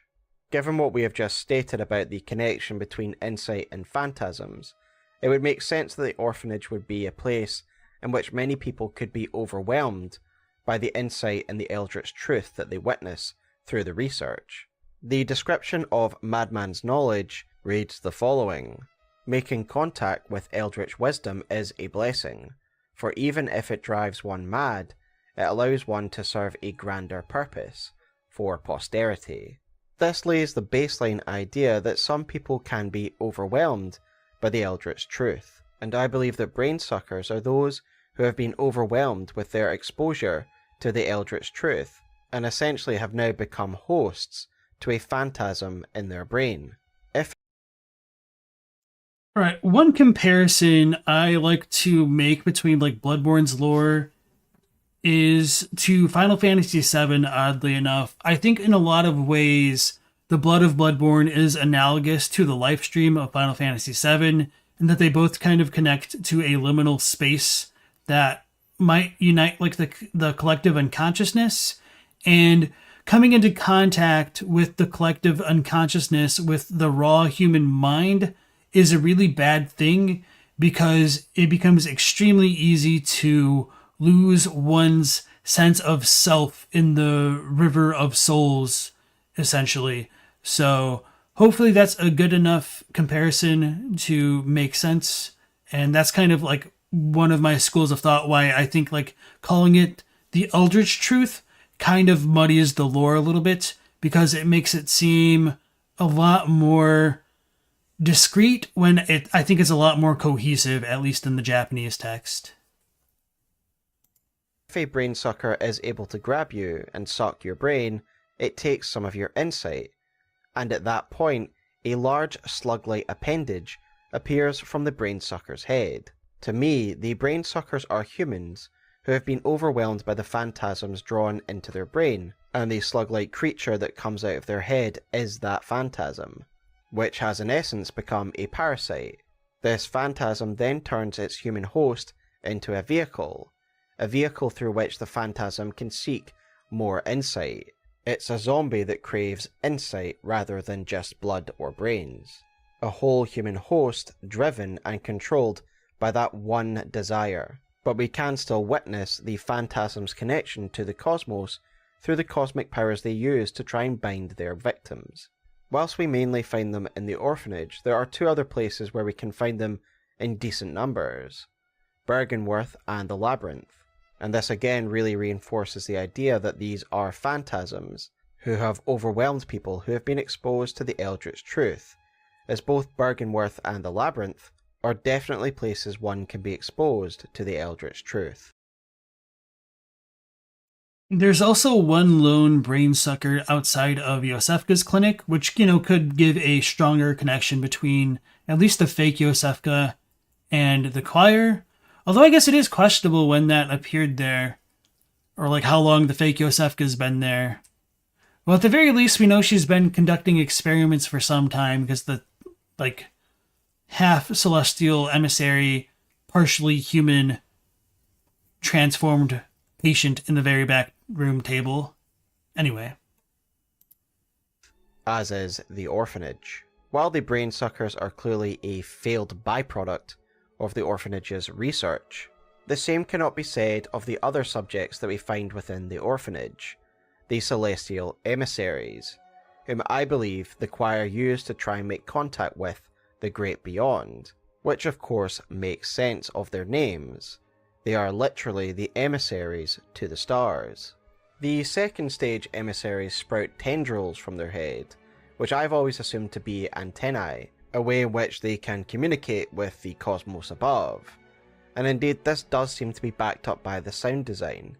If you turn off music and turn up the sound effect, you will hear what sounds like sonic vibrations or radio static.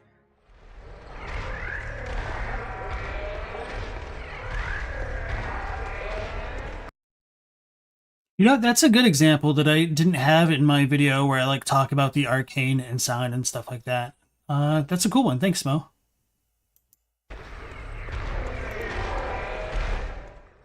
And to a degree it does seem as though they are making contact with the celestial plane, as in this second stage they are also able to use cosmic power and redirect it against their enemies, such as the Hunter. The choir have clearly tried to use a Lumenwood garden to amplify the effects of these creations. And credit to Loki again in their choir article for pointing out the relevance of the Lumenwood gardens in both the research hall and in the orphanage. The milkweed rune explains the purpose of a Lumenwood, and therefore why they are found in both the research hall with the failed experiments and in the orphanage, alongside the celestial emissaries. The rune reads, "Those who swear this oath become a Lumenwood that peers towards the sky, feeding phantasms in its luscious bed. Phantasms guide us and lead us to further discoveries." I think at this stage in the thesis, we have well established that phantasms seek out beings of ascended thought, and also act as a bridge between our world and the cosmos. Alright, I was thinking he might go into a little bit of detail about it, but maybe he doesn't. So let's... I want to pull up the Japanese to compare real quick with the milkweed rune, because there are some significant differences in my opinion. And he might get into this later, so I might be jumping the gun, but it doesn't seem like that with like the current trajectory of things. Yeah, whatever. Okay. So he just showed us the official English one. So milkweed comes from Nai Doko, which means like a seed bed, and a seed bed in this context means like a fixed ecosystem that would allow a plant to grow free from like parasites and given the proper nutrients it would need to grow, which kind of makes sense, but it's a little bit like more self-contained than just like a seed bed in English, I think. I'm not like a botanist, so I might be wrong. But from my understanding, just like the way that seed bed sounds in English, it makes it sound like just any bed that has seeds in it. And a bed isn't necessarily completely isolated from other stuff. But anyway, this is the Carol rune of a seed bed. You become a starflower stem which houses phantasms. Starflower is what they call a lumenwood in Japanese. And this whole thing with it being like a starflower is just kind of like, it's a made up word. So like this character right here is star, and this one is like flower. So star flower, and it's just kind of taking the idea of sunflower and just kind of like altering it. So lumenwoods are starflowers, and with starflowers you have celestial attendants, and the whole like celestial stuff is just like star attendant in Japanese, and a brightest daughter of the cosmos is daughter of the stars. So that's just kind of one thing that's a little bit more consistent in Japanese, but that's not the important thing for right now. It's a Carol. Wait, does it just say Carol? Carol rune. Whoops. A Carol rune born by the laboratory patient Adeline. It is a phonetic representation of damp sounds whispered by inhuman voices. It divinely reveals the way to attend the stars. So this kind of like... Let me double check the English. I don't remember what it says. Celestial attendant. Yeah, so like celestial emissary might have been a better word for that.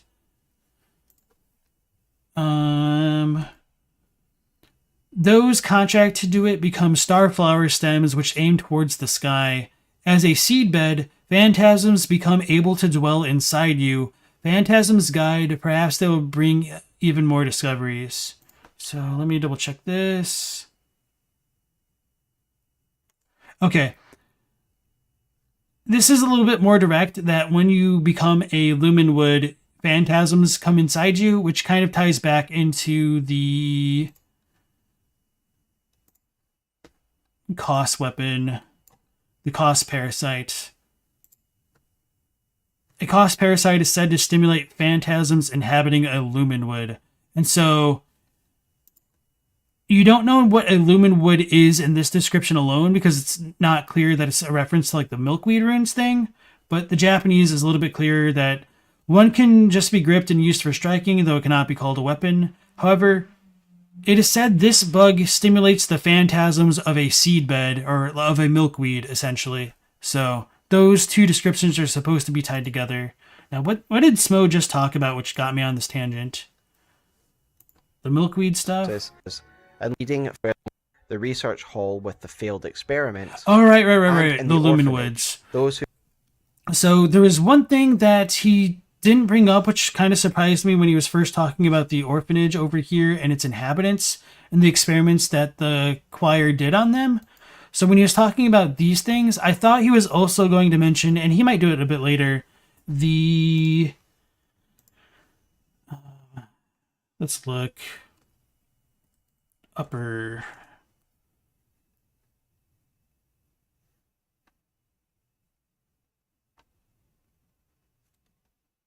Okay, I don't have a picture. UCW.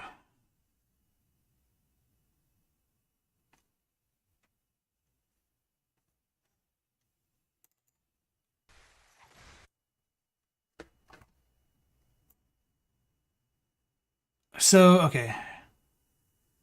When we come into the Upper Cathedral Ward, compared to the other Scourge beasts throughout Yharnam, these ones have eyes that glow blue.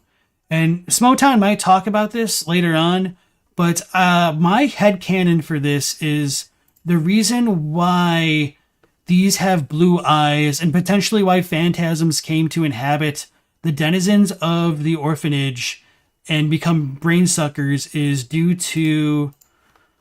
Hold on, let's pull it up for suspense, although you guys probably know where I'm going with it.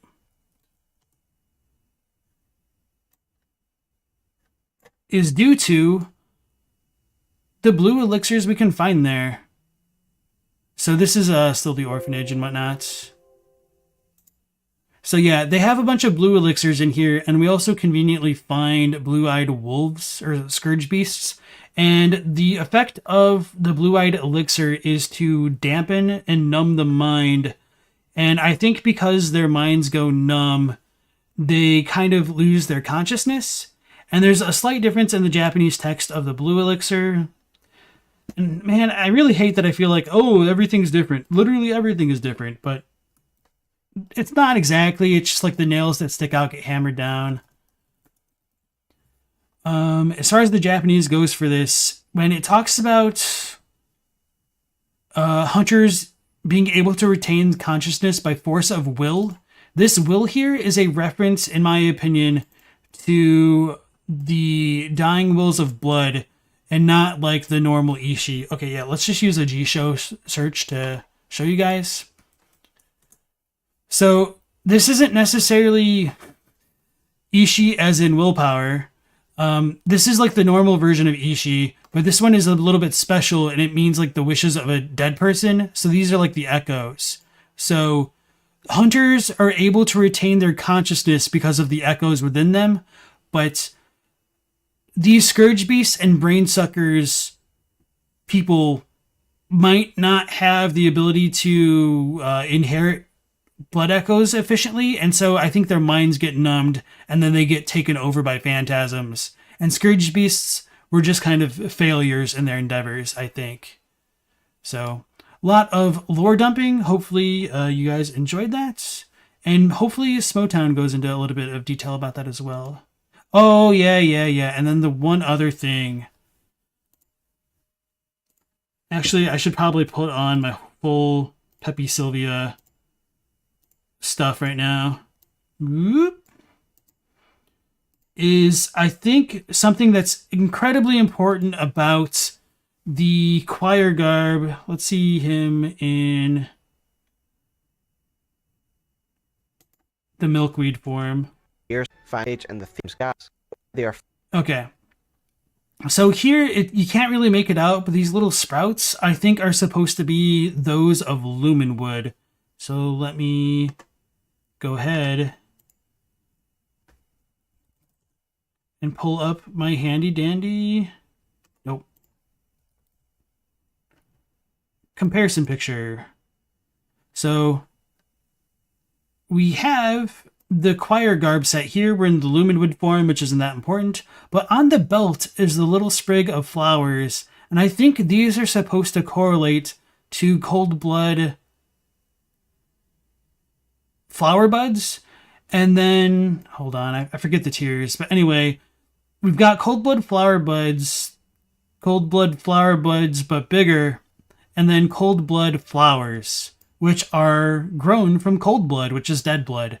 So with the choir making celestial emissaries potentially out of like attendants for, or making celestial emissaries which are attendants to like lumen flowers, I think there's a very good potential that these lumen woods are cold blood flowers. And yeah, I think these ones are just covered in blood because they're growing from it, whereas like these are lacking. And in the Lumenwood Garden of the Nightmare Frontier, there's, I don't know, there's a bunch of like skulls that you can like walk around and crunch on. So they do grow from dead bodies, at least Lumenwoods do. All right. Mortis wonders what Smo will think when he eventually watches this, because there's a lot to say with this video. Personally, you still think it's a great video, but there's context lacking. Maybe. I mean, I can't blame him.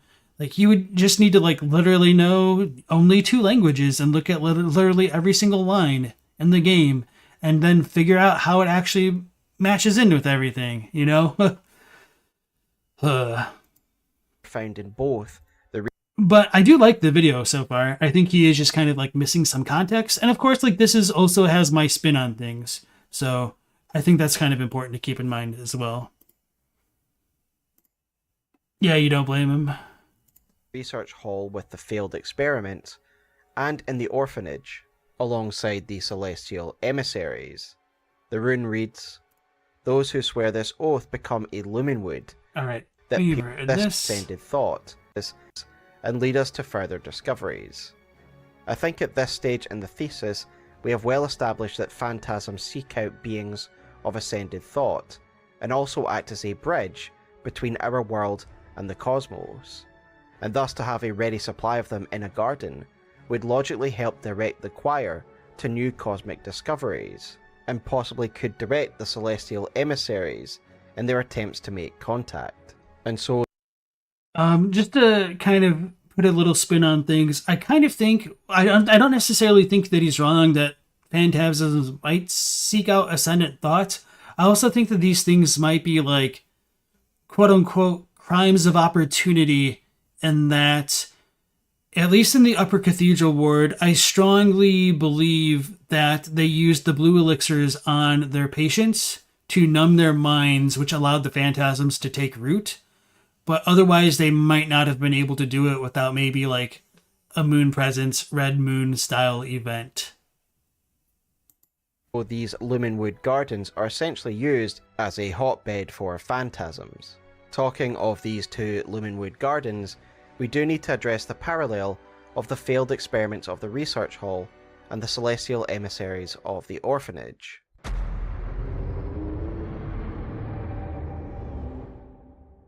As I mentioned earlier, Loki, in their choir article, suggests that the orphanage is literally built on top of where the research hall used to be. But not only that, but they would also actually carry on the work that was started in the research hall, developing the research hall patients and failed experiments into the more successful celestial emissaries.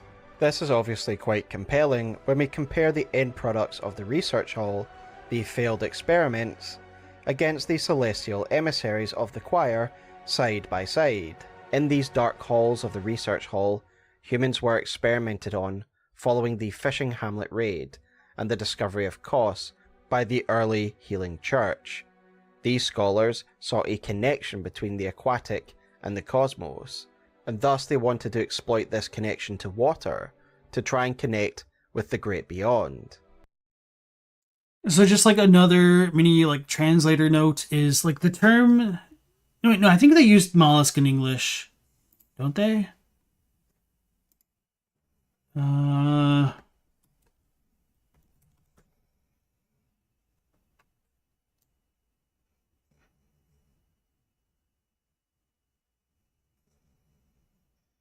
No, they just call them invertebrates in English. Okay, that's unfortunate. At least with the Japanese, they're called mollusks. And mollusks aren't necessarily all aquatic because like snails and slugs are technically mollusks, but there is a little bit of a more overt connection there in Japanese. And this isn't entirely wrong, as there is some success in this program. Both the failed experiments and some of the bloathead patients who are present in Illuminwood Garden are able to use cosmic powers, again suggesting that they are somehow acting as a bridge between our plane and the cosmic plane. Though I do note that the research patients have to be in the Illuminwood Garden to use these powers, again highlighting how much less successful they are than the celestial emissaries who can actually use these powers outside of the Illuminwood Garden throughout Yharnam. And indeed Adeline, one of the patients in the... So I don't know if they necessarily have to be in the garden to use those powers, because there is technically the one NPC that talks to us next to like the one lone flower, but he doesn't shoot anything. But of course he's not in the garden. I think they're probably just better off in their metamorphosis than some of the other patients. But I might be wrong about that. I think it's an interesting observation. I'm just not fully sold yet. Your ex calls you a living failure? My condolences. Welcome back to the stream, Corporate Nothing. Nice to see you again. The research hall is able to perceive a rune in the darkness in her fully transformed state. The Milkweed rune, the word of a great one, ultimately. And one cannot deny the physical similarity. Again, we did look at the Adeline rune, the Milkweed rune, a moment ago. It isn't necessarily from a great one. Those are just inhuman voices for hers specifically. But with that being said, I do think it's fair to say that some runes are the utterings of great ones, obviously.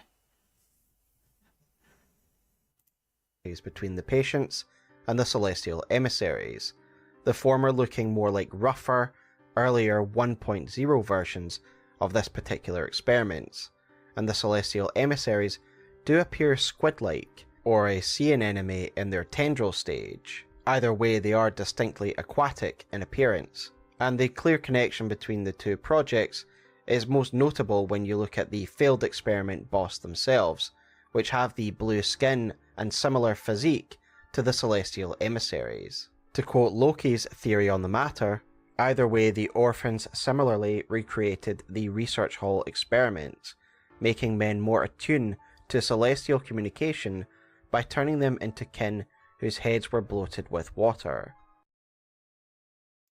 Alright, so I think, I don't know exactly where Smo stands on this, and I don't want to like speak for him, but I think one very common idea about the research hall is that it represents an encapsulation of time in the Healing Church's history and should be viewed as more of a time capsule than an actual currently ongoing thing. Whereas I'm not so sure about that. Like, I think, yes, it does kind of represent an image of, or a snapshot of the past to a certain degree, but I don't necessarily think it's a closed off environment, because we do have hunters like Simon going into the Hunter's Nightmare and ultimately accessing the research hall.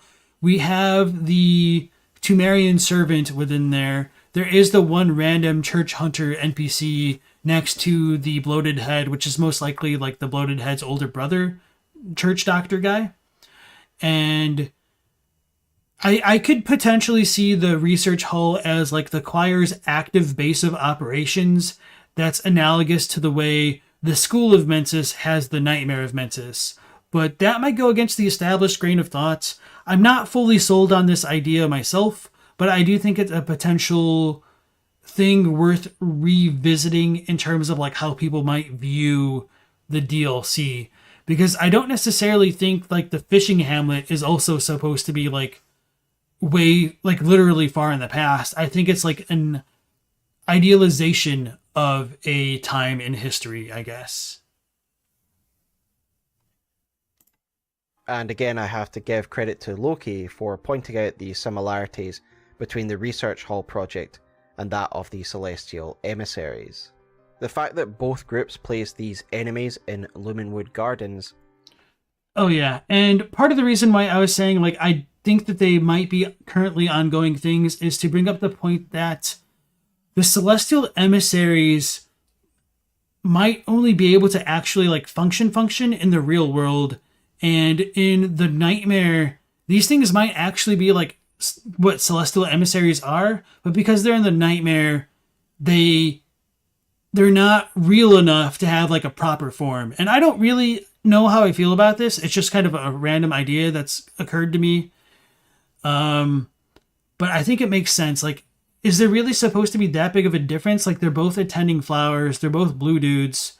I think they might have a different number of fingers. The real Celestial Emissaries have 7 fingers on their left hands. Their rights have 6.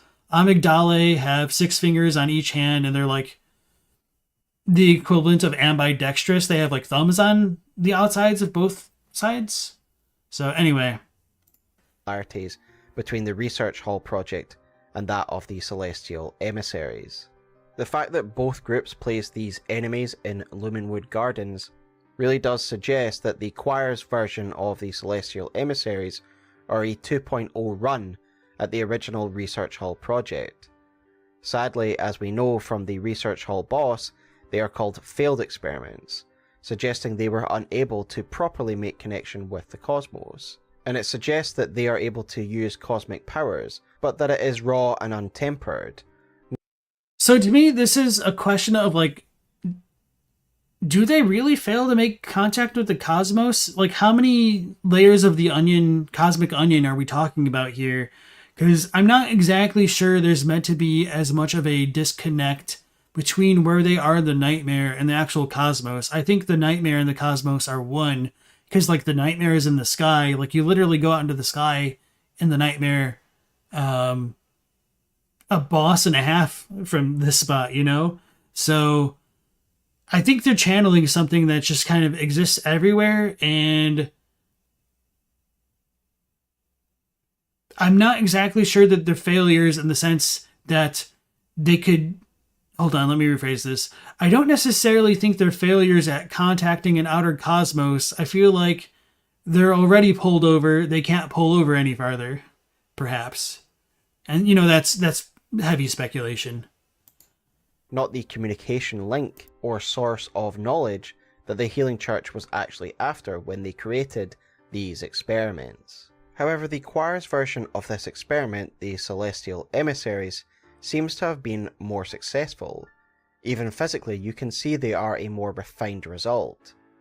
The Celestial Emissaries, in their tentacle form, are able to summon the power of the cosmos, but more importantly, through them, the imposter Yosefka does seem to be able to make contact with the cosmos and elevate her mind, perhaps almost ascending to become one of the Great Ones. The fake Yosefka seems to take control of the original Yosefka's clinic during the height of the hunt.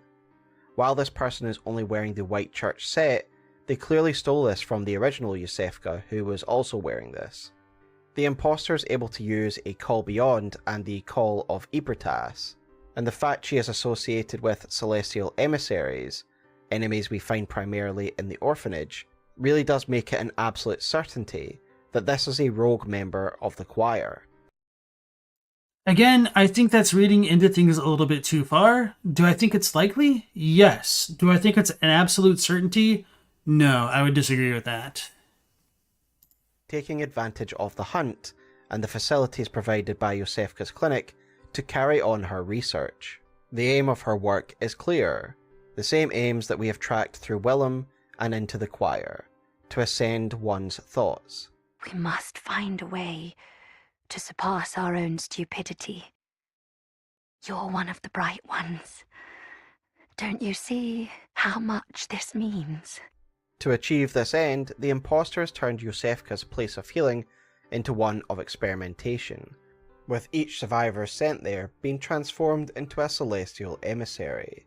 And just a nice little detail and observation made by Loki is that we can see partial human features on some of the dead emissaries, the human skin still being present on the hand and some of the legs. Just the final piece of evidence if you weren't convinced that these celestial emissaries were indeed once humans.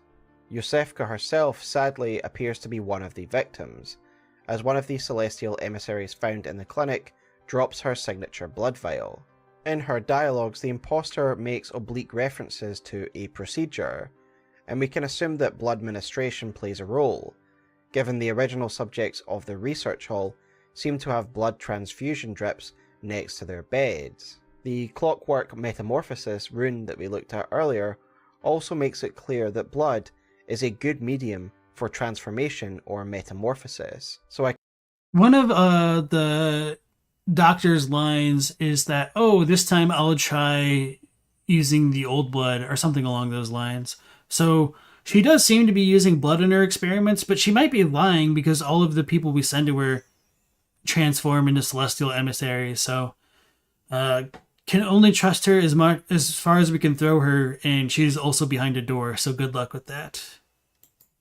I can't think of a better material to be used when transforming humans into a kin being. Indeed, it does eventually seem as though the old blood directly will eventually be involved in the procedure, for in one of the impostor's dialogues she says, "Oh, hello. You're alive. Good. I've received another patient. This time, I'll be trying old blood." Hey! So the old blood is clearly being used for metamorphosis. And given all we have discussed about the celestial emissaries, it's clear that not only is this impostor using their transformative process to elevate her mind in understanding the human form and how it can transcend into that of kin, but also to use them to make contact with the cosmos above. And during the blood moon, after all her grim work, the impostor is rewarded with a third umbilical cord, suggesting that she is on the verge of ascension. The third umbilical cord descriptions state, "Every infant Great One has this precursor to the umbilical cord." The implication of this is that the impostor has received an umbilical cord because she is going through a transformation, that her mind is ascending, and she will become a Great One, just as we do ourselves if we use 3 of these umbilical cords. God, I'm nauseous. Have you felt this? It's progressing. I can see things. I knew it. I'm different. I'm no beast. Oh, God, it feels awful. But it proves that I'm chosen. Don't you see how they writhe inside my head? It's rather rapturous. Additionally, she talks of writhing within her head. And once more, if we look at the wisdom of a Great One and its item icon, we can see that having the wisdom of a Great One comes with a whole host of phantasms. And that's what I imagine are writhing around in the impostor's head. Okay, so I don't necessarily...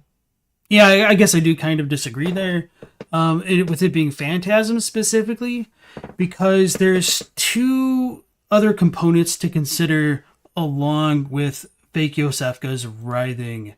And let's go over here to a certain Carol rune. Carol! Oh no, let's pull out the Pepe Sylvia, or Pepe Ofnir, I guess. Let me pull this guy out. Wait, he should be out. Why is he not out? Oh, I clicked the Wrong icon. Okay. So, Carol. We go to the Carol of... I just typed in Carol.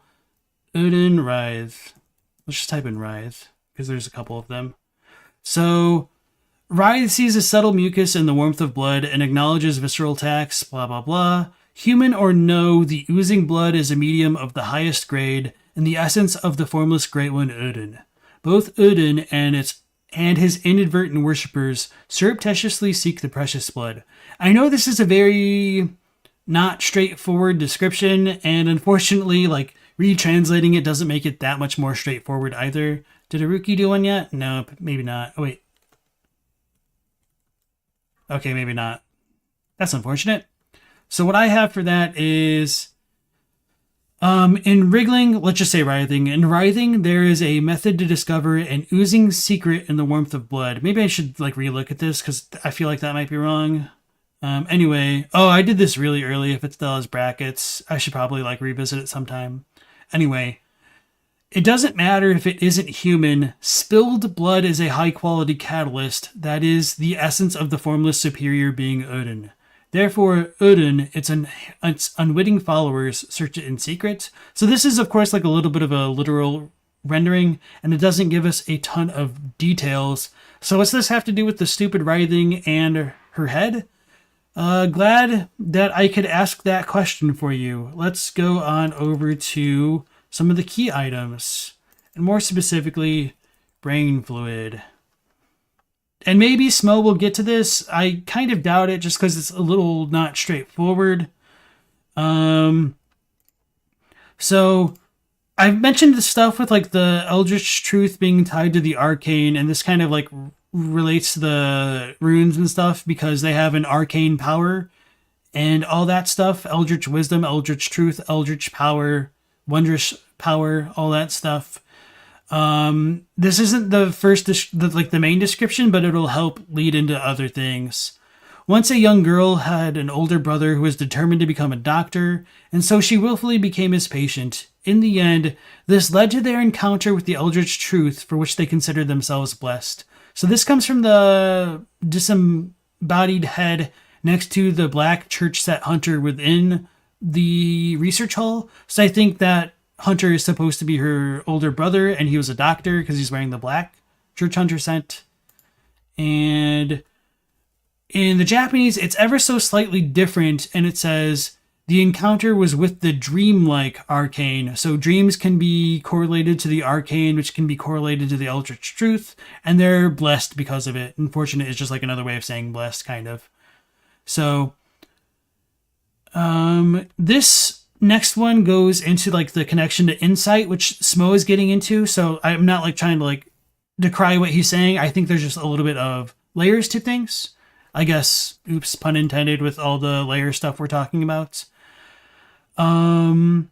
We fail to realize our own latent potential until the moment it is lost and we sense its absence. Ironically, this is the very nature of insight, like the moment one licks one's own blood, only to be startled by its sweetness. So I think that's a pretty good translation there, just to give an alternate take. Realizing something is missing within you that you were unaware of, it's funny, but that's also the true nature of enlightenment, or insight is technically like the game term for it. Like licking one's own blood and being surprised at its sweetness. So insight is like getting the brain fluid removed from you, and then once it's gone, you're like, wait, something's missing. Once you get that stuff back, you're like, oh, that's what was missing. Oh, I understand that this thing was always in me to begin with. So that's kind of like what it's saying like insight is, sort of. So this is the important brain fluid description. And the English is close, but not quite there. So in the early days of the healing church, the great ones were linked to the ocean, and so the cerebral patients would imbibe water and listen for the howl of the sea. Brain fluid writhed inside the head, the initial makings of internal eyes. So this makes it sound like it's the brain fluid that's the main catalyst, but it's not quite right in my opinion. So, in the early days of the healing church, great ones were linked to the ocean. Therefore, head patients, who fill themselves with water hear the voice of the ocean. And as for brain fluid, it's an attempt to attain eyes on the inside. It is said to begin through writhing. So, I guess like the English for even my translation is kind of wonky, but what it here is a reference to attaining eyes inside the head. So attaining eyes inside the head is said to begin through writhing. So writhing equals eyes on the inside. Going back to Smo's video and Yosefka.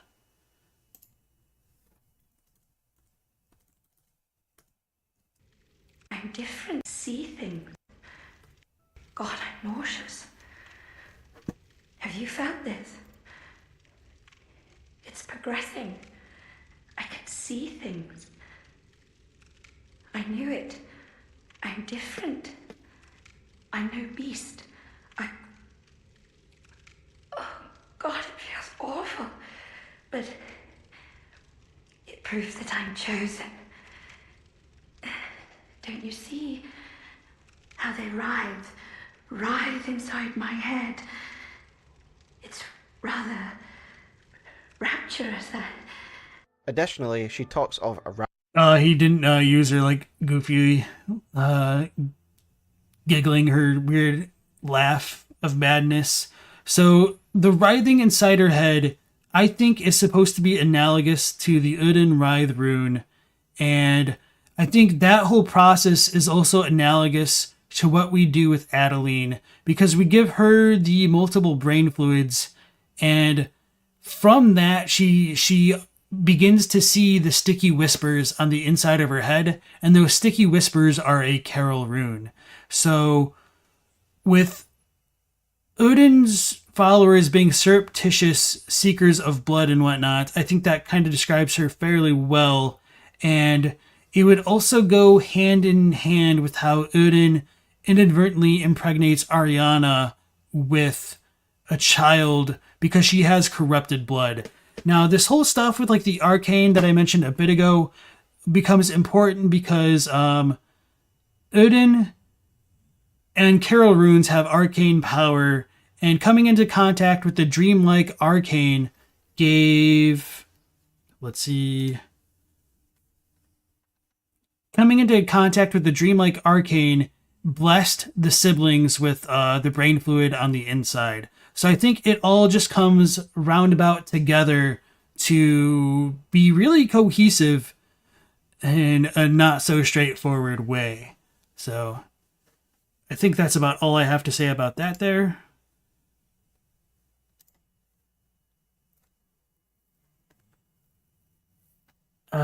Okay, Chadwick said, the first witnessing of the voice of God, the first step in deeper insight is the writhing of Odin. Edward Clayton Andrews, welcome to the stream. You find it interesting, seeing as we're with the fake Joe here, Yosefka, that the creators very deliberately intersect cosmic horror with the medicinal science of the era the games take cues from, and they can seem quite ghastly from our modern perspective. I agree wholeheartedly. Chadwick says, the doctor was proven correct in his theory. The patient was given euphoria in the voice of God. Blessed indeed. Yeah. So, it really just baffles me, like, how well put together the lore can be. And I do think it's just unfortunate that it's not quite as cohesive in the English script. So I'm kind of glad to be able to share this stuff with people, and not like just to like reacting to Smo's video, but just like having my retranslation guide for anybody else who wants to like delve into things. I do regret that you can't quite get the same stuff out of it that I can if you're not like educated in Japanese or like familiar enough with Japanese, but hopefully it's a good enough resource for the future, for others as well, for posterity even. Writhing within her head. And once more, if we look at the wisdom of a great one and its item icon, we can see that having the wisdom of a great one comes with a whole host of phantasms, and that's what I imagine are writhing around in the imposter's head. This does really seem like a successful vindication of the choir's work. Brutal though it was, this imposter from the choir was able to elevate her mind to that of a great one, using the choir methods. and further vindication of their methods is found in the Lumenwood garden back in the orphanage. An interesting observation made by Loki, and something I completely missed, is the description of the achievement that we get for defeating the giant celestial emissary in the Lumenwood garden. This achievement describes this celestial emissary as a Great One. This means that somehow one of these beings was able to make contact with the cosmos and bridge their mind to it to such a degree that it has now ascended to this higher plane, and as a result has joined the ranks of a Great One. So again, props to Loki for that observation, and once more proof that there was some method to the madness of the choir's techniques. With that said, there is still one enemy type in the orphanage that I haven't really addressed. That is the Celestial Children, the little slug-like enemy. Oh, I was hoping he was going to say the Scourge Beasts. Just do a 180 with like the little praying emissaries. Alright, so Chadwick asked for the link to the spreadsheet. And this stuff is also like linked into like channel descriptions. I'll need to remember to like post this into the video description later. I don't know why I didn't think about that beforehand. Oops. I just tried to inspect the chat. Corporate says, it reminds you of the difference between interpreting Dragon Ball Z characters and story elements from the manga and the original Japanese script versus Funimation's original adaptation. I'm not too familiar with those differences. I didn't know there was many, or there were many rather. Alright, let's go back to Smo's video. That we find in great numbers outside the orphanage. Now, not only do these children give new meaning to the orphanage title, but they also have potentially massive lore implications. The only celestial child that we actually see coming into existence is the child that is born of Ariana. Ariana will give birth to this child within Urden Chapel during the Blood Moon. We know that one of the great driving forces behind the Great Ones is that... Alright, man, I'm angry. Like, Smo gets to be Scottish and use Urden, whereas people in my comments are like, it's not Urden, despite the chapel dweller saying Urden with a friggin' hard R. Anyway, sorry to interrupt you, Smo. The Blood Moon. We know that one of the great driving forces behind the Great Ones is that they seek children. We know from the description of the umbilical cords that every Great One loses its child and then yearns for a surrogate. And then you combine this with a note from Bergenworth, which reads the following. When the red moon hangs low, the line between man and beast is blurred, and when the Great Ones descend, a womb will be blessed with a child. This exactly happens to Ariana, and so we can assume that it is a Great One blessing her womb with a child, as the red moon is hanging low when she gives birth to this child. The generally accepted narrative in the community is that it is Urden who blesses her womb with a child, and I am inclined to agree. But more importantly, the child that she gives birth to, essentially the child of a Great One, is the exact same model that is used within the orphanage. And the potential implication is chilling to me. Have the choir been using the orphanage as a battery farm to produce celestial children? That surrogate mothers have been used to breed these creatures in large numbers? Given that we only see one of these children being produced, and it is through a surrogacy process, I have to think that this is what is happening here. That the choir have bred these children in great numbers. It does also make the orphanage and the choir come full circle. Once orphans were the founding members of the choir, but now they are filling the orphanage with new celestial orphans. And if I am correct, this has dire implications for those who were the surrogate mothers to these celestial children. Despite describing themselves as scholars, the choir are no less brutal and callous in their research. I see them as almost cold scientists, who see the worth of their work as far greater than any individual human life. When I was recording footage for this video, I noticed that the orphanage seems to have great plumes of smoke rising from a number of chimneys, which of course begs the question, what is being burned here? Given the experiments with celestial emissaries, the potential breeding of celestial children, and the numerous people lost to beast transformation or being taken over by a parasite and becoming a brain sucker, I'd always assumed that the obvious answer was corpses, and that when you see this smoke rising from the orphanage low down even in Cathedral Ward, you should get an ominous feeling in the pit of your stomach. The black plumes of smoke are very sinister to me and made me think of a charnel house immediately. Loki's Yeah, I agree with that I think they're corpses, and just to kind of corroborate that a little bit, I don't know if I have like footage of this specifically. What would it be called? Workshop? I don't think I would go to the top there in this clip. Let me look real quick. Oh, it'd be Upper Cathedral Ward opening. Okay, no, it didn't go too far. So anyway, at the top of the church workshop, there is a bunch of urns before the Upper Cathedral Ward key. Oh, maybe I should like type in key. I have my stuff labeled. That's just... Wait, Chandelier Fall? Maybe from there it would count? Nope. That's old stream stuff, right?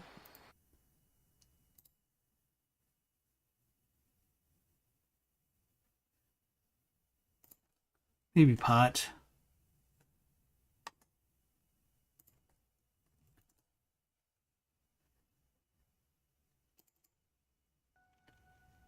Nope.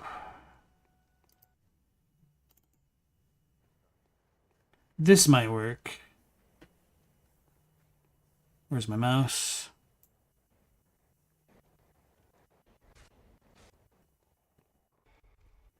I don't think I break anything here, unfortunately.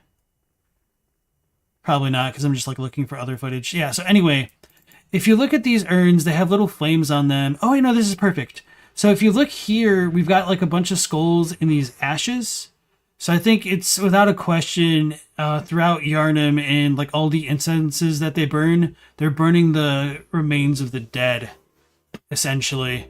So to me, there's like no doubt in my mind whatsoever that the Upper Cathedral Ward is burning bodies, because that's also what they used in the incense to ward off beasts. And I think the rationale for it really is that the beasts can't tell where people are if everything smells the same. And everything smells dead, like dead blood. Article expands upon this idea by making a astute observation of the numerous coffins found throughout the orphanage and outside of it. To quote Loki directly, many coffins have been brought up to the orphanage and set up on stands inside, implying that the dead which the church has been collecting were being mainly transferred to the choir instead of Hemwick. This isn't just a pit stop either, as towers of black smoke uniquely billow from the foster home. The only reason for so much burning would be that the orphans have been taking it upon themselves to cremate the cadavers. As much as I kind of admire it, I feel like this is really cherry-picked data, because there's like literally coffins everywhere in Bloodborne, with the exception of maybe like technically Canehurst and the Forbidden Woods. Like, I mean, all of central Yharnam is littered with coffins and statues, so I feel like this isn't it, Chief. Indeed, European cities weren't known for smelling good. Even today, Paris struggles with it. Find coffins throughout Yharnam, but most interestingly, in the tower in the church workshop that leads up to the choir, which does make Loki's argument very compelling, that all the coffins we find throughout the orphanage are research subjects, in essence. While on the surface I've always thought of the choir as a more sophisticated facet of the healing church, it is clear they are no less willing to sacrifice innocence and transgress social norms in pursuit of their goal. The imposter Yosefka is the only member that we really get to speak to, and her demeanour is that of a cold scientist, possibly even a sociopath, who has a certain glee at the prospect of a new test subject being sent up to her.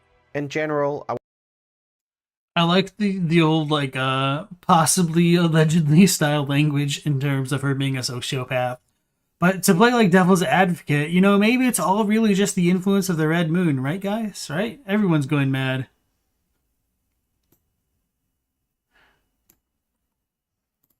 I want to summarize the work of the choir. They have worked out that the cosmos is a higher place of existence, literally, that lies atop our world in the sky, and that to reach that higher plane, we have to ascend our minds to a higher plane of thought, a notion conceived by Willem himself.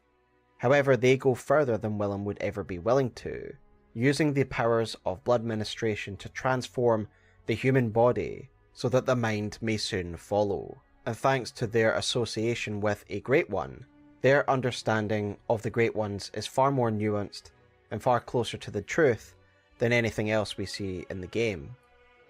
Well, maybe aside from one other school.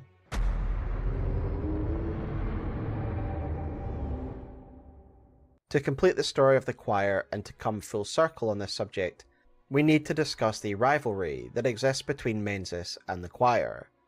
As we have already discussed in the orphanage key item description, the creation of the church would split the church, suggesting that their way of leadership violently clashed with the status quo of the church. Splitting the church, to me, implies that there were those who argued against the methods used by the choir. While yes, they are brutal and callous, the methods employed by the choir to achieve their goals are still slower and more methodical, seeking to ascend humanity through refined processes and understanding. And I believe that the school of Mensis, and this is my own speculation of course, was born out of the frustrations that could arise from witnessing such meticulous techniques. My reasoning for why the School of Mensis came after the choir is based on a few things. Firstly, Mensis exists in what is called the Unseen Village of Yahar Ghul, a base of operations that is cleverly hidden in the sprawling understreets of Yharnam. And so surely if Mensis existed before the choir, they wouldn't need to be hiding and operating out of a hidden base. I understand where he's coming from with this. I think in a more meta-contextual note, the reason why Yahar Ghul gets the epithet Hidden Village is, or is it Unseen Village? It's Unseen Village.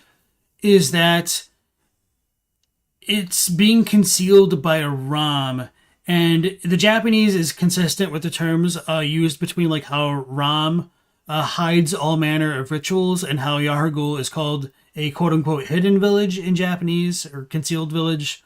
And you need to defeat Ram to progress through the latter half of Yahar Ghul. So that's kind of where I think that comes from. And I obviously like the geography might help with that, but I think that's kind of the reason why it's called Unseen Village.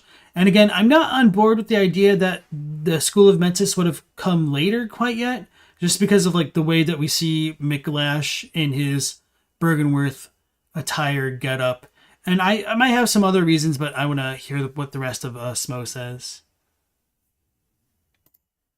To me, it indicates that Mensis started as a small cabal that opposed the choir, and initially needed to hide their operations from their more powerful rivals. There would be no reason for their base to have been hidden had they been the main power in the church prior to the choir being formed. Secondly, we meet a couple of Mensis characters, mainly Mikolash and Damien. Damien, of course, being a summonable Mensis character. Both of these School of Mensis members are able to use the choir's signature powers, the Augur of Ibertas and the Call Beyond. And again, while the School of Mensis' methodology greatly differ from the choir, Mikolash is still heard talking about lining one's mind with eyes, i.e. the ascension of the mind, as well as generally talking about the cosmos as well. A grand lake of mud, hidden now from sight. The cosmos, of course. Let us sit about and speak feverishly, chatting into the wee hours of New ideas of the higher plane. And so this is my own complete speculation, but I believe that Mensis... I should have been faster with my pause to go, ooh, oh, woo. I should probably not do that with the dog sleeping. Wake them up.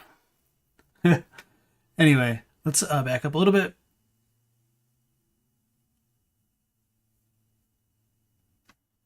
You forgot Damien existed? He was added with the DLC. It's kind of hard for me to take them as being canon, as I mentioned a little bit earlier in the stream. Not to like completely, what's the word? Brush away their importance to the games. I personally don't put a lot of weight into them.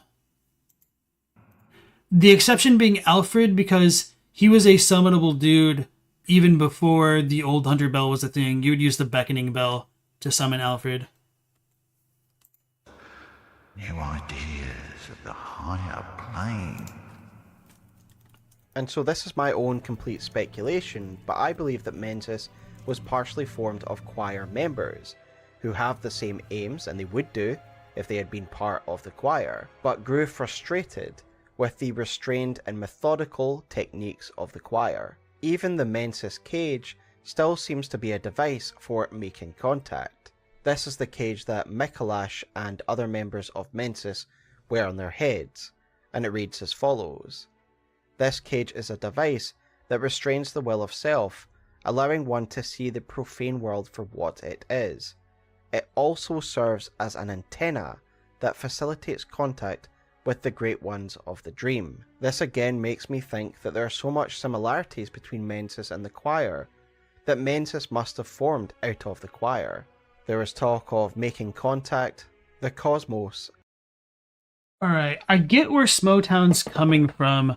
However, I think the biggest difference between the choir and the School of Mensis is the School of Mensis is focused on nightmares, and the choir is focused on phantasms in an indirect way, because phantasms are what's connected to Abritus and the cosmos and the kin of the cosmos. And I might go into more detail about that as we progress towards the very end of this here. And lining one's brain with eyes. Of course, the choir techniques that the Mensis members use could have just been taken from the choir themselves forcibly, as we do of course see a choir member in a cage who's clearly been killed and interrogated by members of Mensis. But yes, I ultimately see Mensis as having the same goals. They want to make... I'm surprised they didn't have the footage of that. I think I have a picture of it, because that was obviously like Mikolash's corpse. Let's type in choir.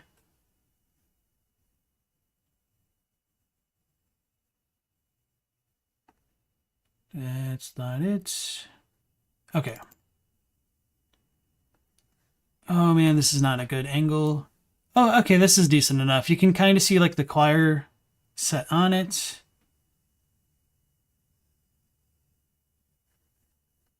Oh no, we got a better one. Okay, this is much better. So that was in the Yarhagul area. This really bothers me because it does show that damn FromSoft can use more than one corpse model to have like something on it, but they just never do in other areas. So, yep, this was a choir member, all right. Chained to the chairs that like, oh man. Anyway, in some of the earlier builds of the games, they were going to have warp chairs connect the player to the dream, kind of like the lanterns. So I think it's such a huge missed opportunity that they switched them to lanterns, just because like these corpses in Yarhagul, like of just random people on chairs, lose a lot of their significance as a byproduct of that. Like, I think the lantern idea is cool, don't get me wrong. It's just my lore.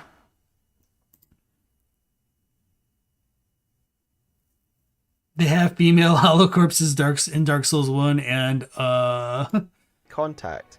They want to ascend their minds. What differs is their ways about going about it. They are far more aggressive and reckless in trying to attain these results. They want to force a meeting with the Great Ones.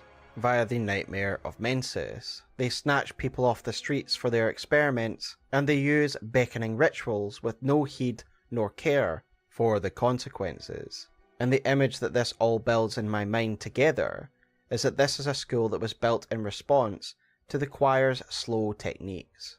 And in some way the School of Mensis is vindicated. They are able to force an audience with the brain of Mensis and with Murgle. And clearly the choir were concerned about the schemes of Mensis, for in the Nightmare of Mensis we find Edgar, a spy of the church. If he is here, we have to assume that he infiltrated Mensis itself and partook in the ritual that transported. So I think he just misspoke here. He's not necessarily a spy of the church. He's actually like a spy of the choir, according to like his name, which I'm curious where his name really came from. It might have come from the guide, but I don't know how canon that is. So I just don't know what to make of Edgar. But sure, he could be a choir spy.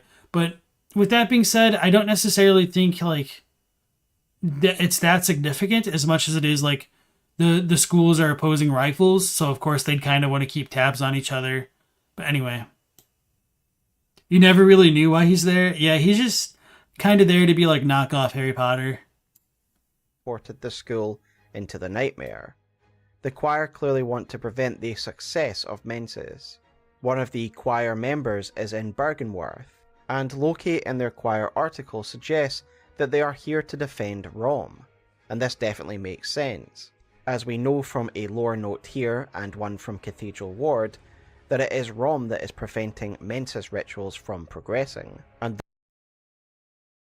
so this is something that I would actually say Smoughtown is wrong about. The rituals are actively ongoing, and Rom isn't preventing them. She's merely masking, concealing, or hiding them. And if you want more info about that, I do have like the full video on my channel where I go into super depth about it. It's called like the Lost in Translation, the true story of Bloodborne, explained, I think. Anyway, it's one of the more popular videos on my channel. So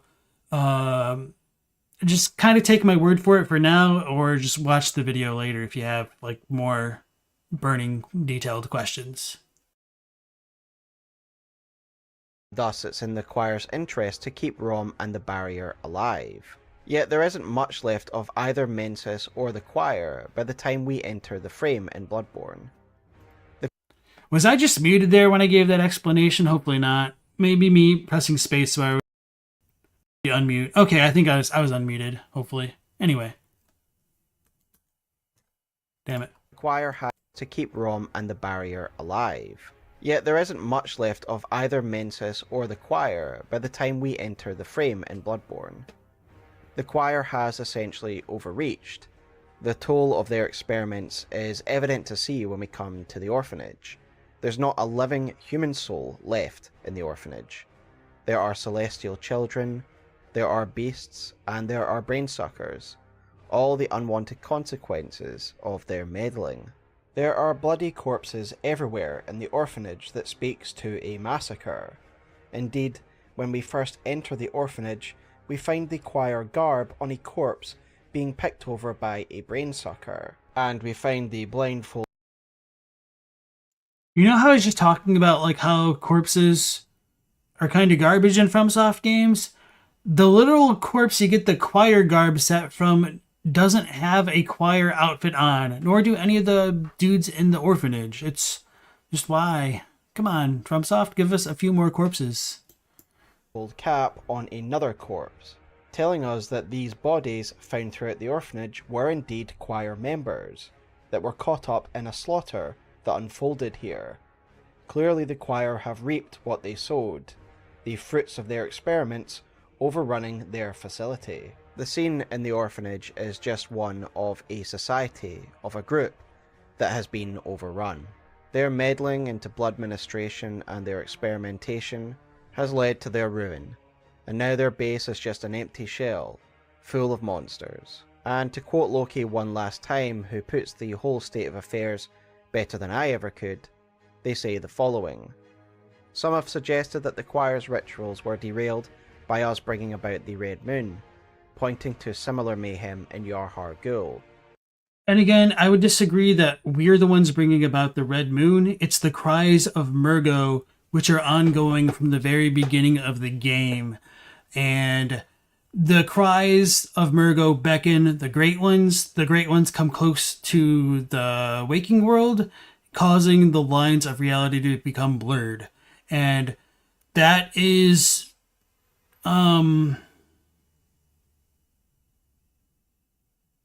corroborated by the way you can hear Murgo's cries if you manage to get 60 insight before defeating Rom, the vacuous spider.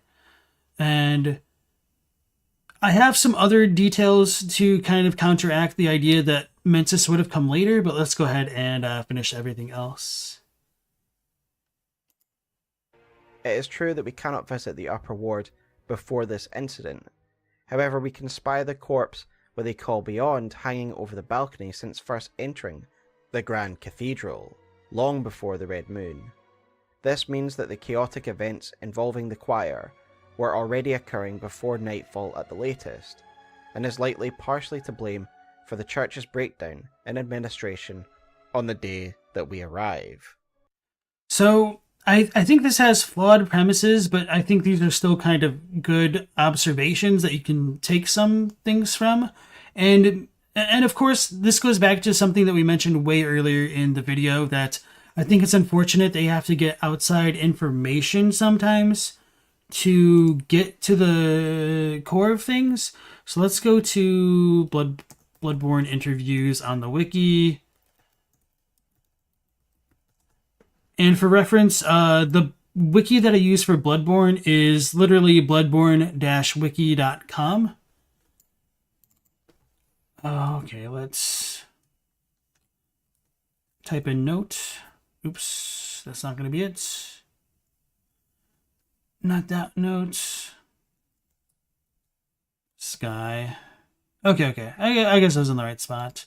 So this info comes from outside of the game, but the interviewer's talking about Miyazaki's design of the game, and he says like they don't understand what pale blood is. So some of the truths are regularly revealed in the game. Ha ha ha, right? Well, there's enough room left open for people to let their imaginations run wild. In this game, the hero is motivated to set off following a hastily written note telling you to seek pale blood to transcend the hunt. The term pale blood is hardly used at all afterwards, though. So Miyazaki says, right, I had considered making that a little easier to understand, but we wound up going with that. I think there are two different ways you could interpret pale blood here.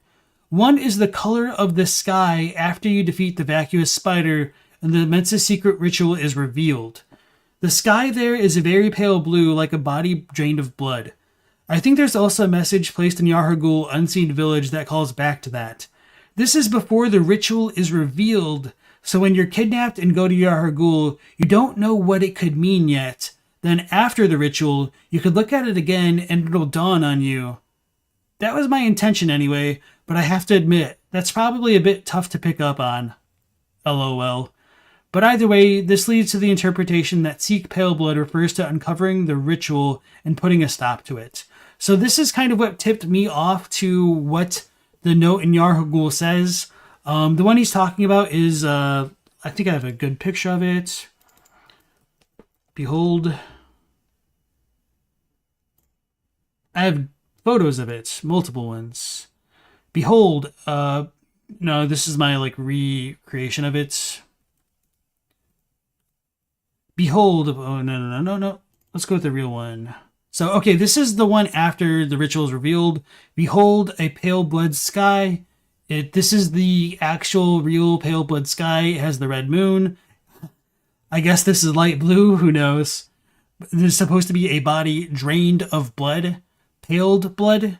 That's kind of a reference in these games, like the idea of something being drained makes it pale. This shows up in Dark Souls 1 and 3 with the Covenant items with like the ear and the tongue, that they're the pale tongues, I think, and pale ears? No, not pale ears, but anyway, they've been drained of blood the same way that it's used to describe pale here, like aozame, which means like to pale something, to make something become pale. So paled blood is what it's saying. But the issue is pale blood is also what the moon presence is called. So by saying this is a pale blood sky, in Japanese it might be meaning, behold, it is pale blood sky. So going back to the actual notes, the first time you can come to Yahar'gul, you can come in the sunset stage of the game before fighting Vicar Amelia, and the sky is just orange sunset. However, after you defeat Amelia, the sky is dark and the moon is out. But wait, is it still a pale blood sky now? Was it a pale blood sky earlier? Yes and yes. I think Miyazaki's explanation is it's always been a pale blood sky, but Ram has been concealing it. So this is the sky of the moon presence. It's always been around in the game because Murgo's cries are beckoning it. And Murgo. Let's see if I have the note. Probably Yahar'gul is what I need to look up.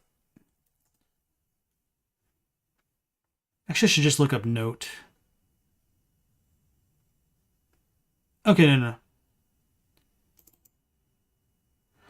This note is unfortunate. It says, nightmarish rituals crave a newborn, find one and silence its harrowing cry. Whereas, I don't know if this is what I need. Okay.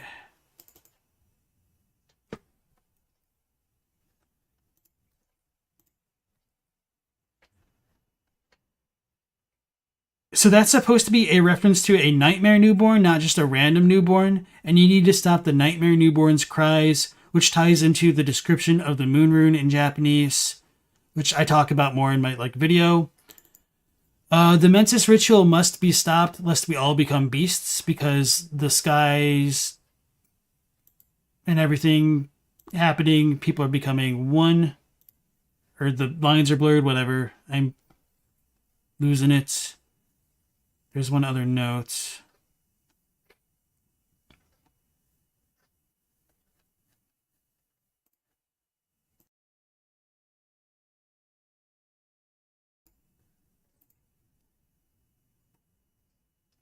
I just saw it a moment ago and I'm blinded.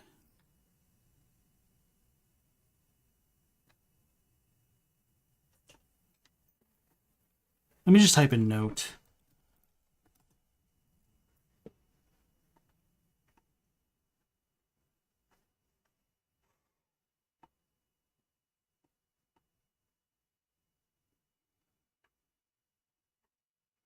Anyway, after you defeat Ram, we get a note that says, the ritual secret is broken, seek the Nightmare Newborn. The Nightmare Newborn is Murgo, which ties into that other note we looked at a moment ago. The ritual secret is just really bad translation in my opinion. It's saying the concealment of the ritual has been broken.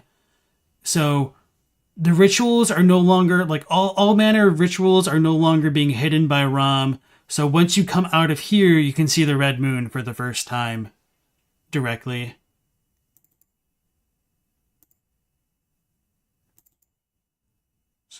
Spider hides all manner of rituals, certain reveal nothing, for true enlightenment need not be shared. Hey, look, another translation thing.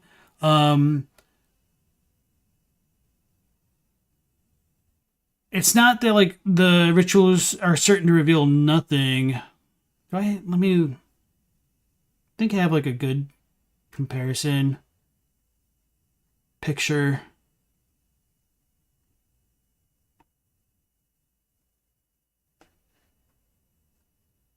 Wait, will this do?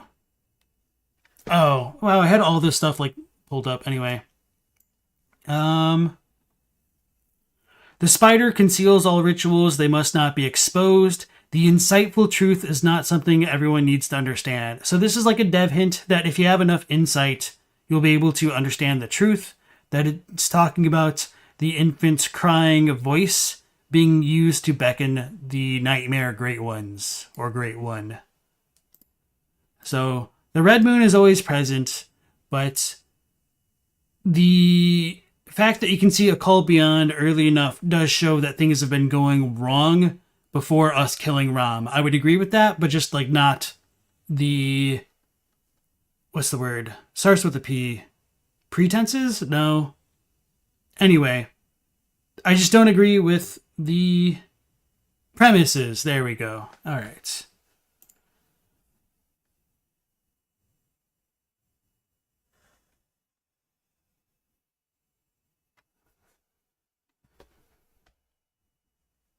Scowl Easy says, what's not explained is how Murgo's cries in a nightmare draw the moon closer to Yharnam, unless the moon presence is looking in the wrong place or the nightmare is metaphysically close by.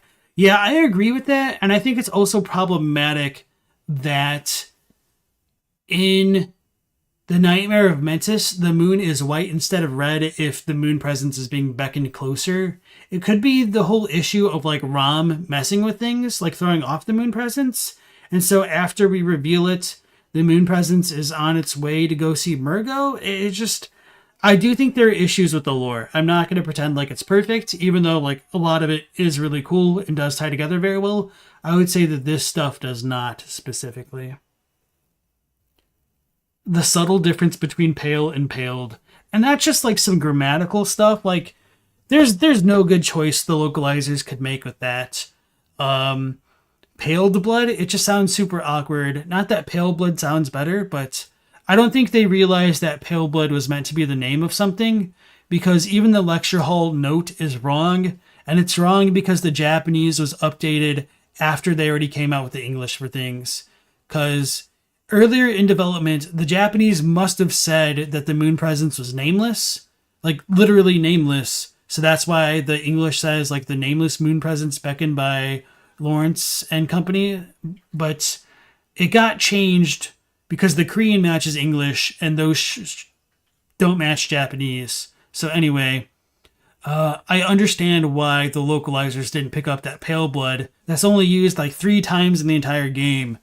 Was supposed to be a fake name as well as a term, because Japanese doesn't really have like distinguishing of proper nouns in terms of like capital letters and stuff, so there's really very little they could do with that. Hey Lilith, welcome back. They should have used some form of blue blood to distinguish from the pale. So blue blood is a reference to nobles. And it doesn't work quite as well, but yeah. Anyway. The consequences of the choir collapsing is deeper than just the orphanage. We know that the choir were at the very top of the church's hierarchy. The Yharnam that we meet is a city in chaos. There are very few authority figures anywhere, a few scattered members of the church here and there, but no coordinated effort. And the only real effort we see to restore order are by the citizens of Yharnam themselves, who have taken to the streets in great lynch mobs, but they themselves are also being overrun by the beastly scourge. This is Yharnam under the choir's authority, and when we get to the choir itself, we can see why the city is in the state that it is. It is ultimately collapsed, and ultimately the legacy of the choir is carried on by the imposter Yosefka, who sets up one last research station, one last attempt to unpack the mysteries of the cosmos while Rome burns around her. So I think because Loki and or Smo don't necessarily believe that the red moon is already in effect, that colors their perception of Central Yharnam in a way that they would need to describe like the ultimate fall of the healing church. Whereas I think things become much more simple that you can explain everything going wrong in Central Yharnam and Old Yharnam due to the red moon already being out and actively causing people to transform while we were unconscious from our blood transfusion. So the red moon's out, people have already transformed and been transforming as a product of that. And another reason why I think this can be argued in favor of my interpretation is people say that all of the citizens of Yharnam suddenly go crazy after the red moon appears, but that's not true.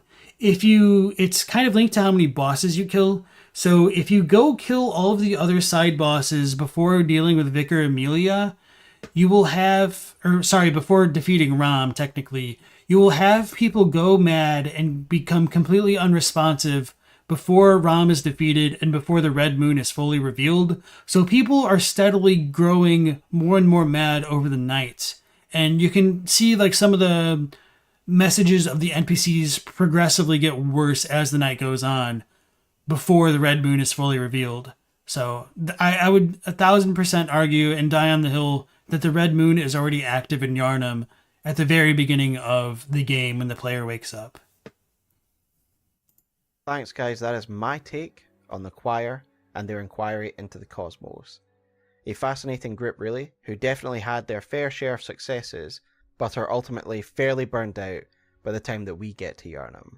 If you liked this Bloodborne video, please give it a like and a subscribe, as I will be covering Bloodborne more in the future. I do have some older videos as well from several years ago, if you'd be interested in that.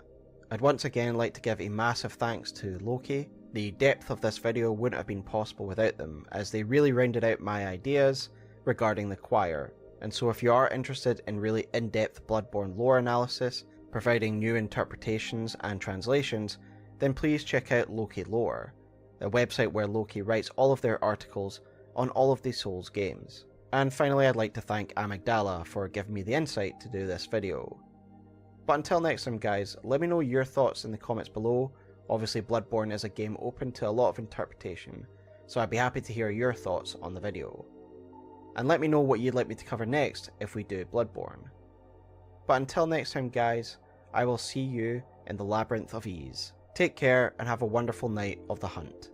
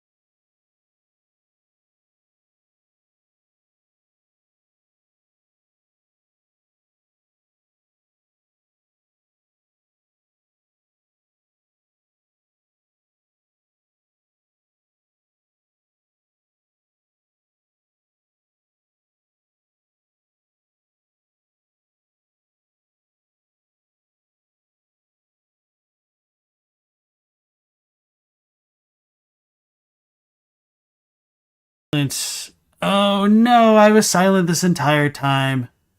Damn it, damn it, damn it. Ever since the video ended.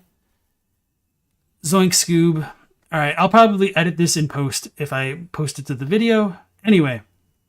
Alright. So, Smo, this is a really good video. I enjoyed it quite a bit. There were some things that I wanted to mention before we closed out. But I can't remember what they were, so I would probably need to review my footage, to be honest. Anyway, let me look back at what I was looking at real quick. Fudge.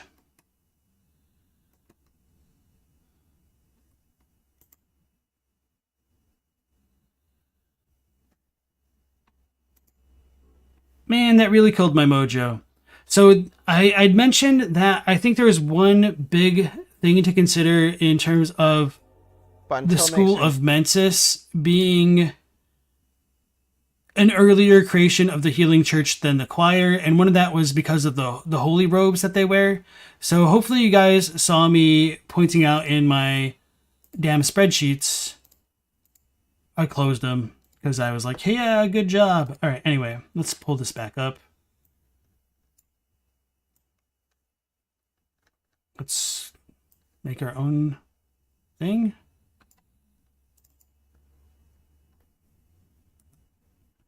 So where were we? The Yahar'gul garb, I think, looks different than the choir garb, and I think it's because it's from like an earlier era. So let's look at the choir set.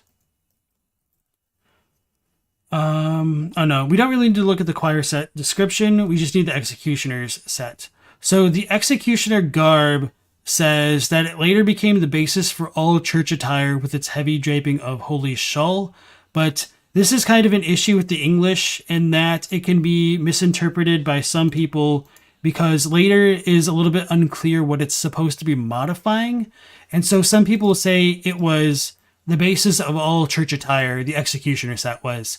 But that's not how it should be interpreted, I would argue. It's supposed to be the basis of all later church attire, and the Japanese is more straightforward with it because it's later church attire basis it is. So it's very straightforward. It is the basis of later church attire, and the holy cloth hangs abundantly, and this is kind of an awkward thing to translate directly, but thickly, I don't know. So when we look at the choir set, it hangs abundantly with its holy shawl, which I think was inspired by the executioners. So we do know that this came fairly late in the timeline because the orphanage had to be established and everything. And I think the School of Mensis probably became an upper echelon of the church early on. And the emergence of the choir is probably what split things, because Mikolash is wearing the Bergenworth student set, and the Yahar'gul garb doesn't say it directly in the descriptions, kind of like I thought they did.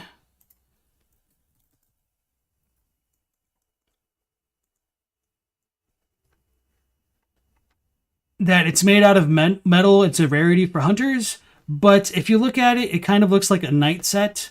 So what I did was with this, I typed in Yahar'gul set, just to kind of show that it's kind of more stylized off of older knight stuff with like the helmet on the inside, and it lacks the holy shawl, which I think is supposed to indicate that it came earlier than the choir and maybe arguably the executioners. I think the first people to wear the shawls were the tomb prospectors, and I think that's what's on Ludwig's attire as well. Some people would argue Ludwig was an executioner, but that would mean Logarius was in charge of Ludwig, so that just kind of, it just doesn't correlate to how Ludwig is called the first hunter of the healing church to me, because Logarius is definitely part of the healing church. So this is the Tomb Prospector set. It has a long shawl. I think this is what went on to inspire the Executioner set. And then the Executioner set would go on to inspire the White Church set, the Black Church set, the Choir set, and that. And so I think Ludwig's shawl right here is supposed to be this one. But these two shawls are very similar between the Tomb Prospector set and the Executioner set. So hopefully that makes sense. And did I mention, because I was muted the first time around, did you guys hear me talk about why I think they were wrong to count out the red moon and stuff this early? Hopefully I did say all that stuff.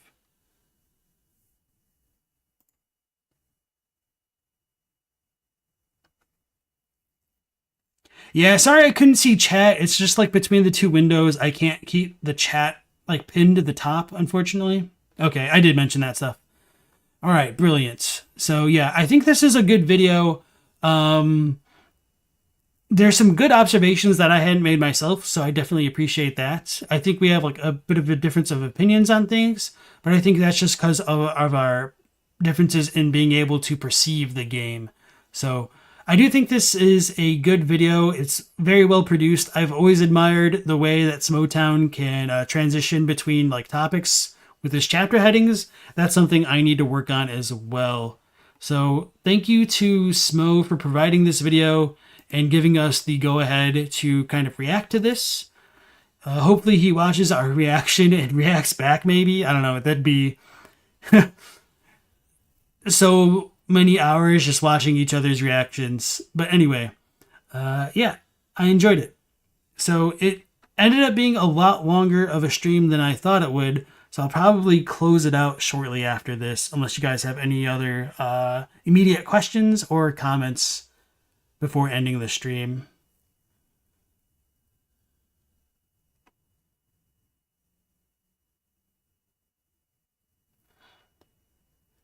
Lilith says, considering Mikolash was earlier supposed to be like Lawrence, you really think Mensis is still an older institution than the choir, probably around the same time as the church. Okay, that also reminded me, and I thought about bringing it up in the video, but it wasn't like super relevant at the time. So when he mentions Mikolash talking about eyes being given to Ram and Kaz and the cosmos, for anyone who may not know this, do I have the draft dialogues here? Okay, no, hold on. Let me look for it over here.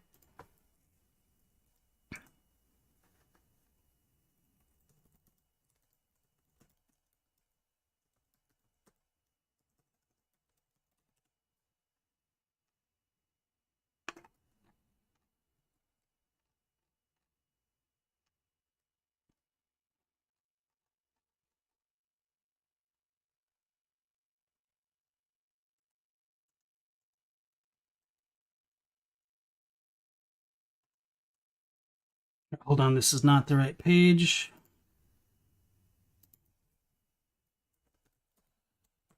Okay, here we go. This should be it. Let me just load it on up.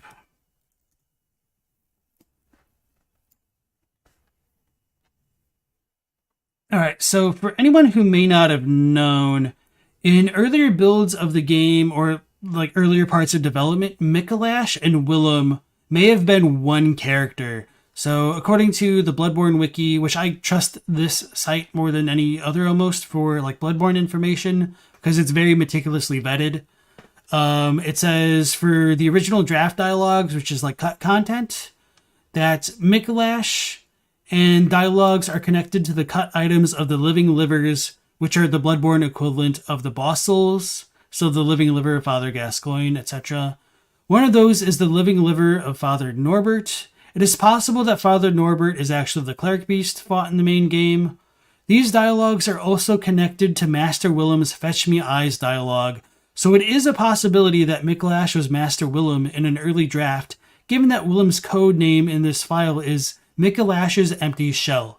So what I think they had planned at one point was for us to access the Nightmare of Mensis by going to Bergenworth and touching Mikolash's body, well, Willem's body, who was like the cast-off shell of Mikolash. And so once they came into contact with that, you would go through the Nightmare of Mensis to meet like Willem, Mikolash's like younger self, and then you'd fight him there perhaps. But there were other iterations where you would like fight Willem. So this is all like really kind of speculative, despite it like kind of sort of being in the game. So now that I've mentioned that, the other thing worth mentioning with Mikolash specifically is that Abritus, the daughter of the Cosmos, in one of the earlier builds of the game, actually had the name of Kos. So Abritus was called Kos, and from Abritus, you get the Eye Rune, which I think is very important, because if Kos, aka Abritus, granted eyes on the inside to Rom, that would mean Abritus, who uses the Eye Rune, gave eyes to Rom. And what did Mikolash hide in the lake? Rom. What did Willem hide in the lake? Rom. Who was Mikolash related to? Willem. I said that backwards. But with Willem potentially having been Mikolash, I think the game was a little bit more cohesive in like the eyes on the inside with Abritus, and like why Abritus would be next to like a kind of statue looking like thing of Rom in the Altar of Despair. But that was cut, and it might have been cut for a good reason. So they may have really done a big pivot away from that for lore reasons, or I typically think it's like the rule of cool. So anyway, a lot of monologuing for me right there. Okay. All right, Chadwick, thanks for joining in the Discord. So yeah, anybody who wants to join and talk more lore, feel free to join the Discord. It's pinned at the top of the chat right here, and it's also in the video description. Who founded the choir? Just some church cleric? That's a good question, and I don't think we have an answer for it. As you understand it, Mikolash was meant to be Lawrence in one draft of the game, and was eventually split into two characters, Lawrence and Mikolash. So there is a part where Willem calls Lawrence Ashton. So Lawrence's role wasn't super set in stone for a while, at least not the version of Lawrence that we get. So in the network test, I think they had like the cut lines where we would ask about like what happened to our friend Lawrence, and then the old lady of the clinic would tell us that like he went in to go like to the deeper areas of the healing church, but things are too crazy for us to go out there and find him now. But anyway, yeah, his role has definitely changed. I don't necessarily think like the role of Lawrence the Friend was analogous to Lawrence the leader of the healing church. I think it's probably just like a shuffling of names and a removal of that kind of concept. And it could have just been like a placeholder gimmick to just kind of drive on the MacGuffin of like, why is the story starting? That's crazy. The mystery is just so satisfying. Great stream, man. All right, thank you, Eric. And everybody else who's joined in, I appreciate it. All your comments and all the patience for watching this. And Smoughtown for having the video. Bob the Hollow for having the first video that we watched. Hopefully you guys are fine with this stuff and will allow me to continue doing this in the future. So that'll conclude things here from now. Hope you all have a good night, and I'll intend to go live again at 10 p.m. Eastern Standard Time today. So take care. That's it. So long. Sayonara. Let me find my end stream button. Oh no, I'm failing miserably. Oh, it's on this tab. Last Protagonist out.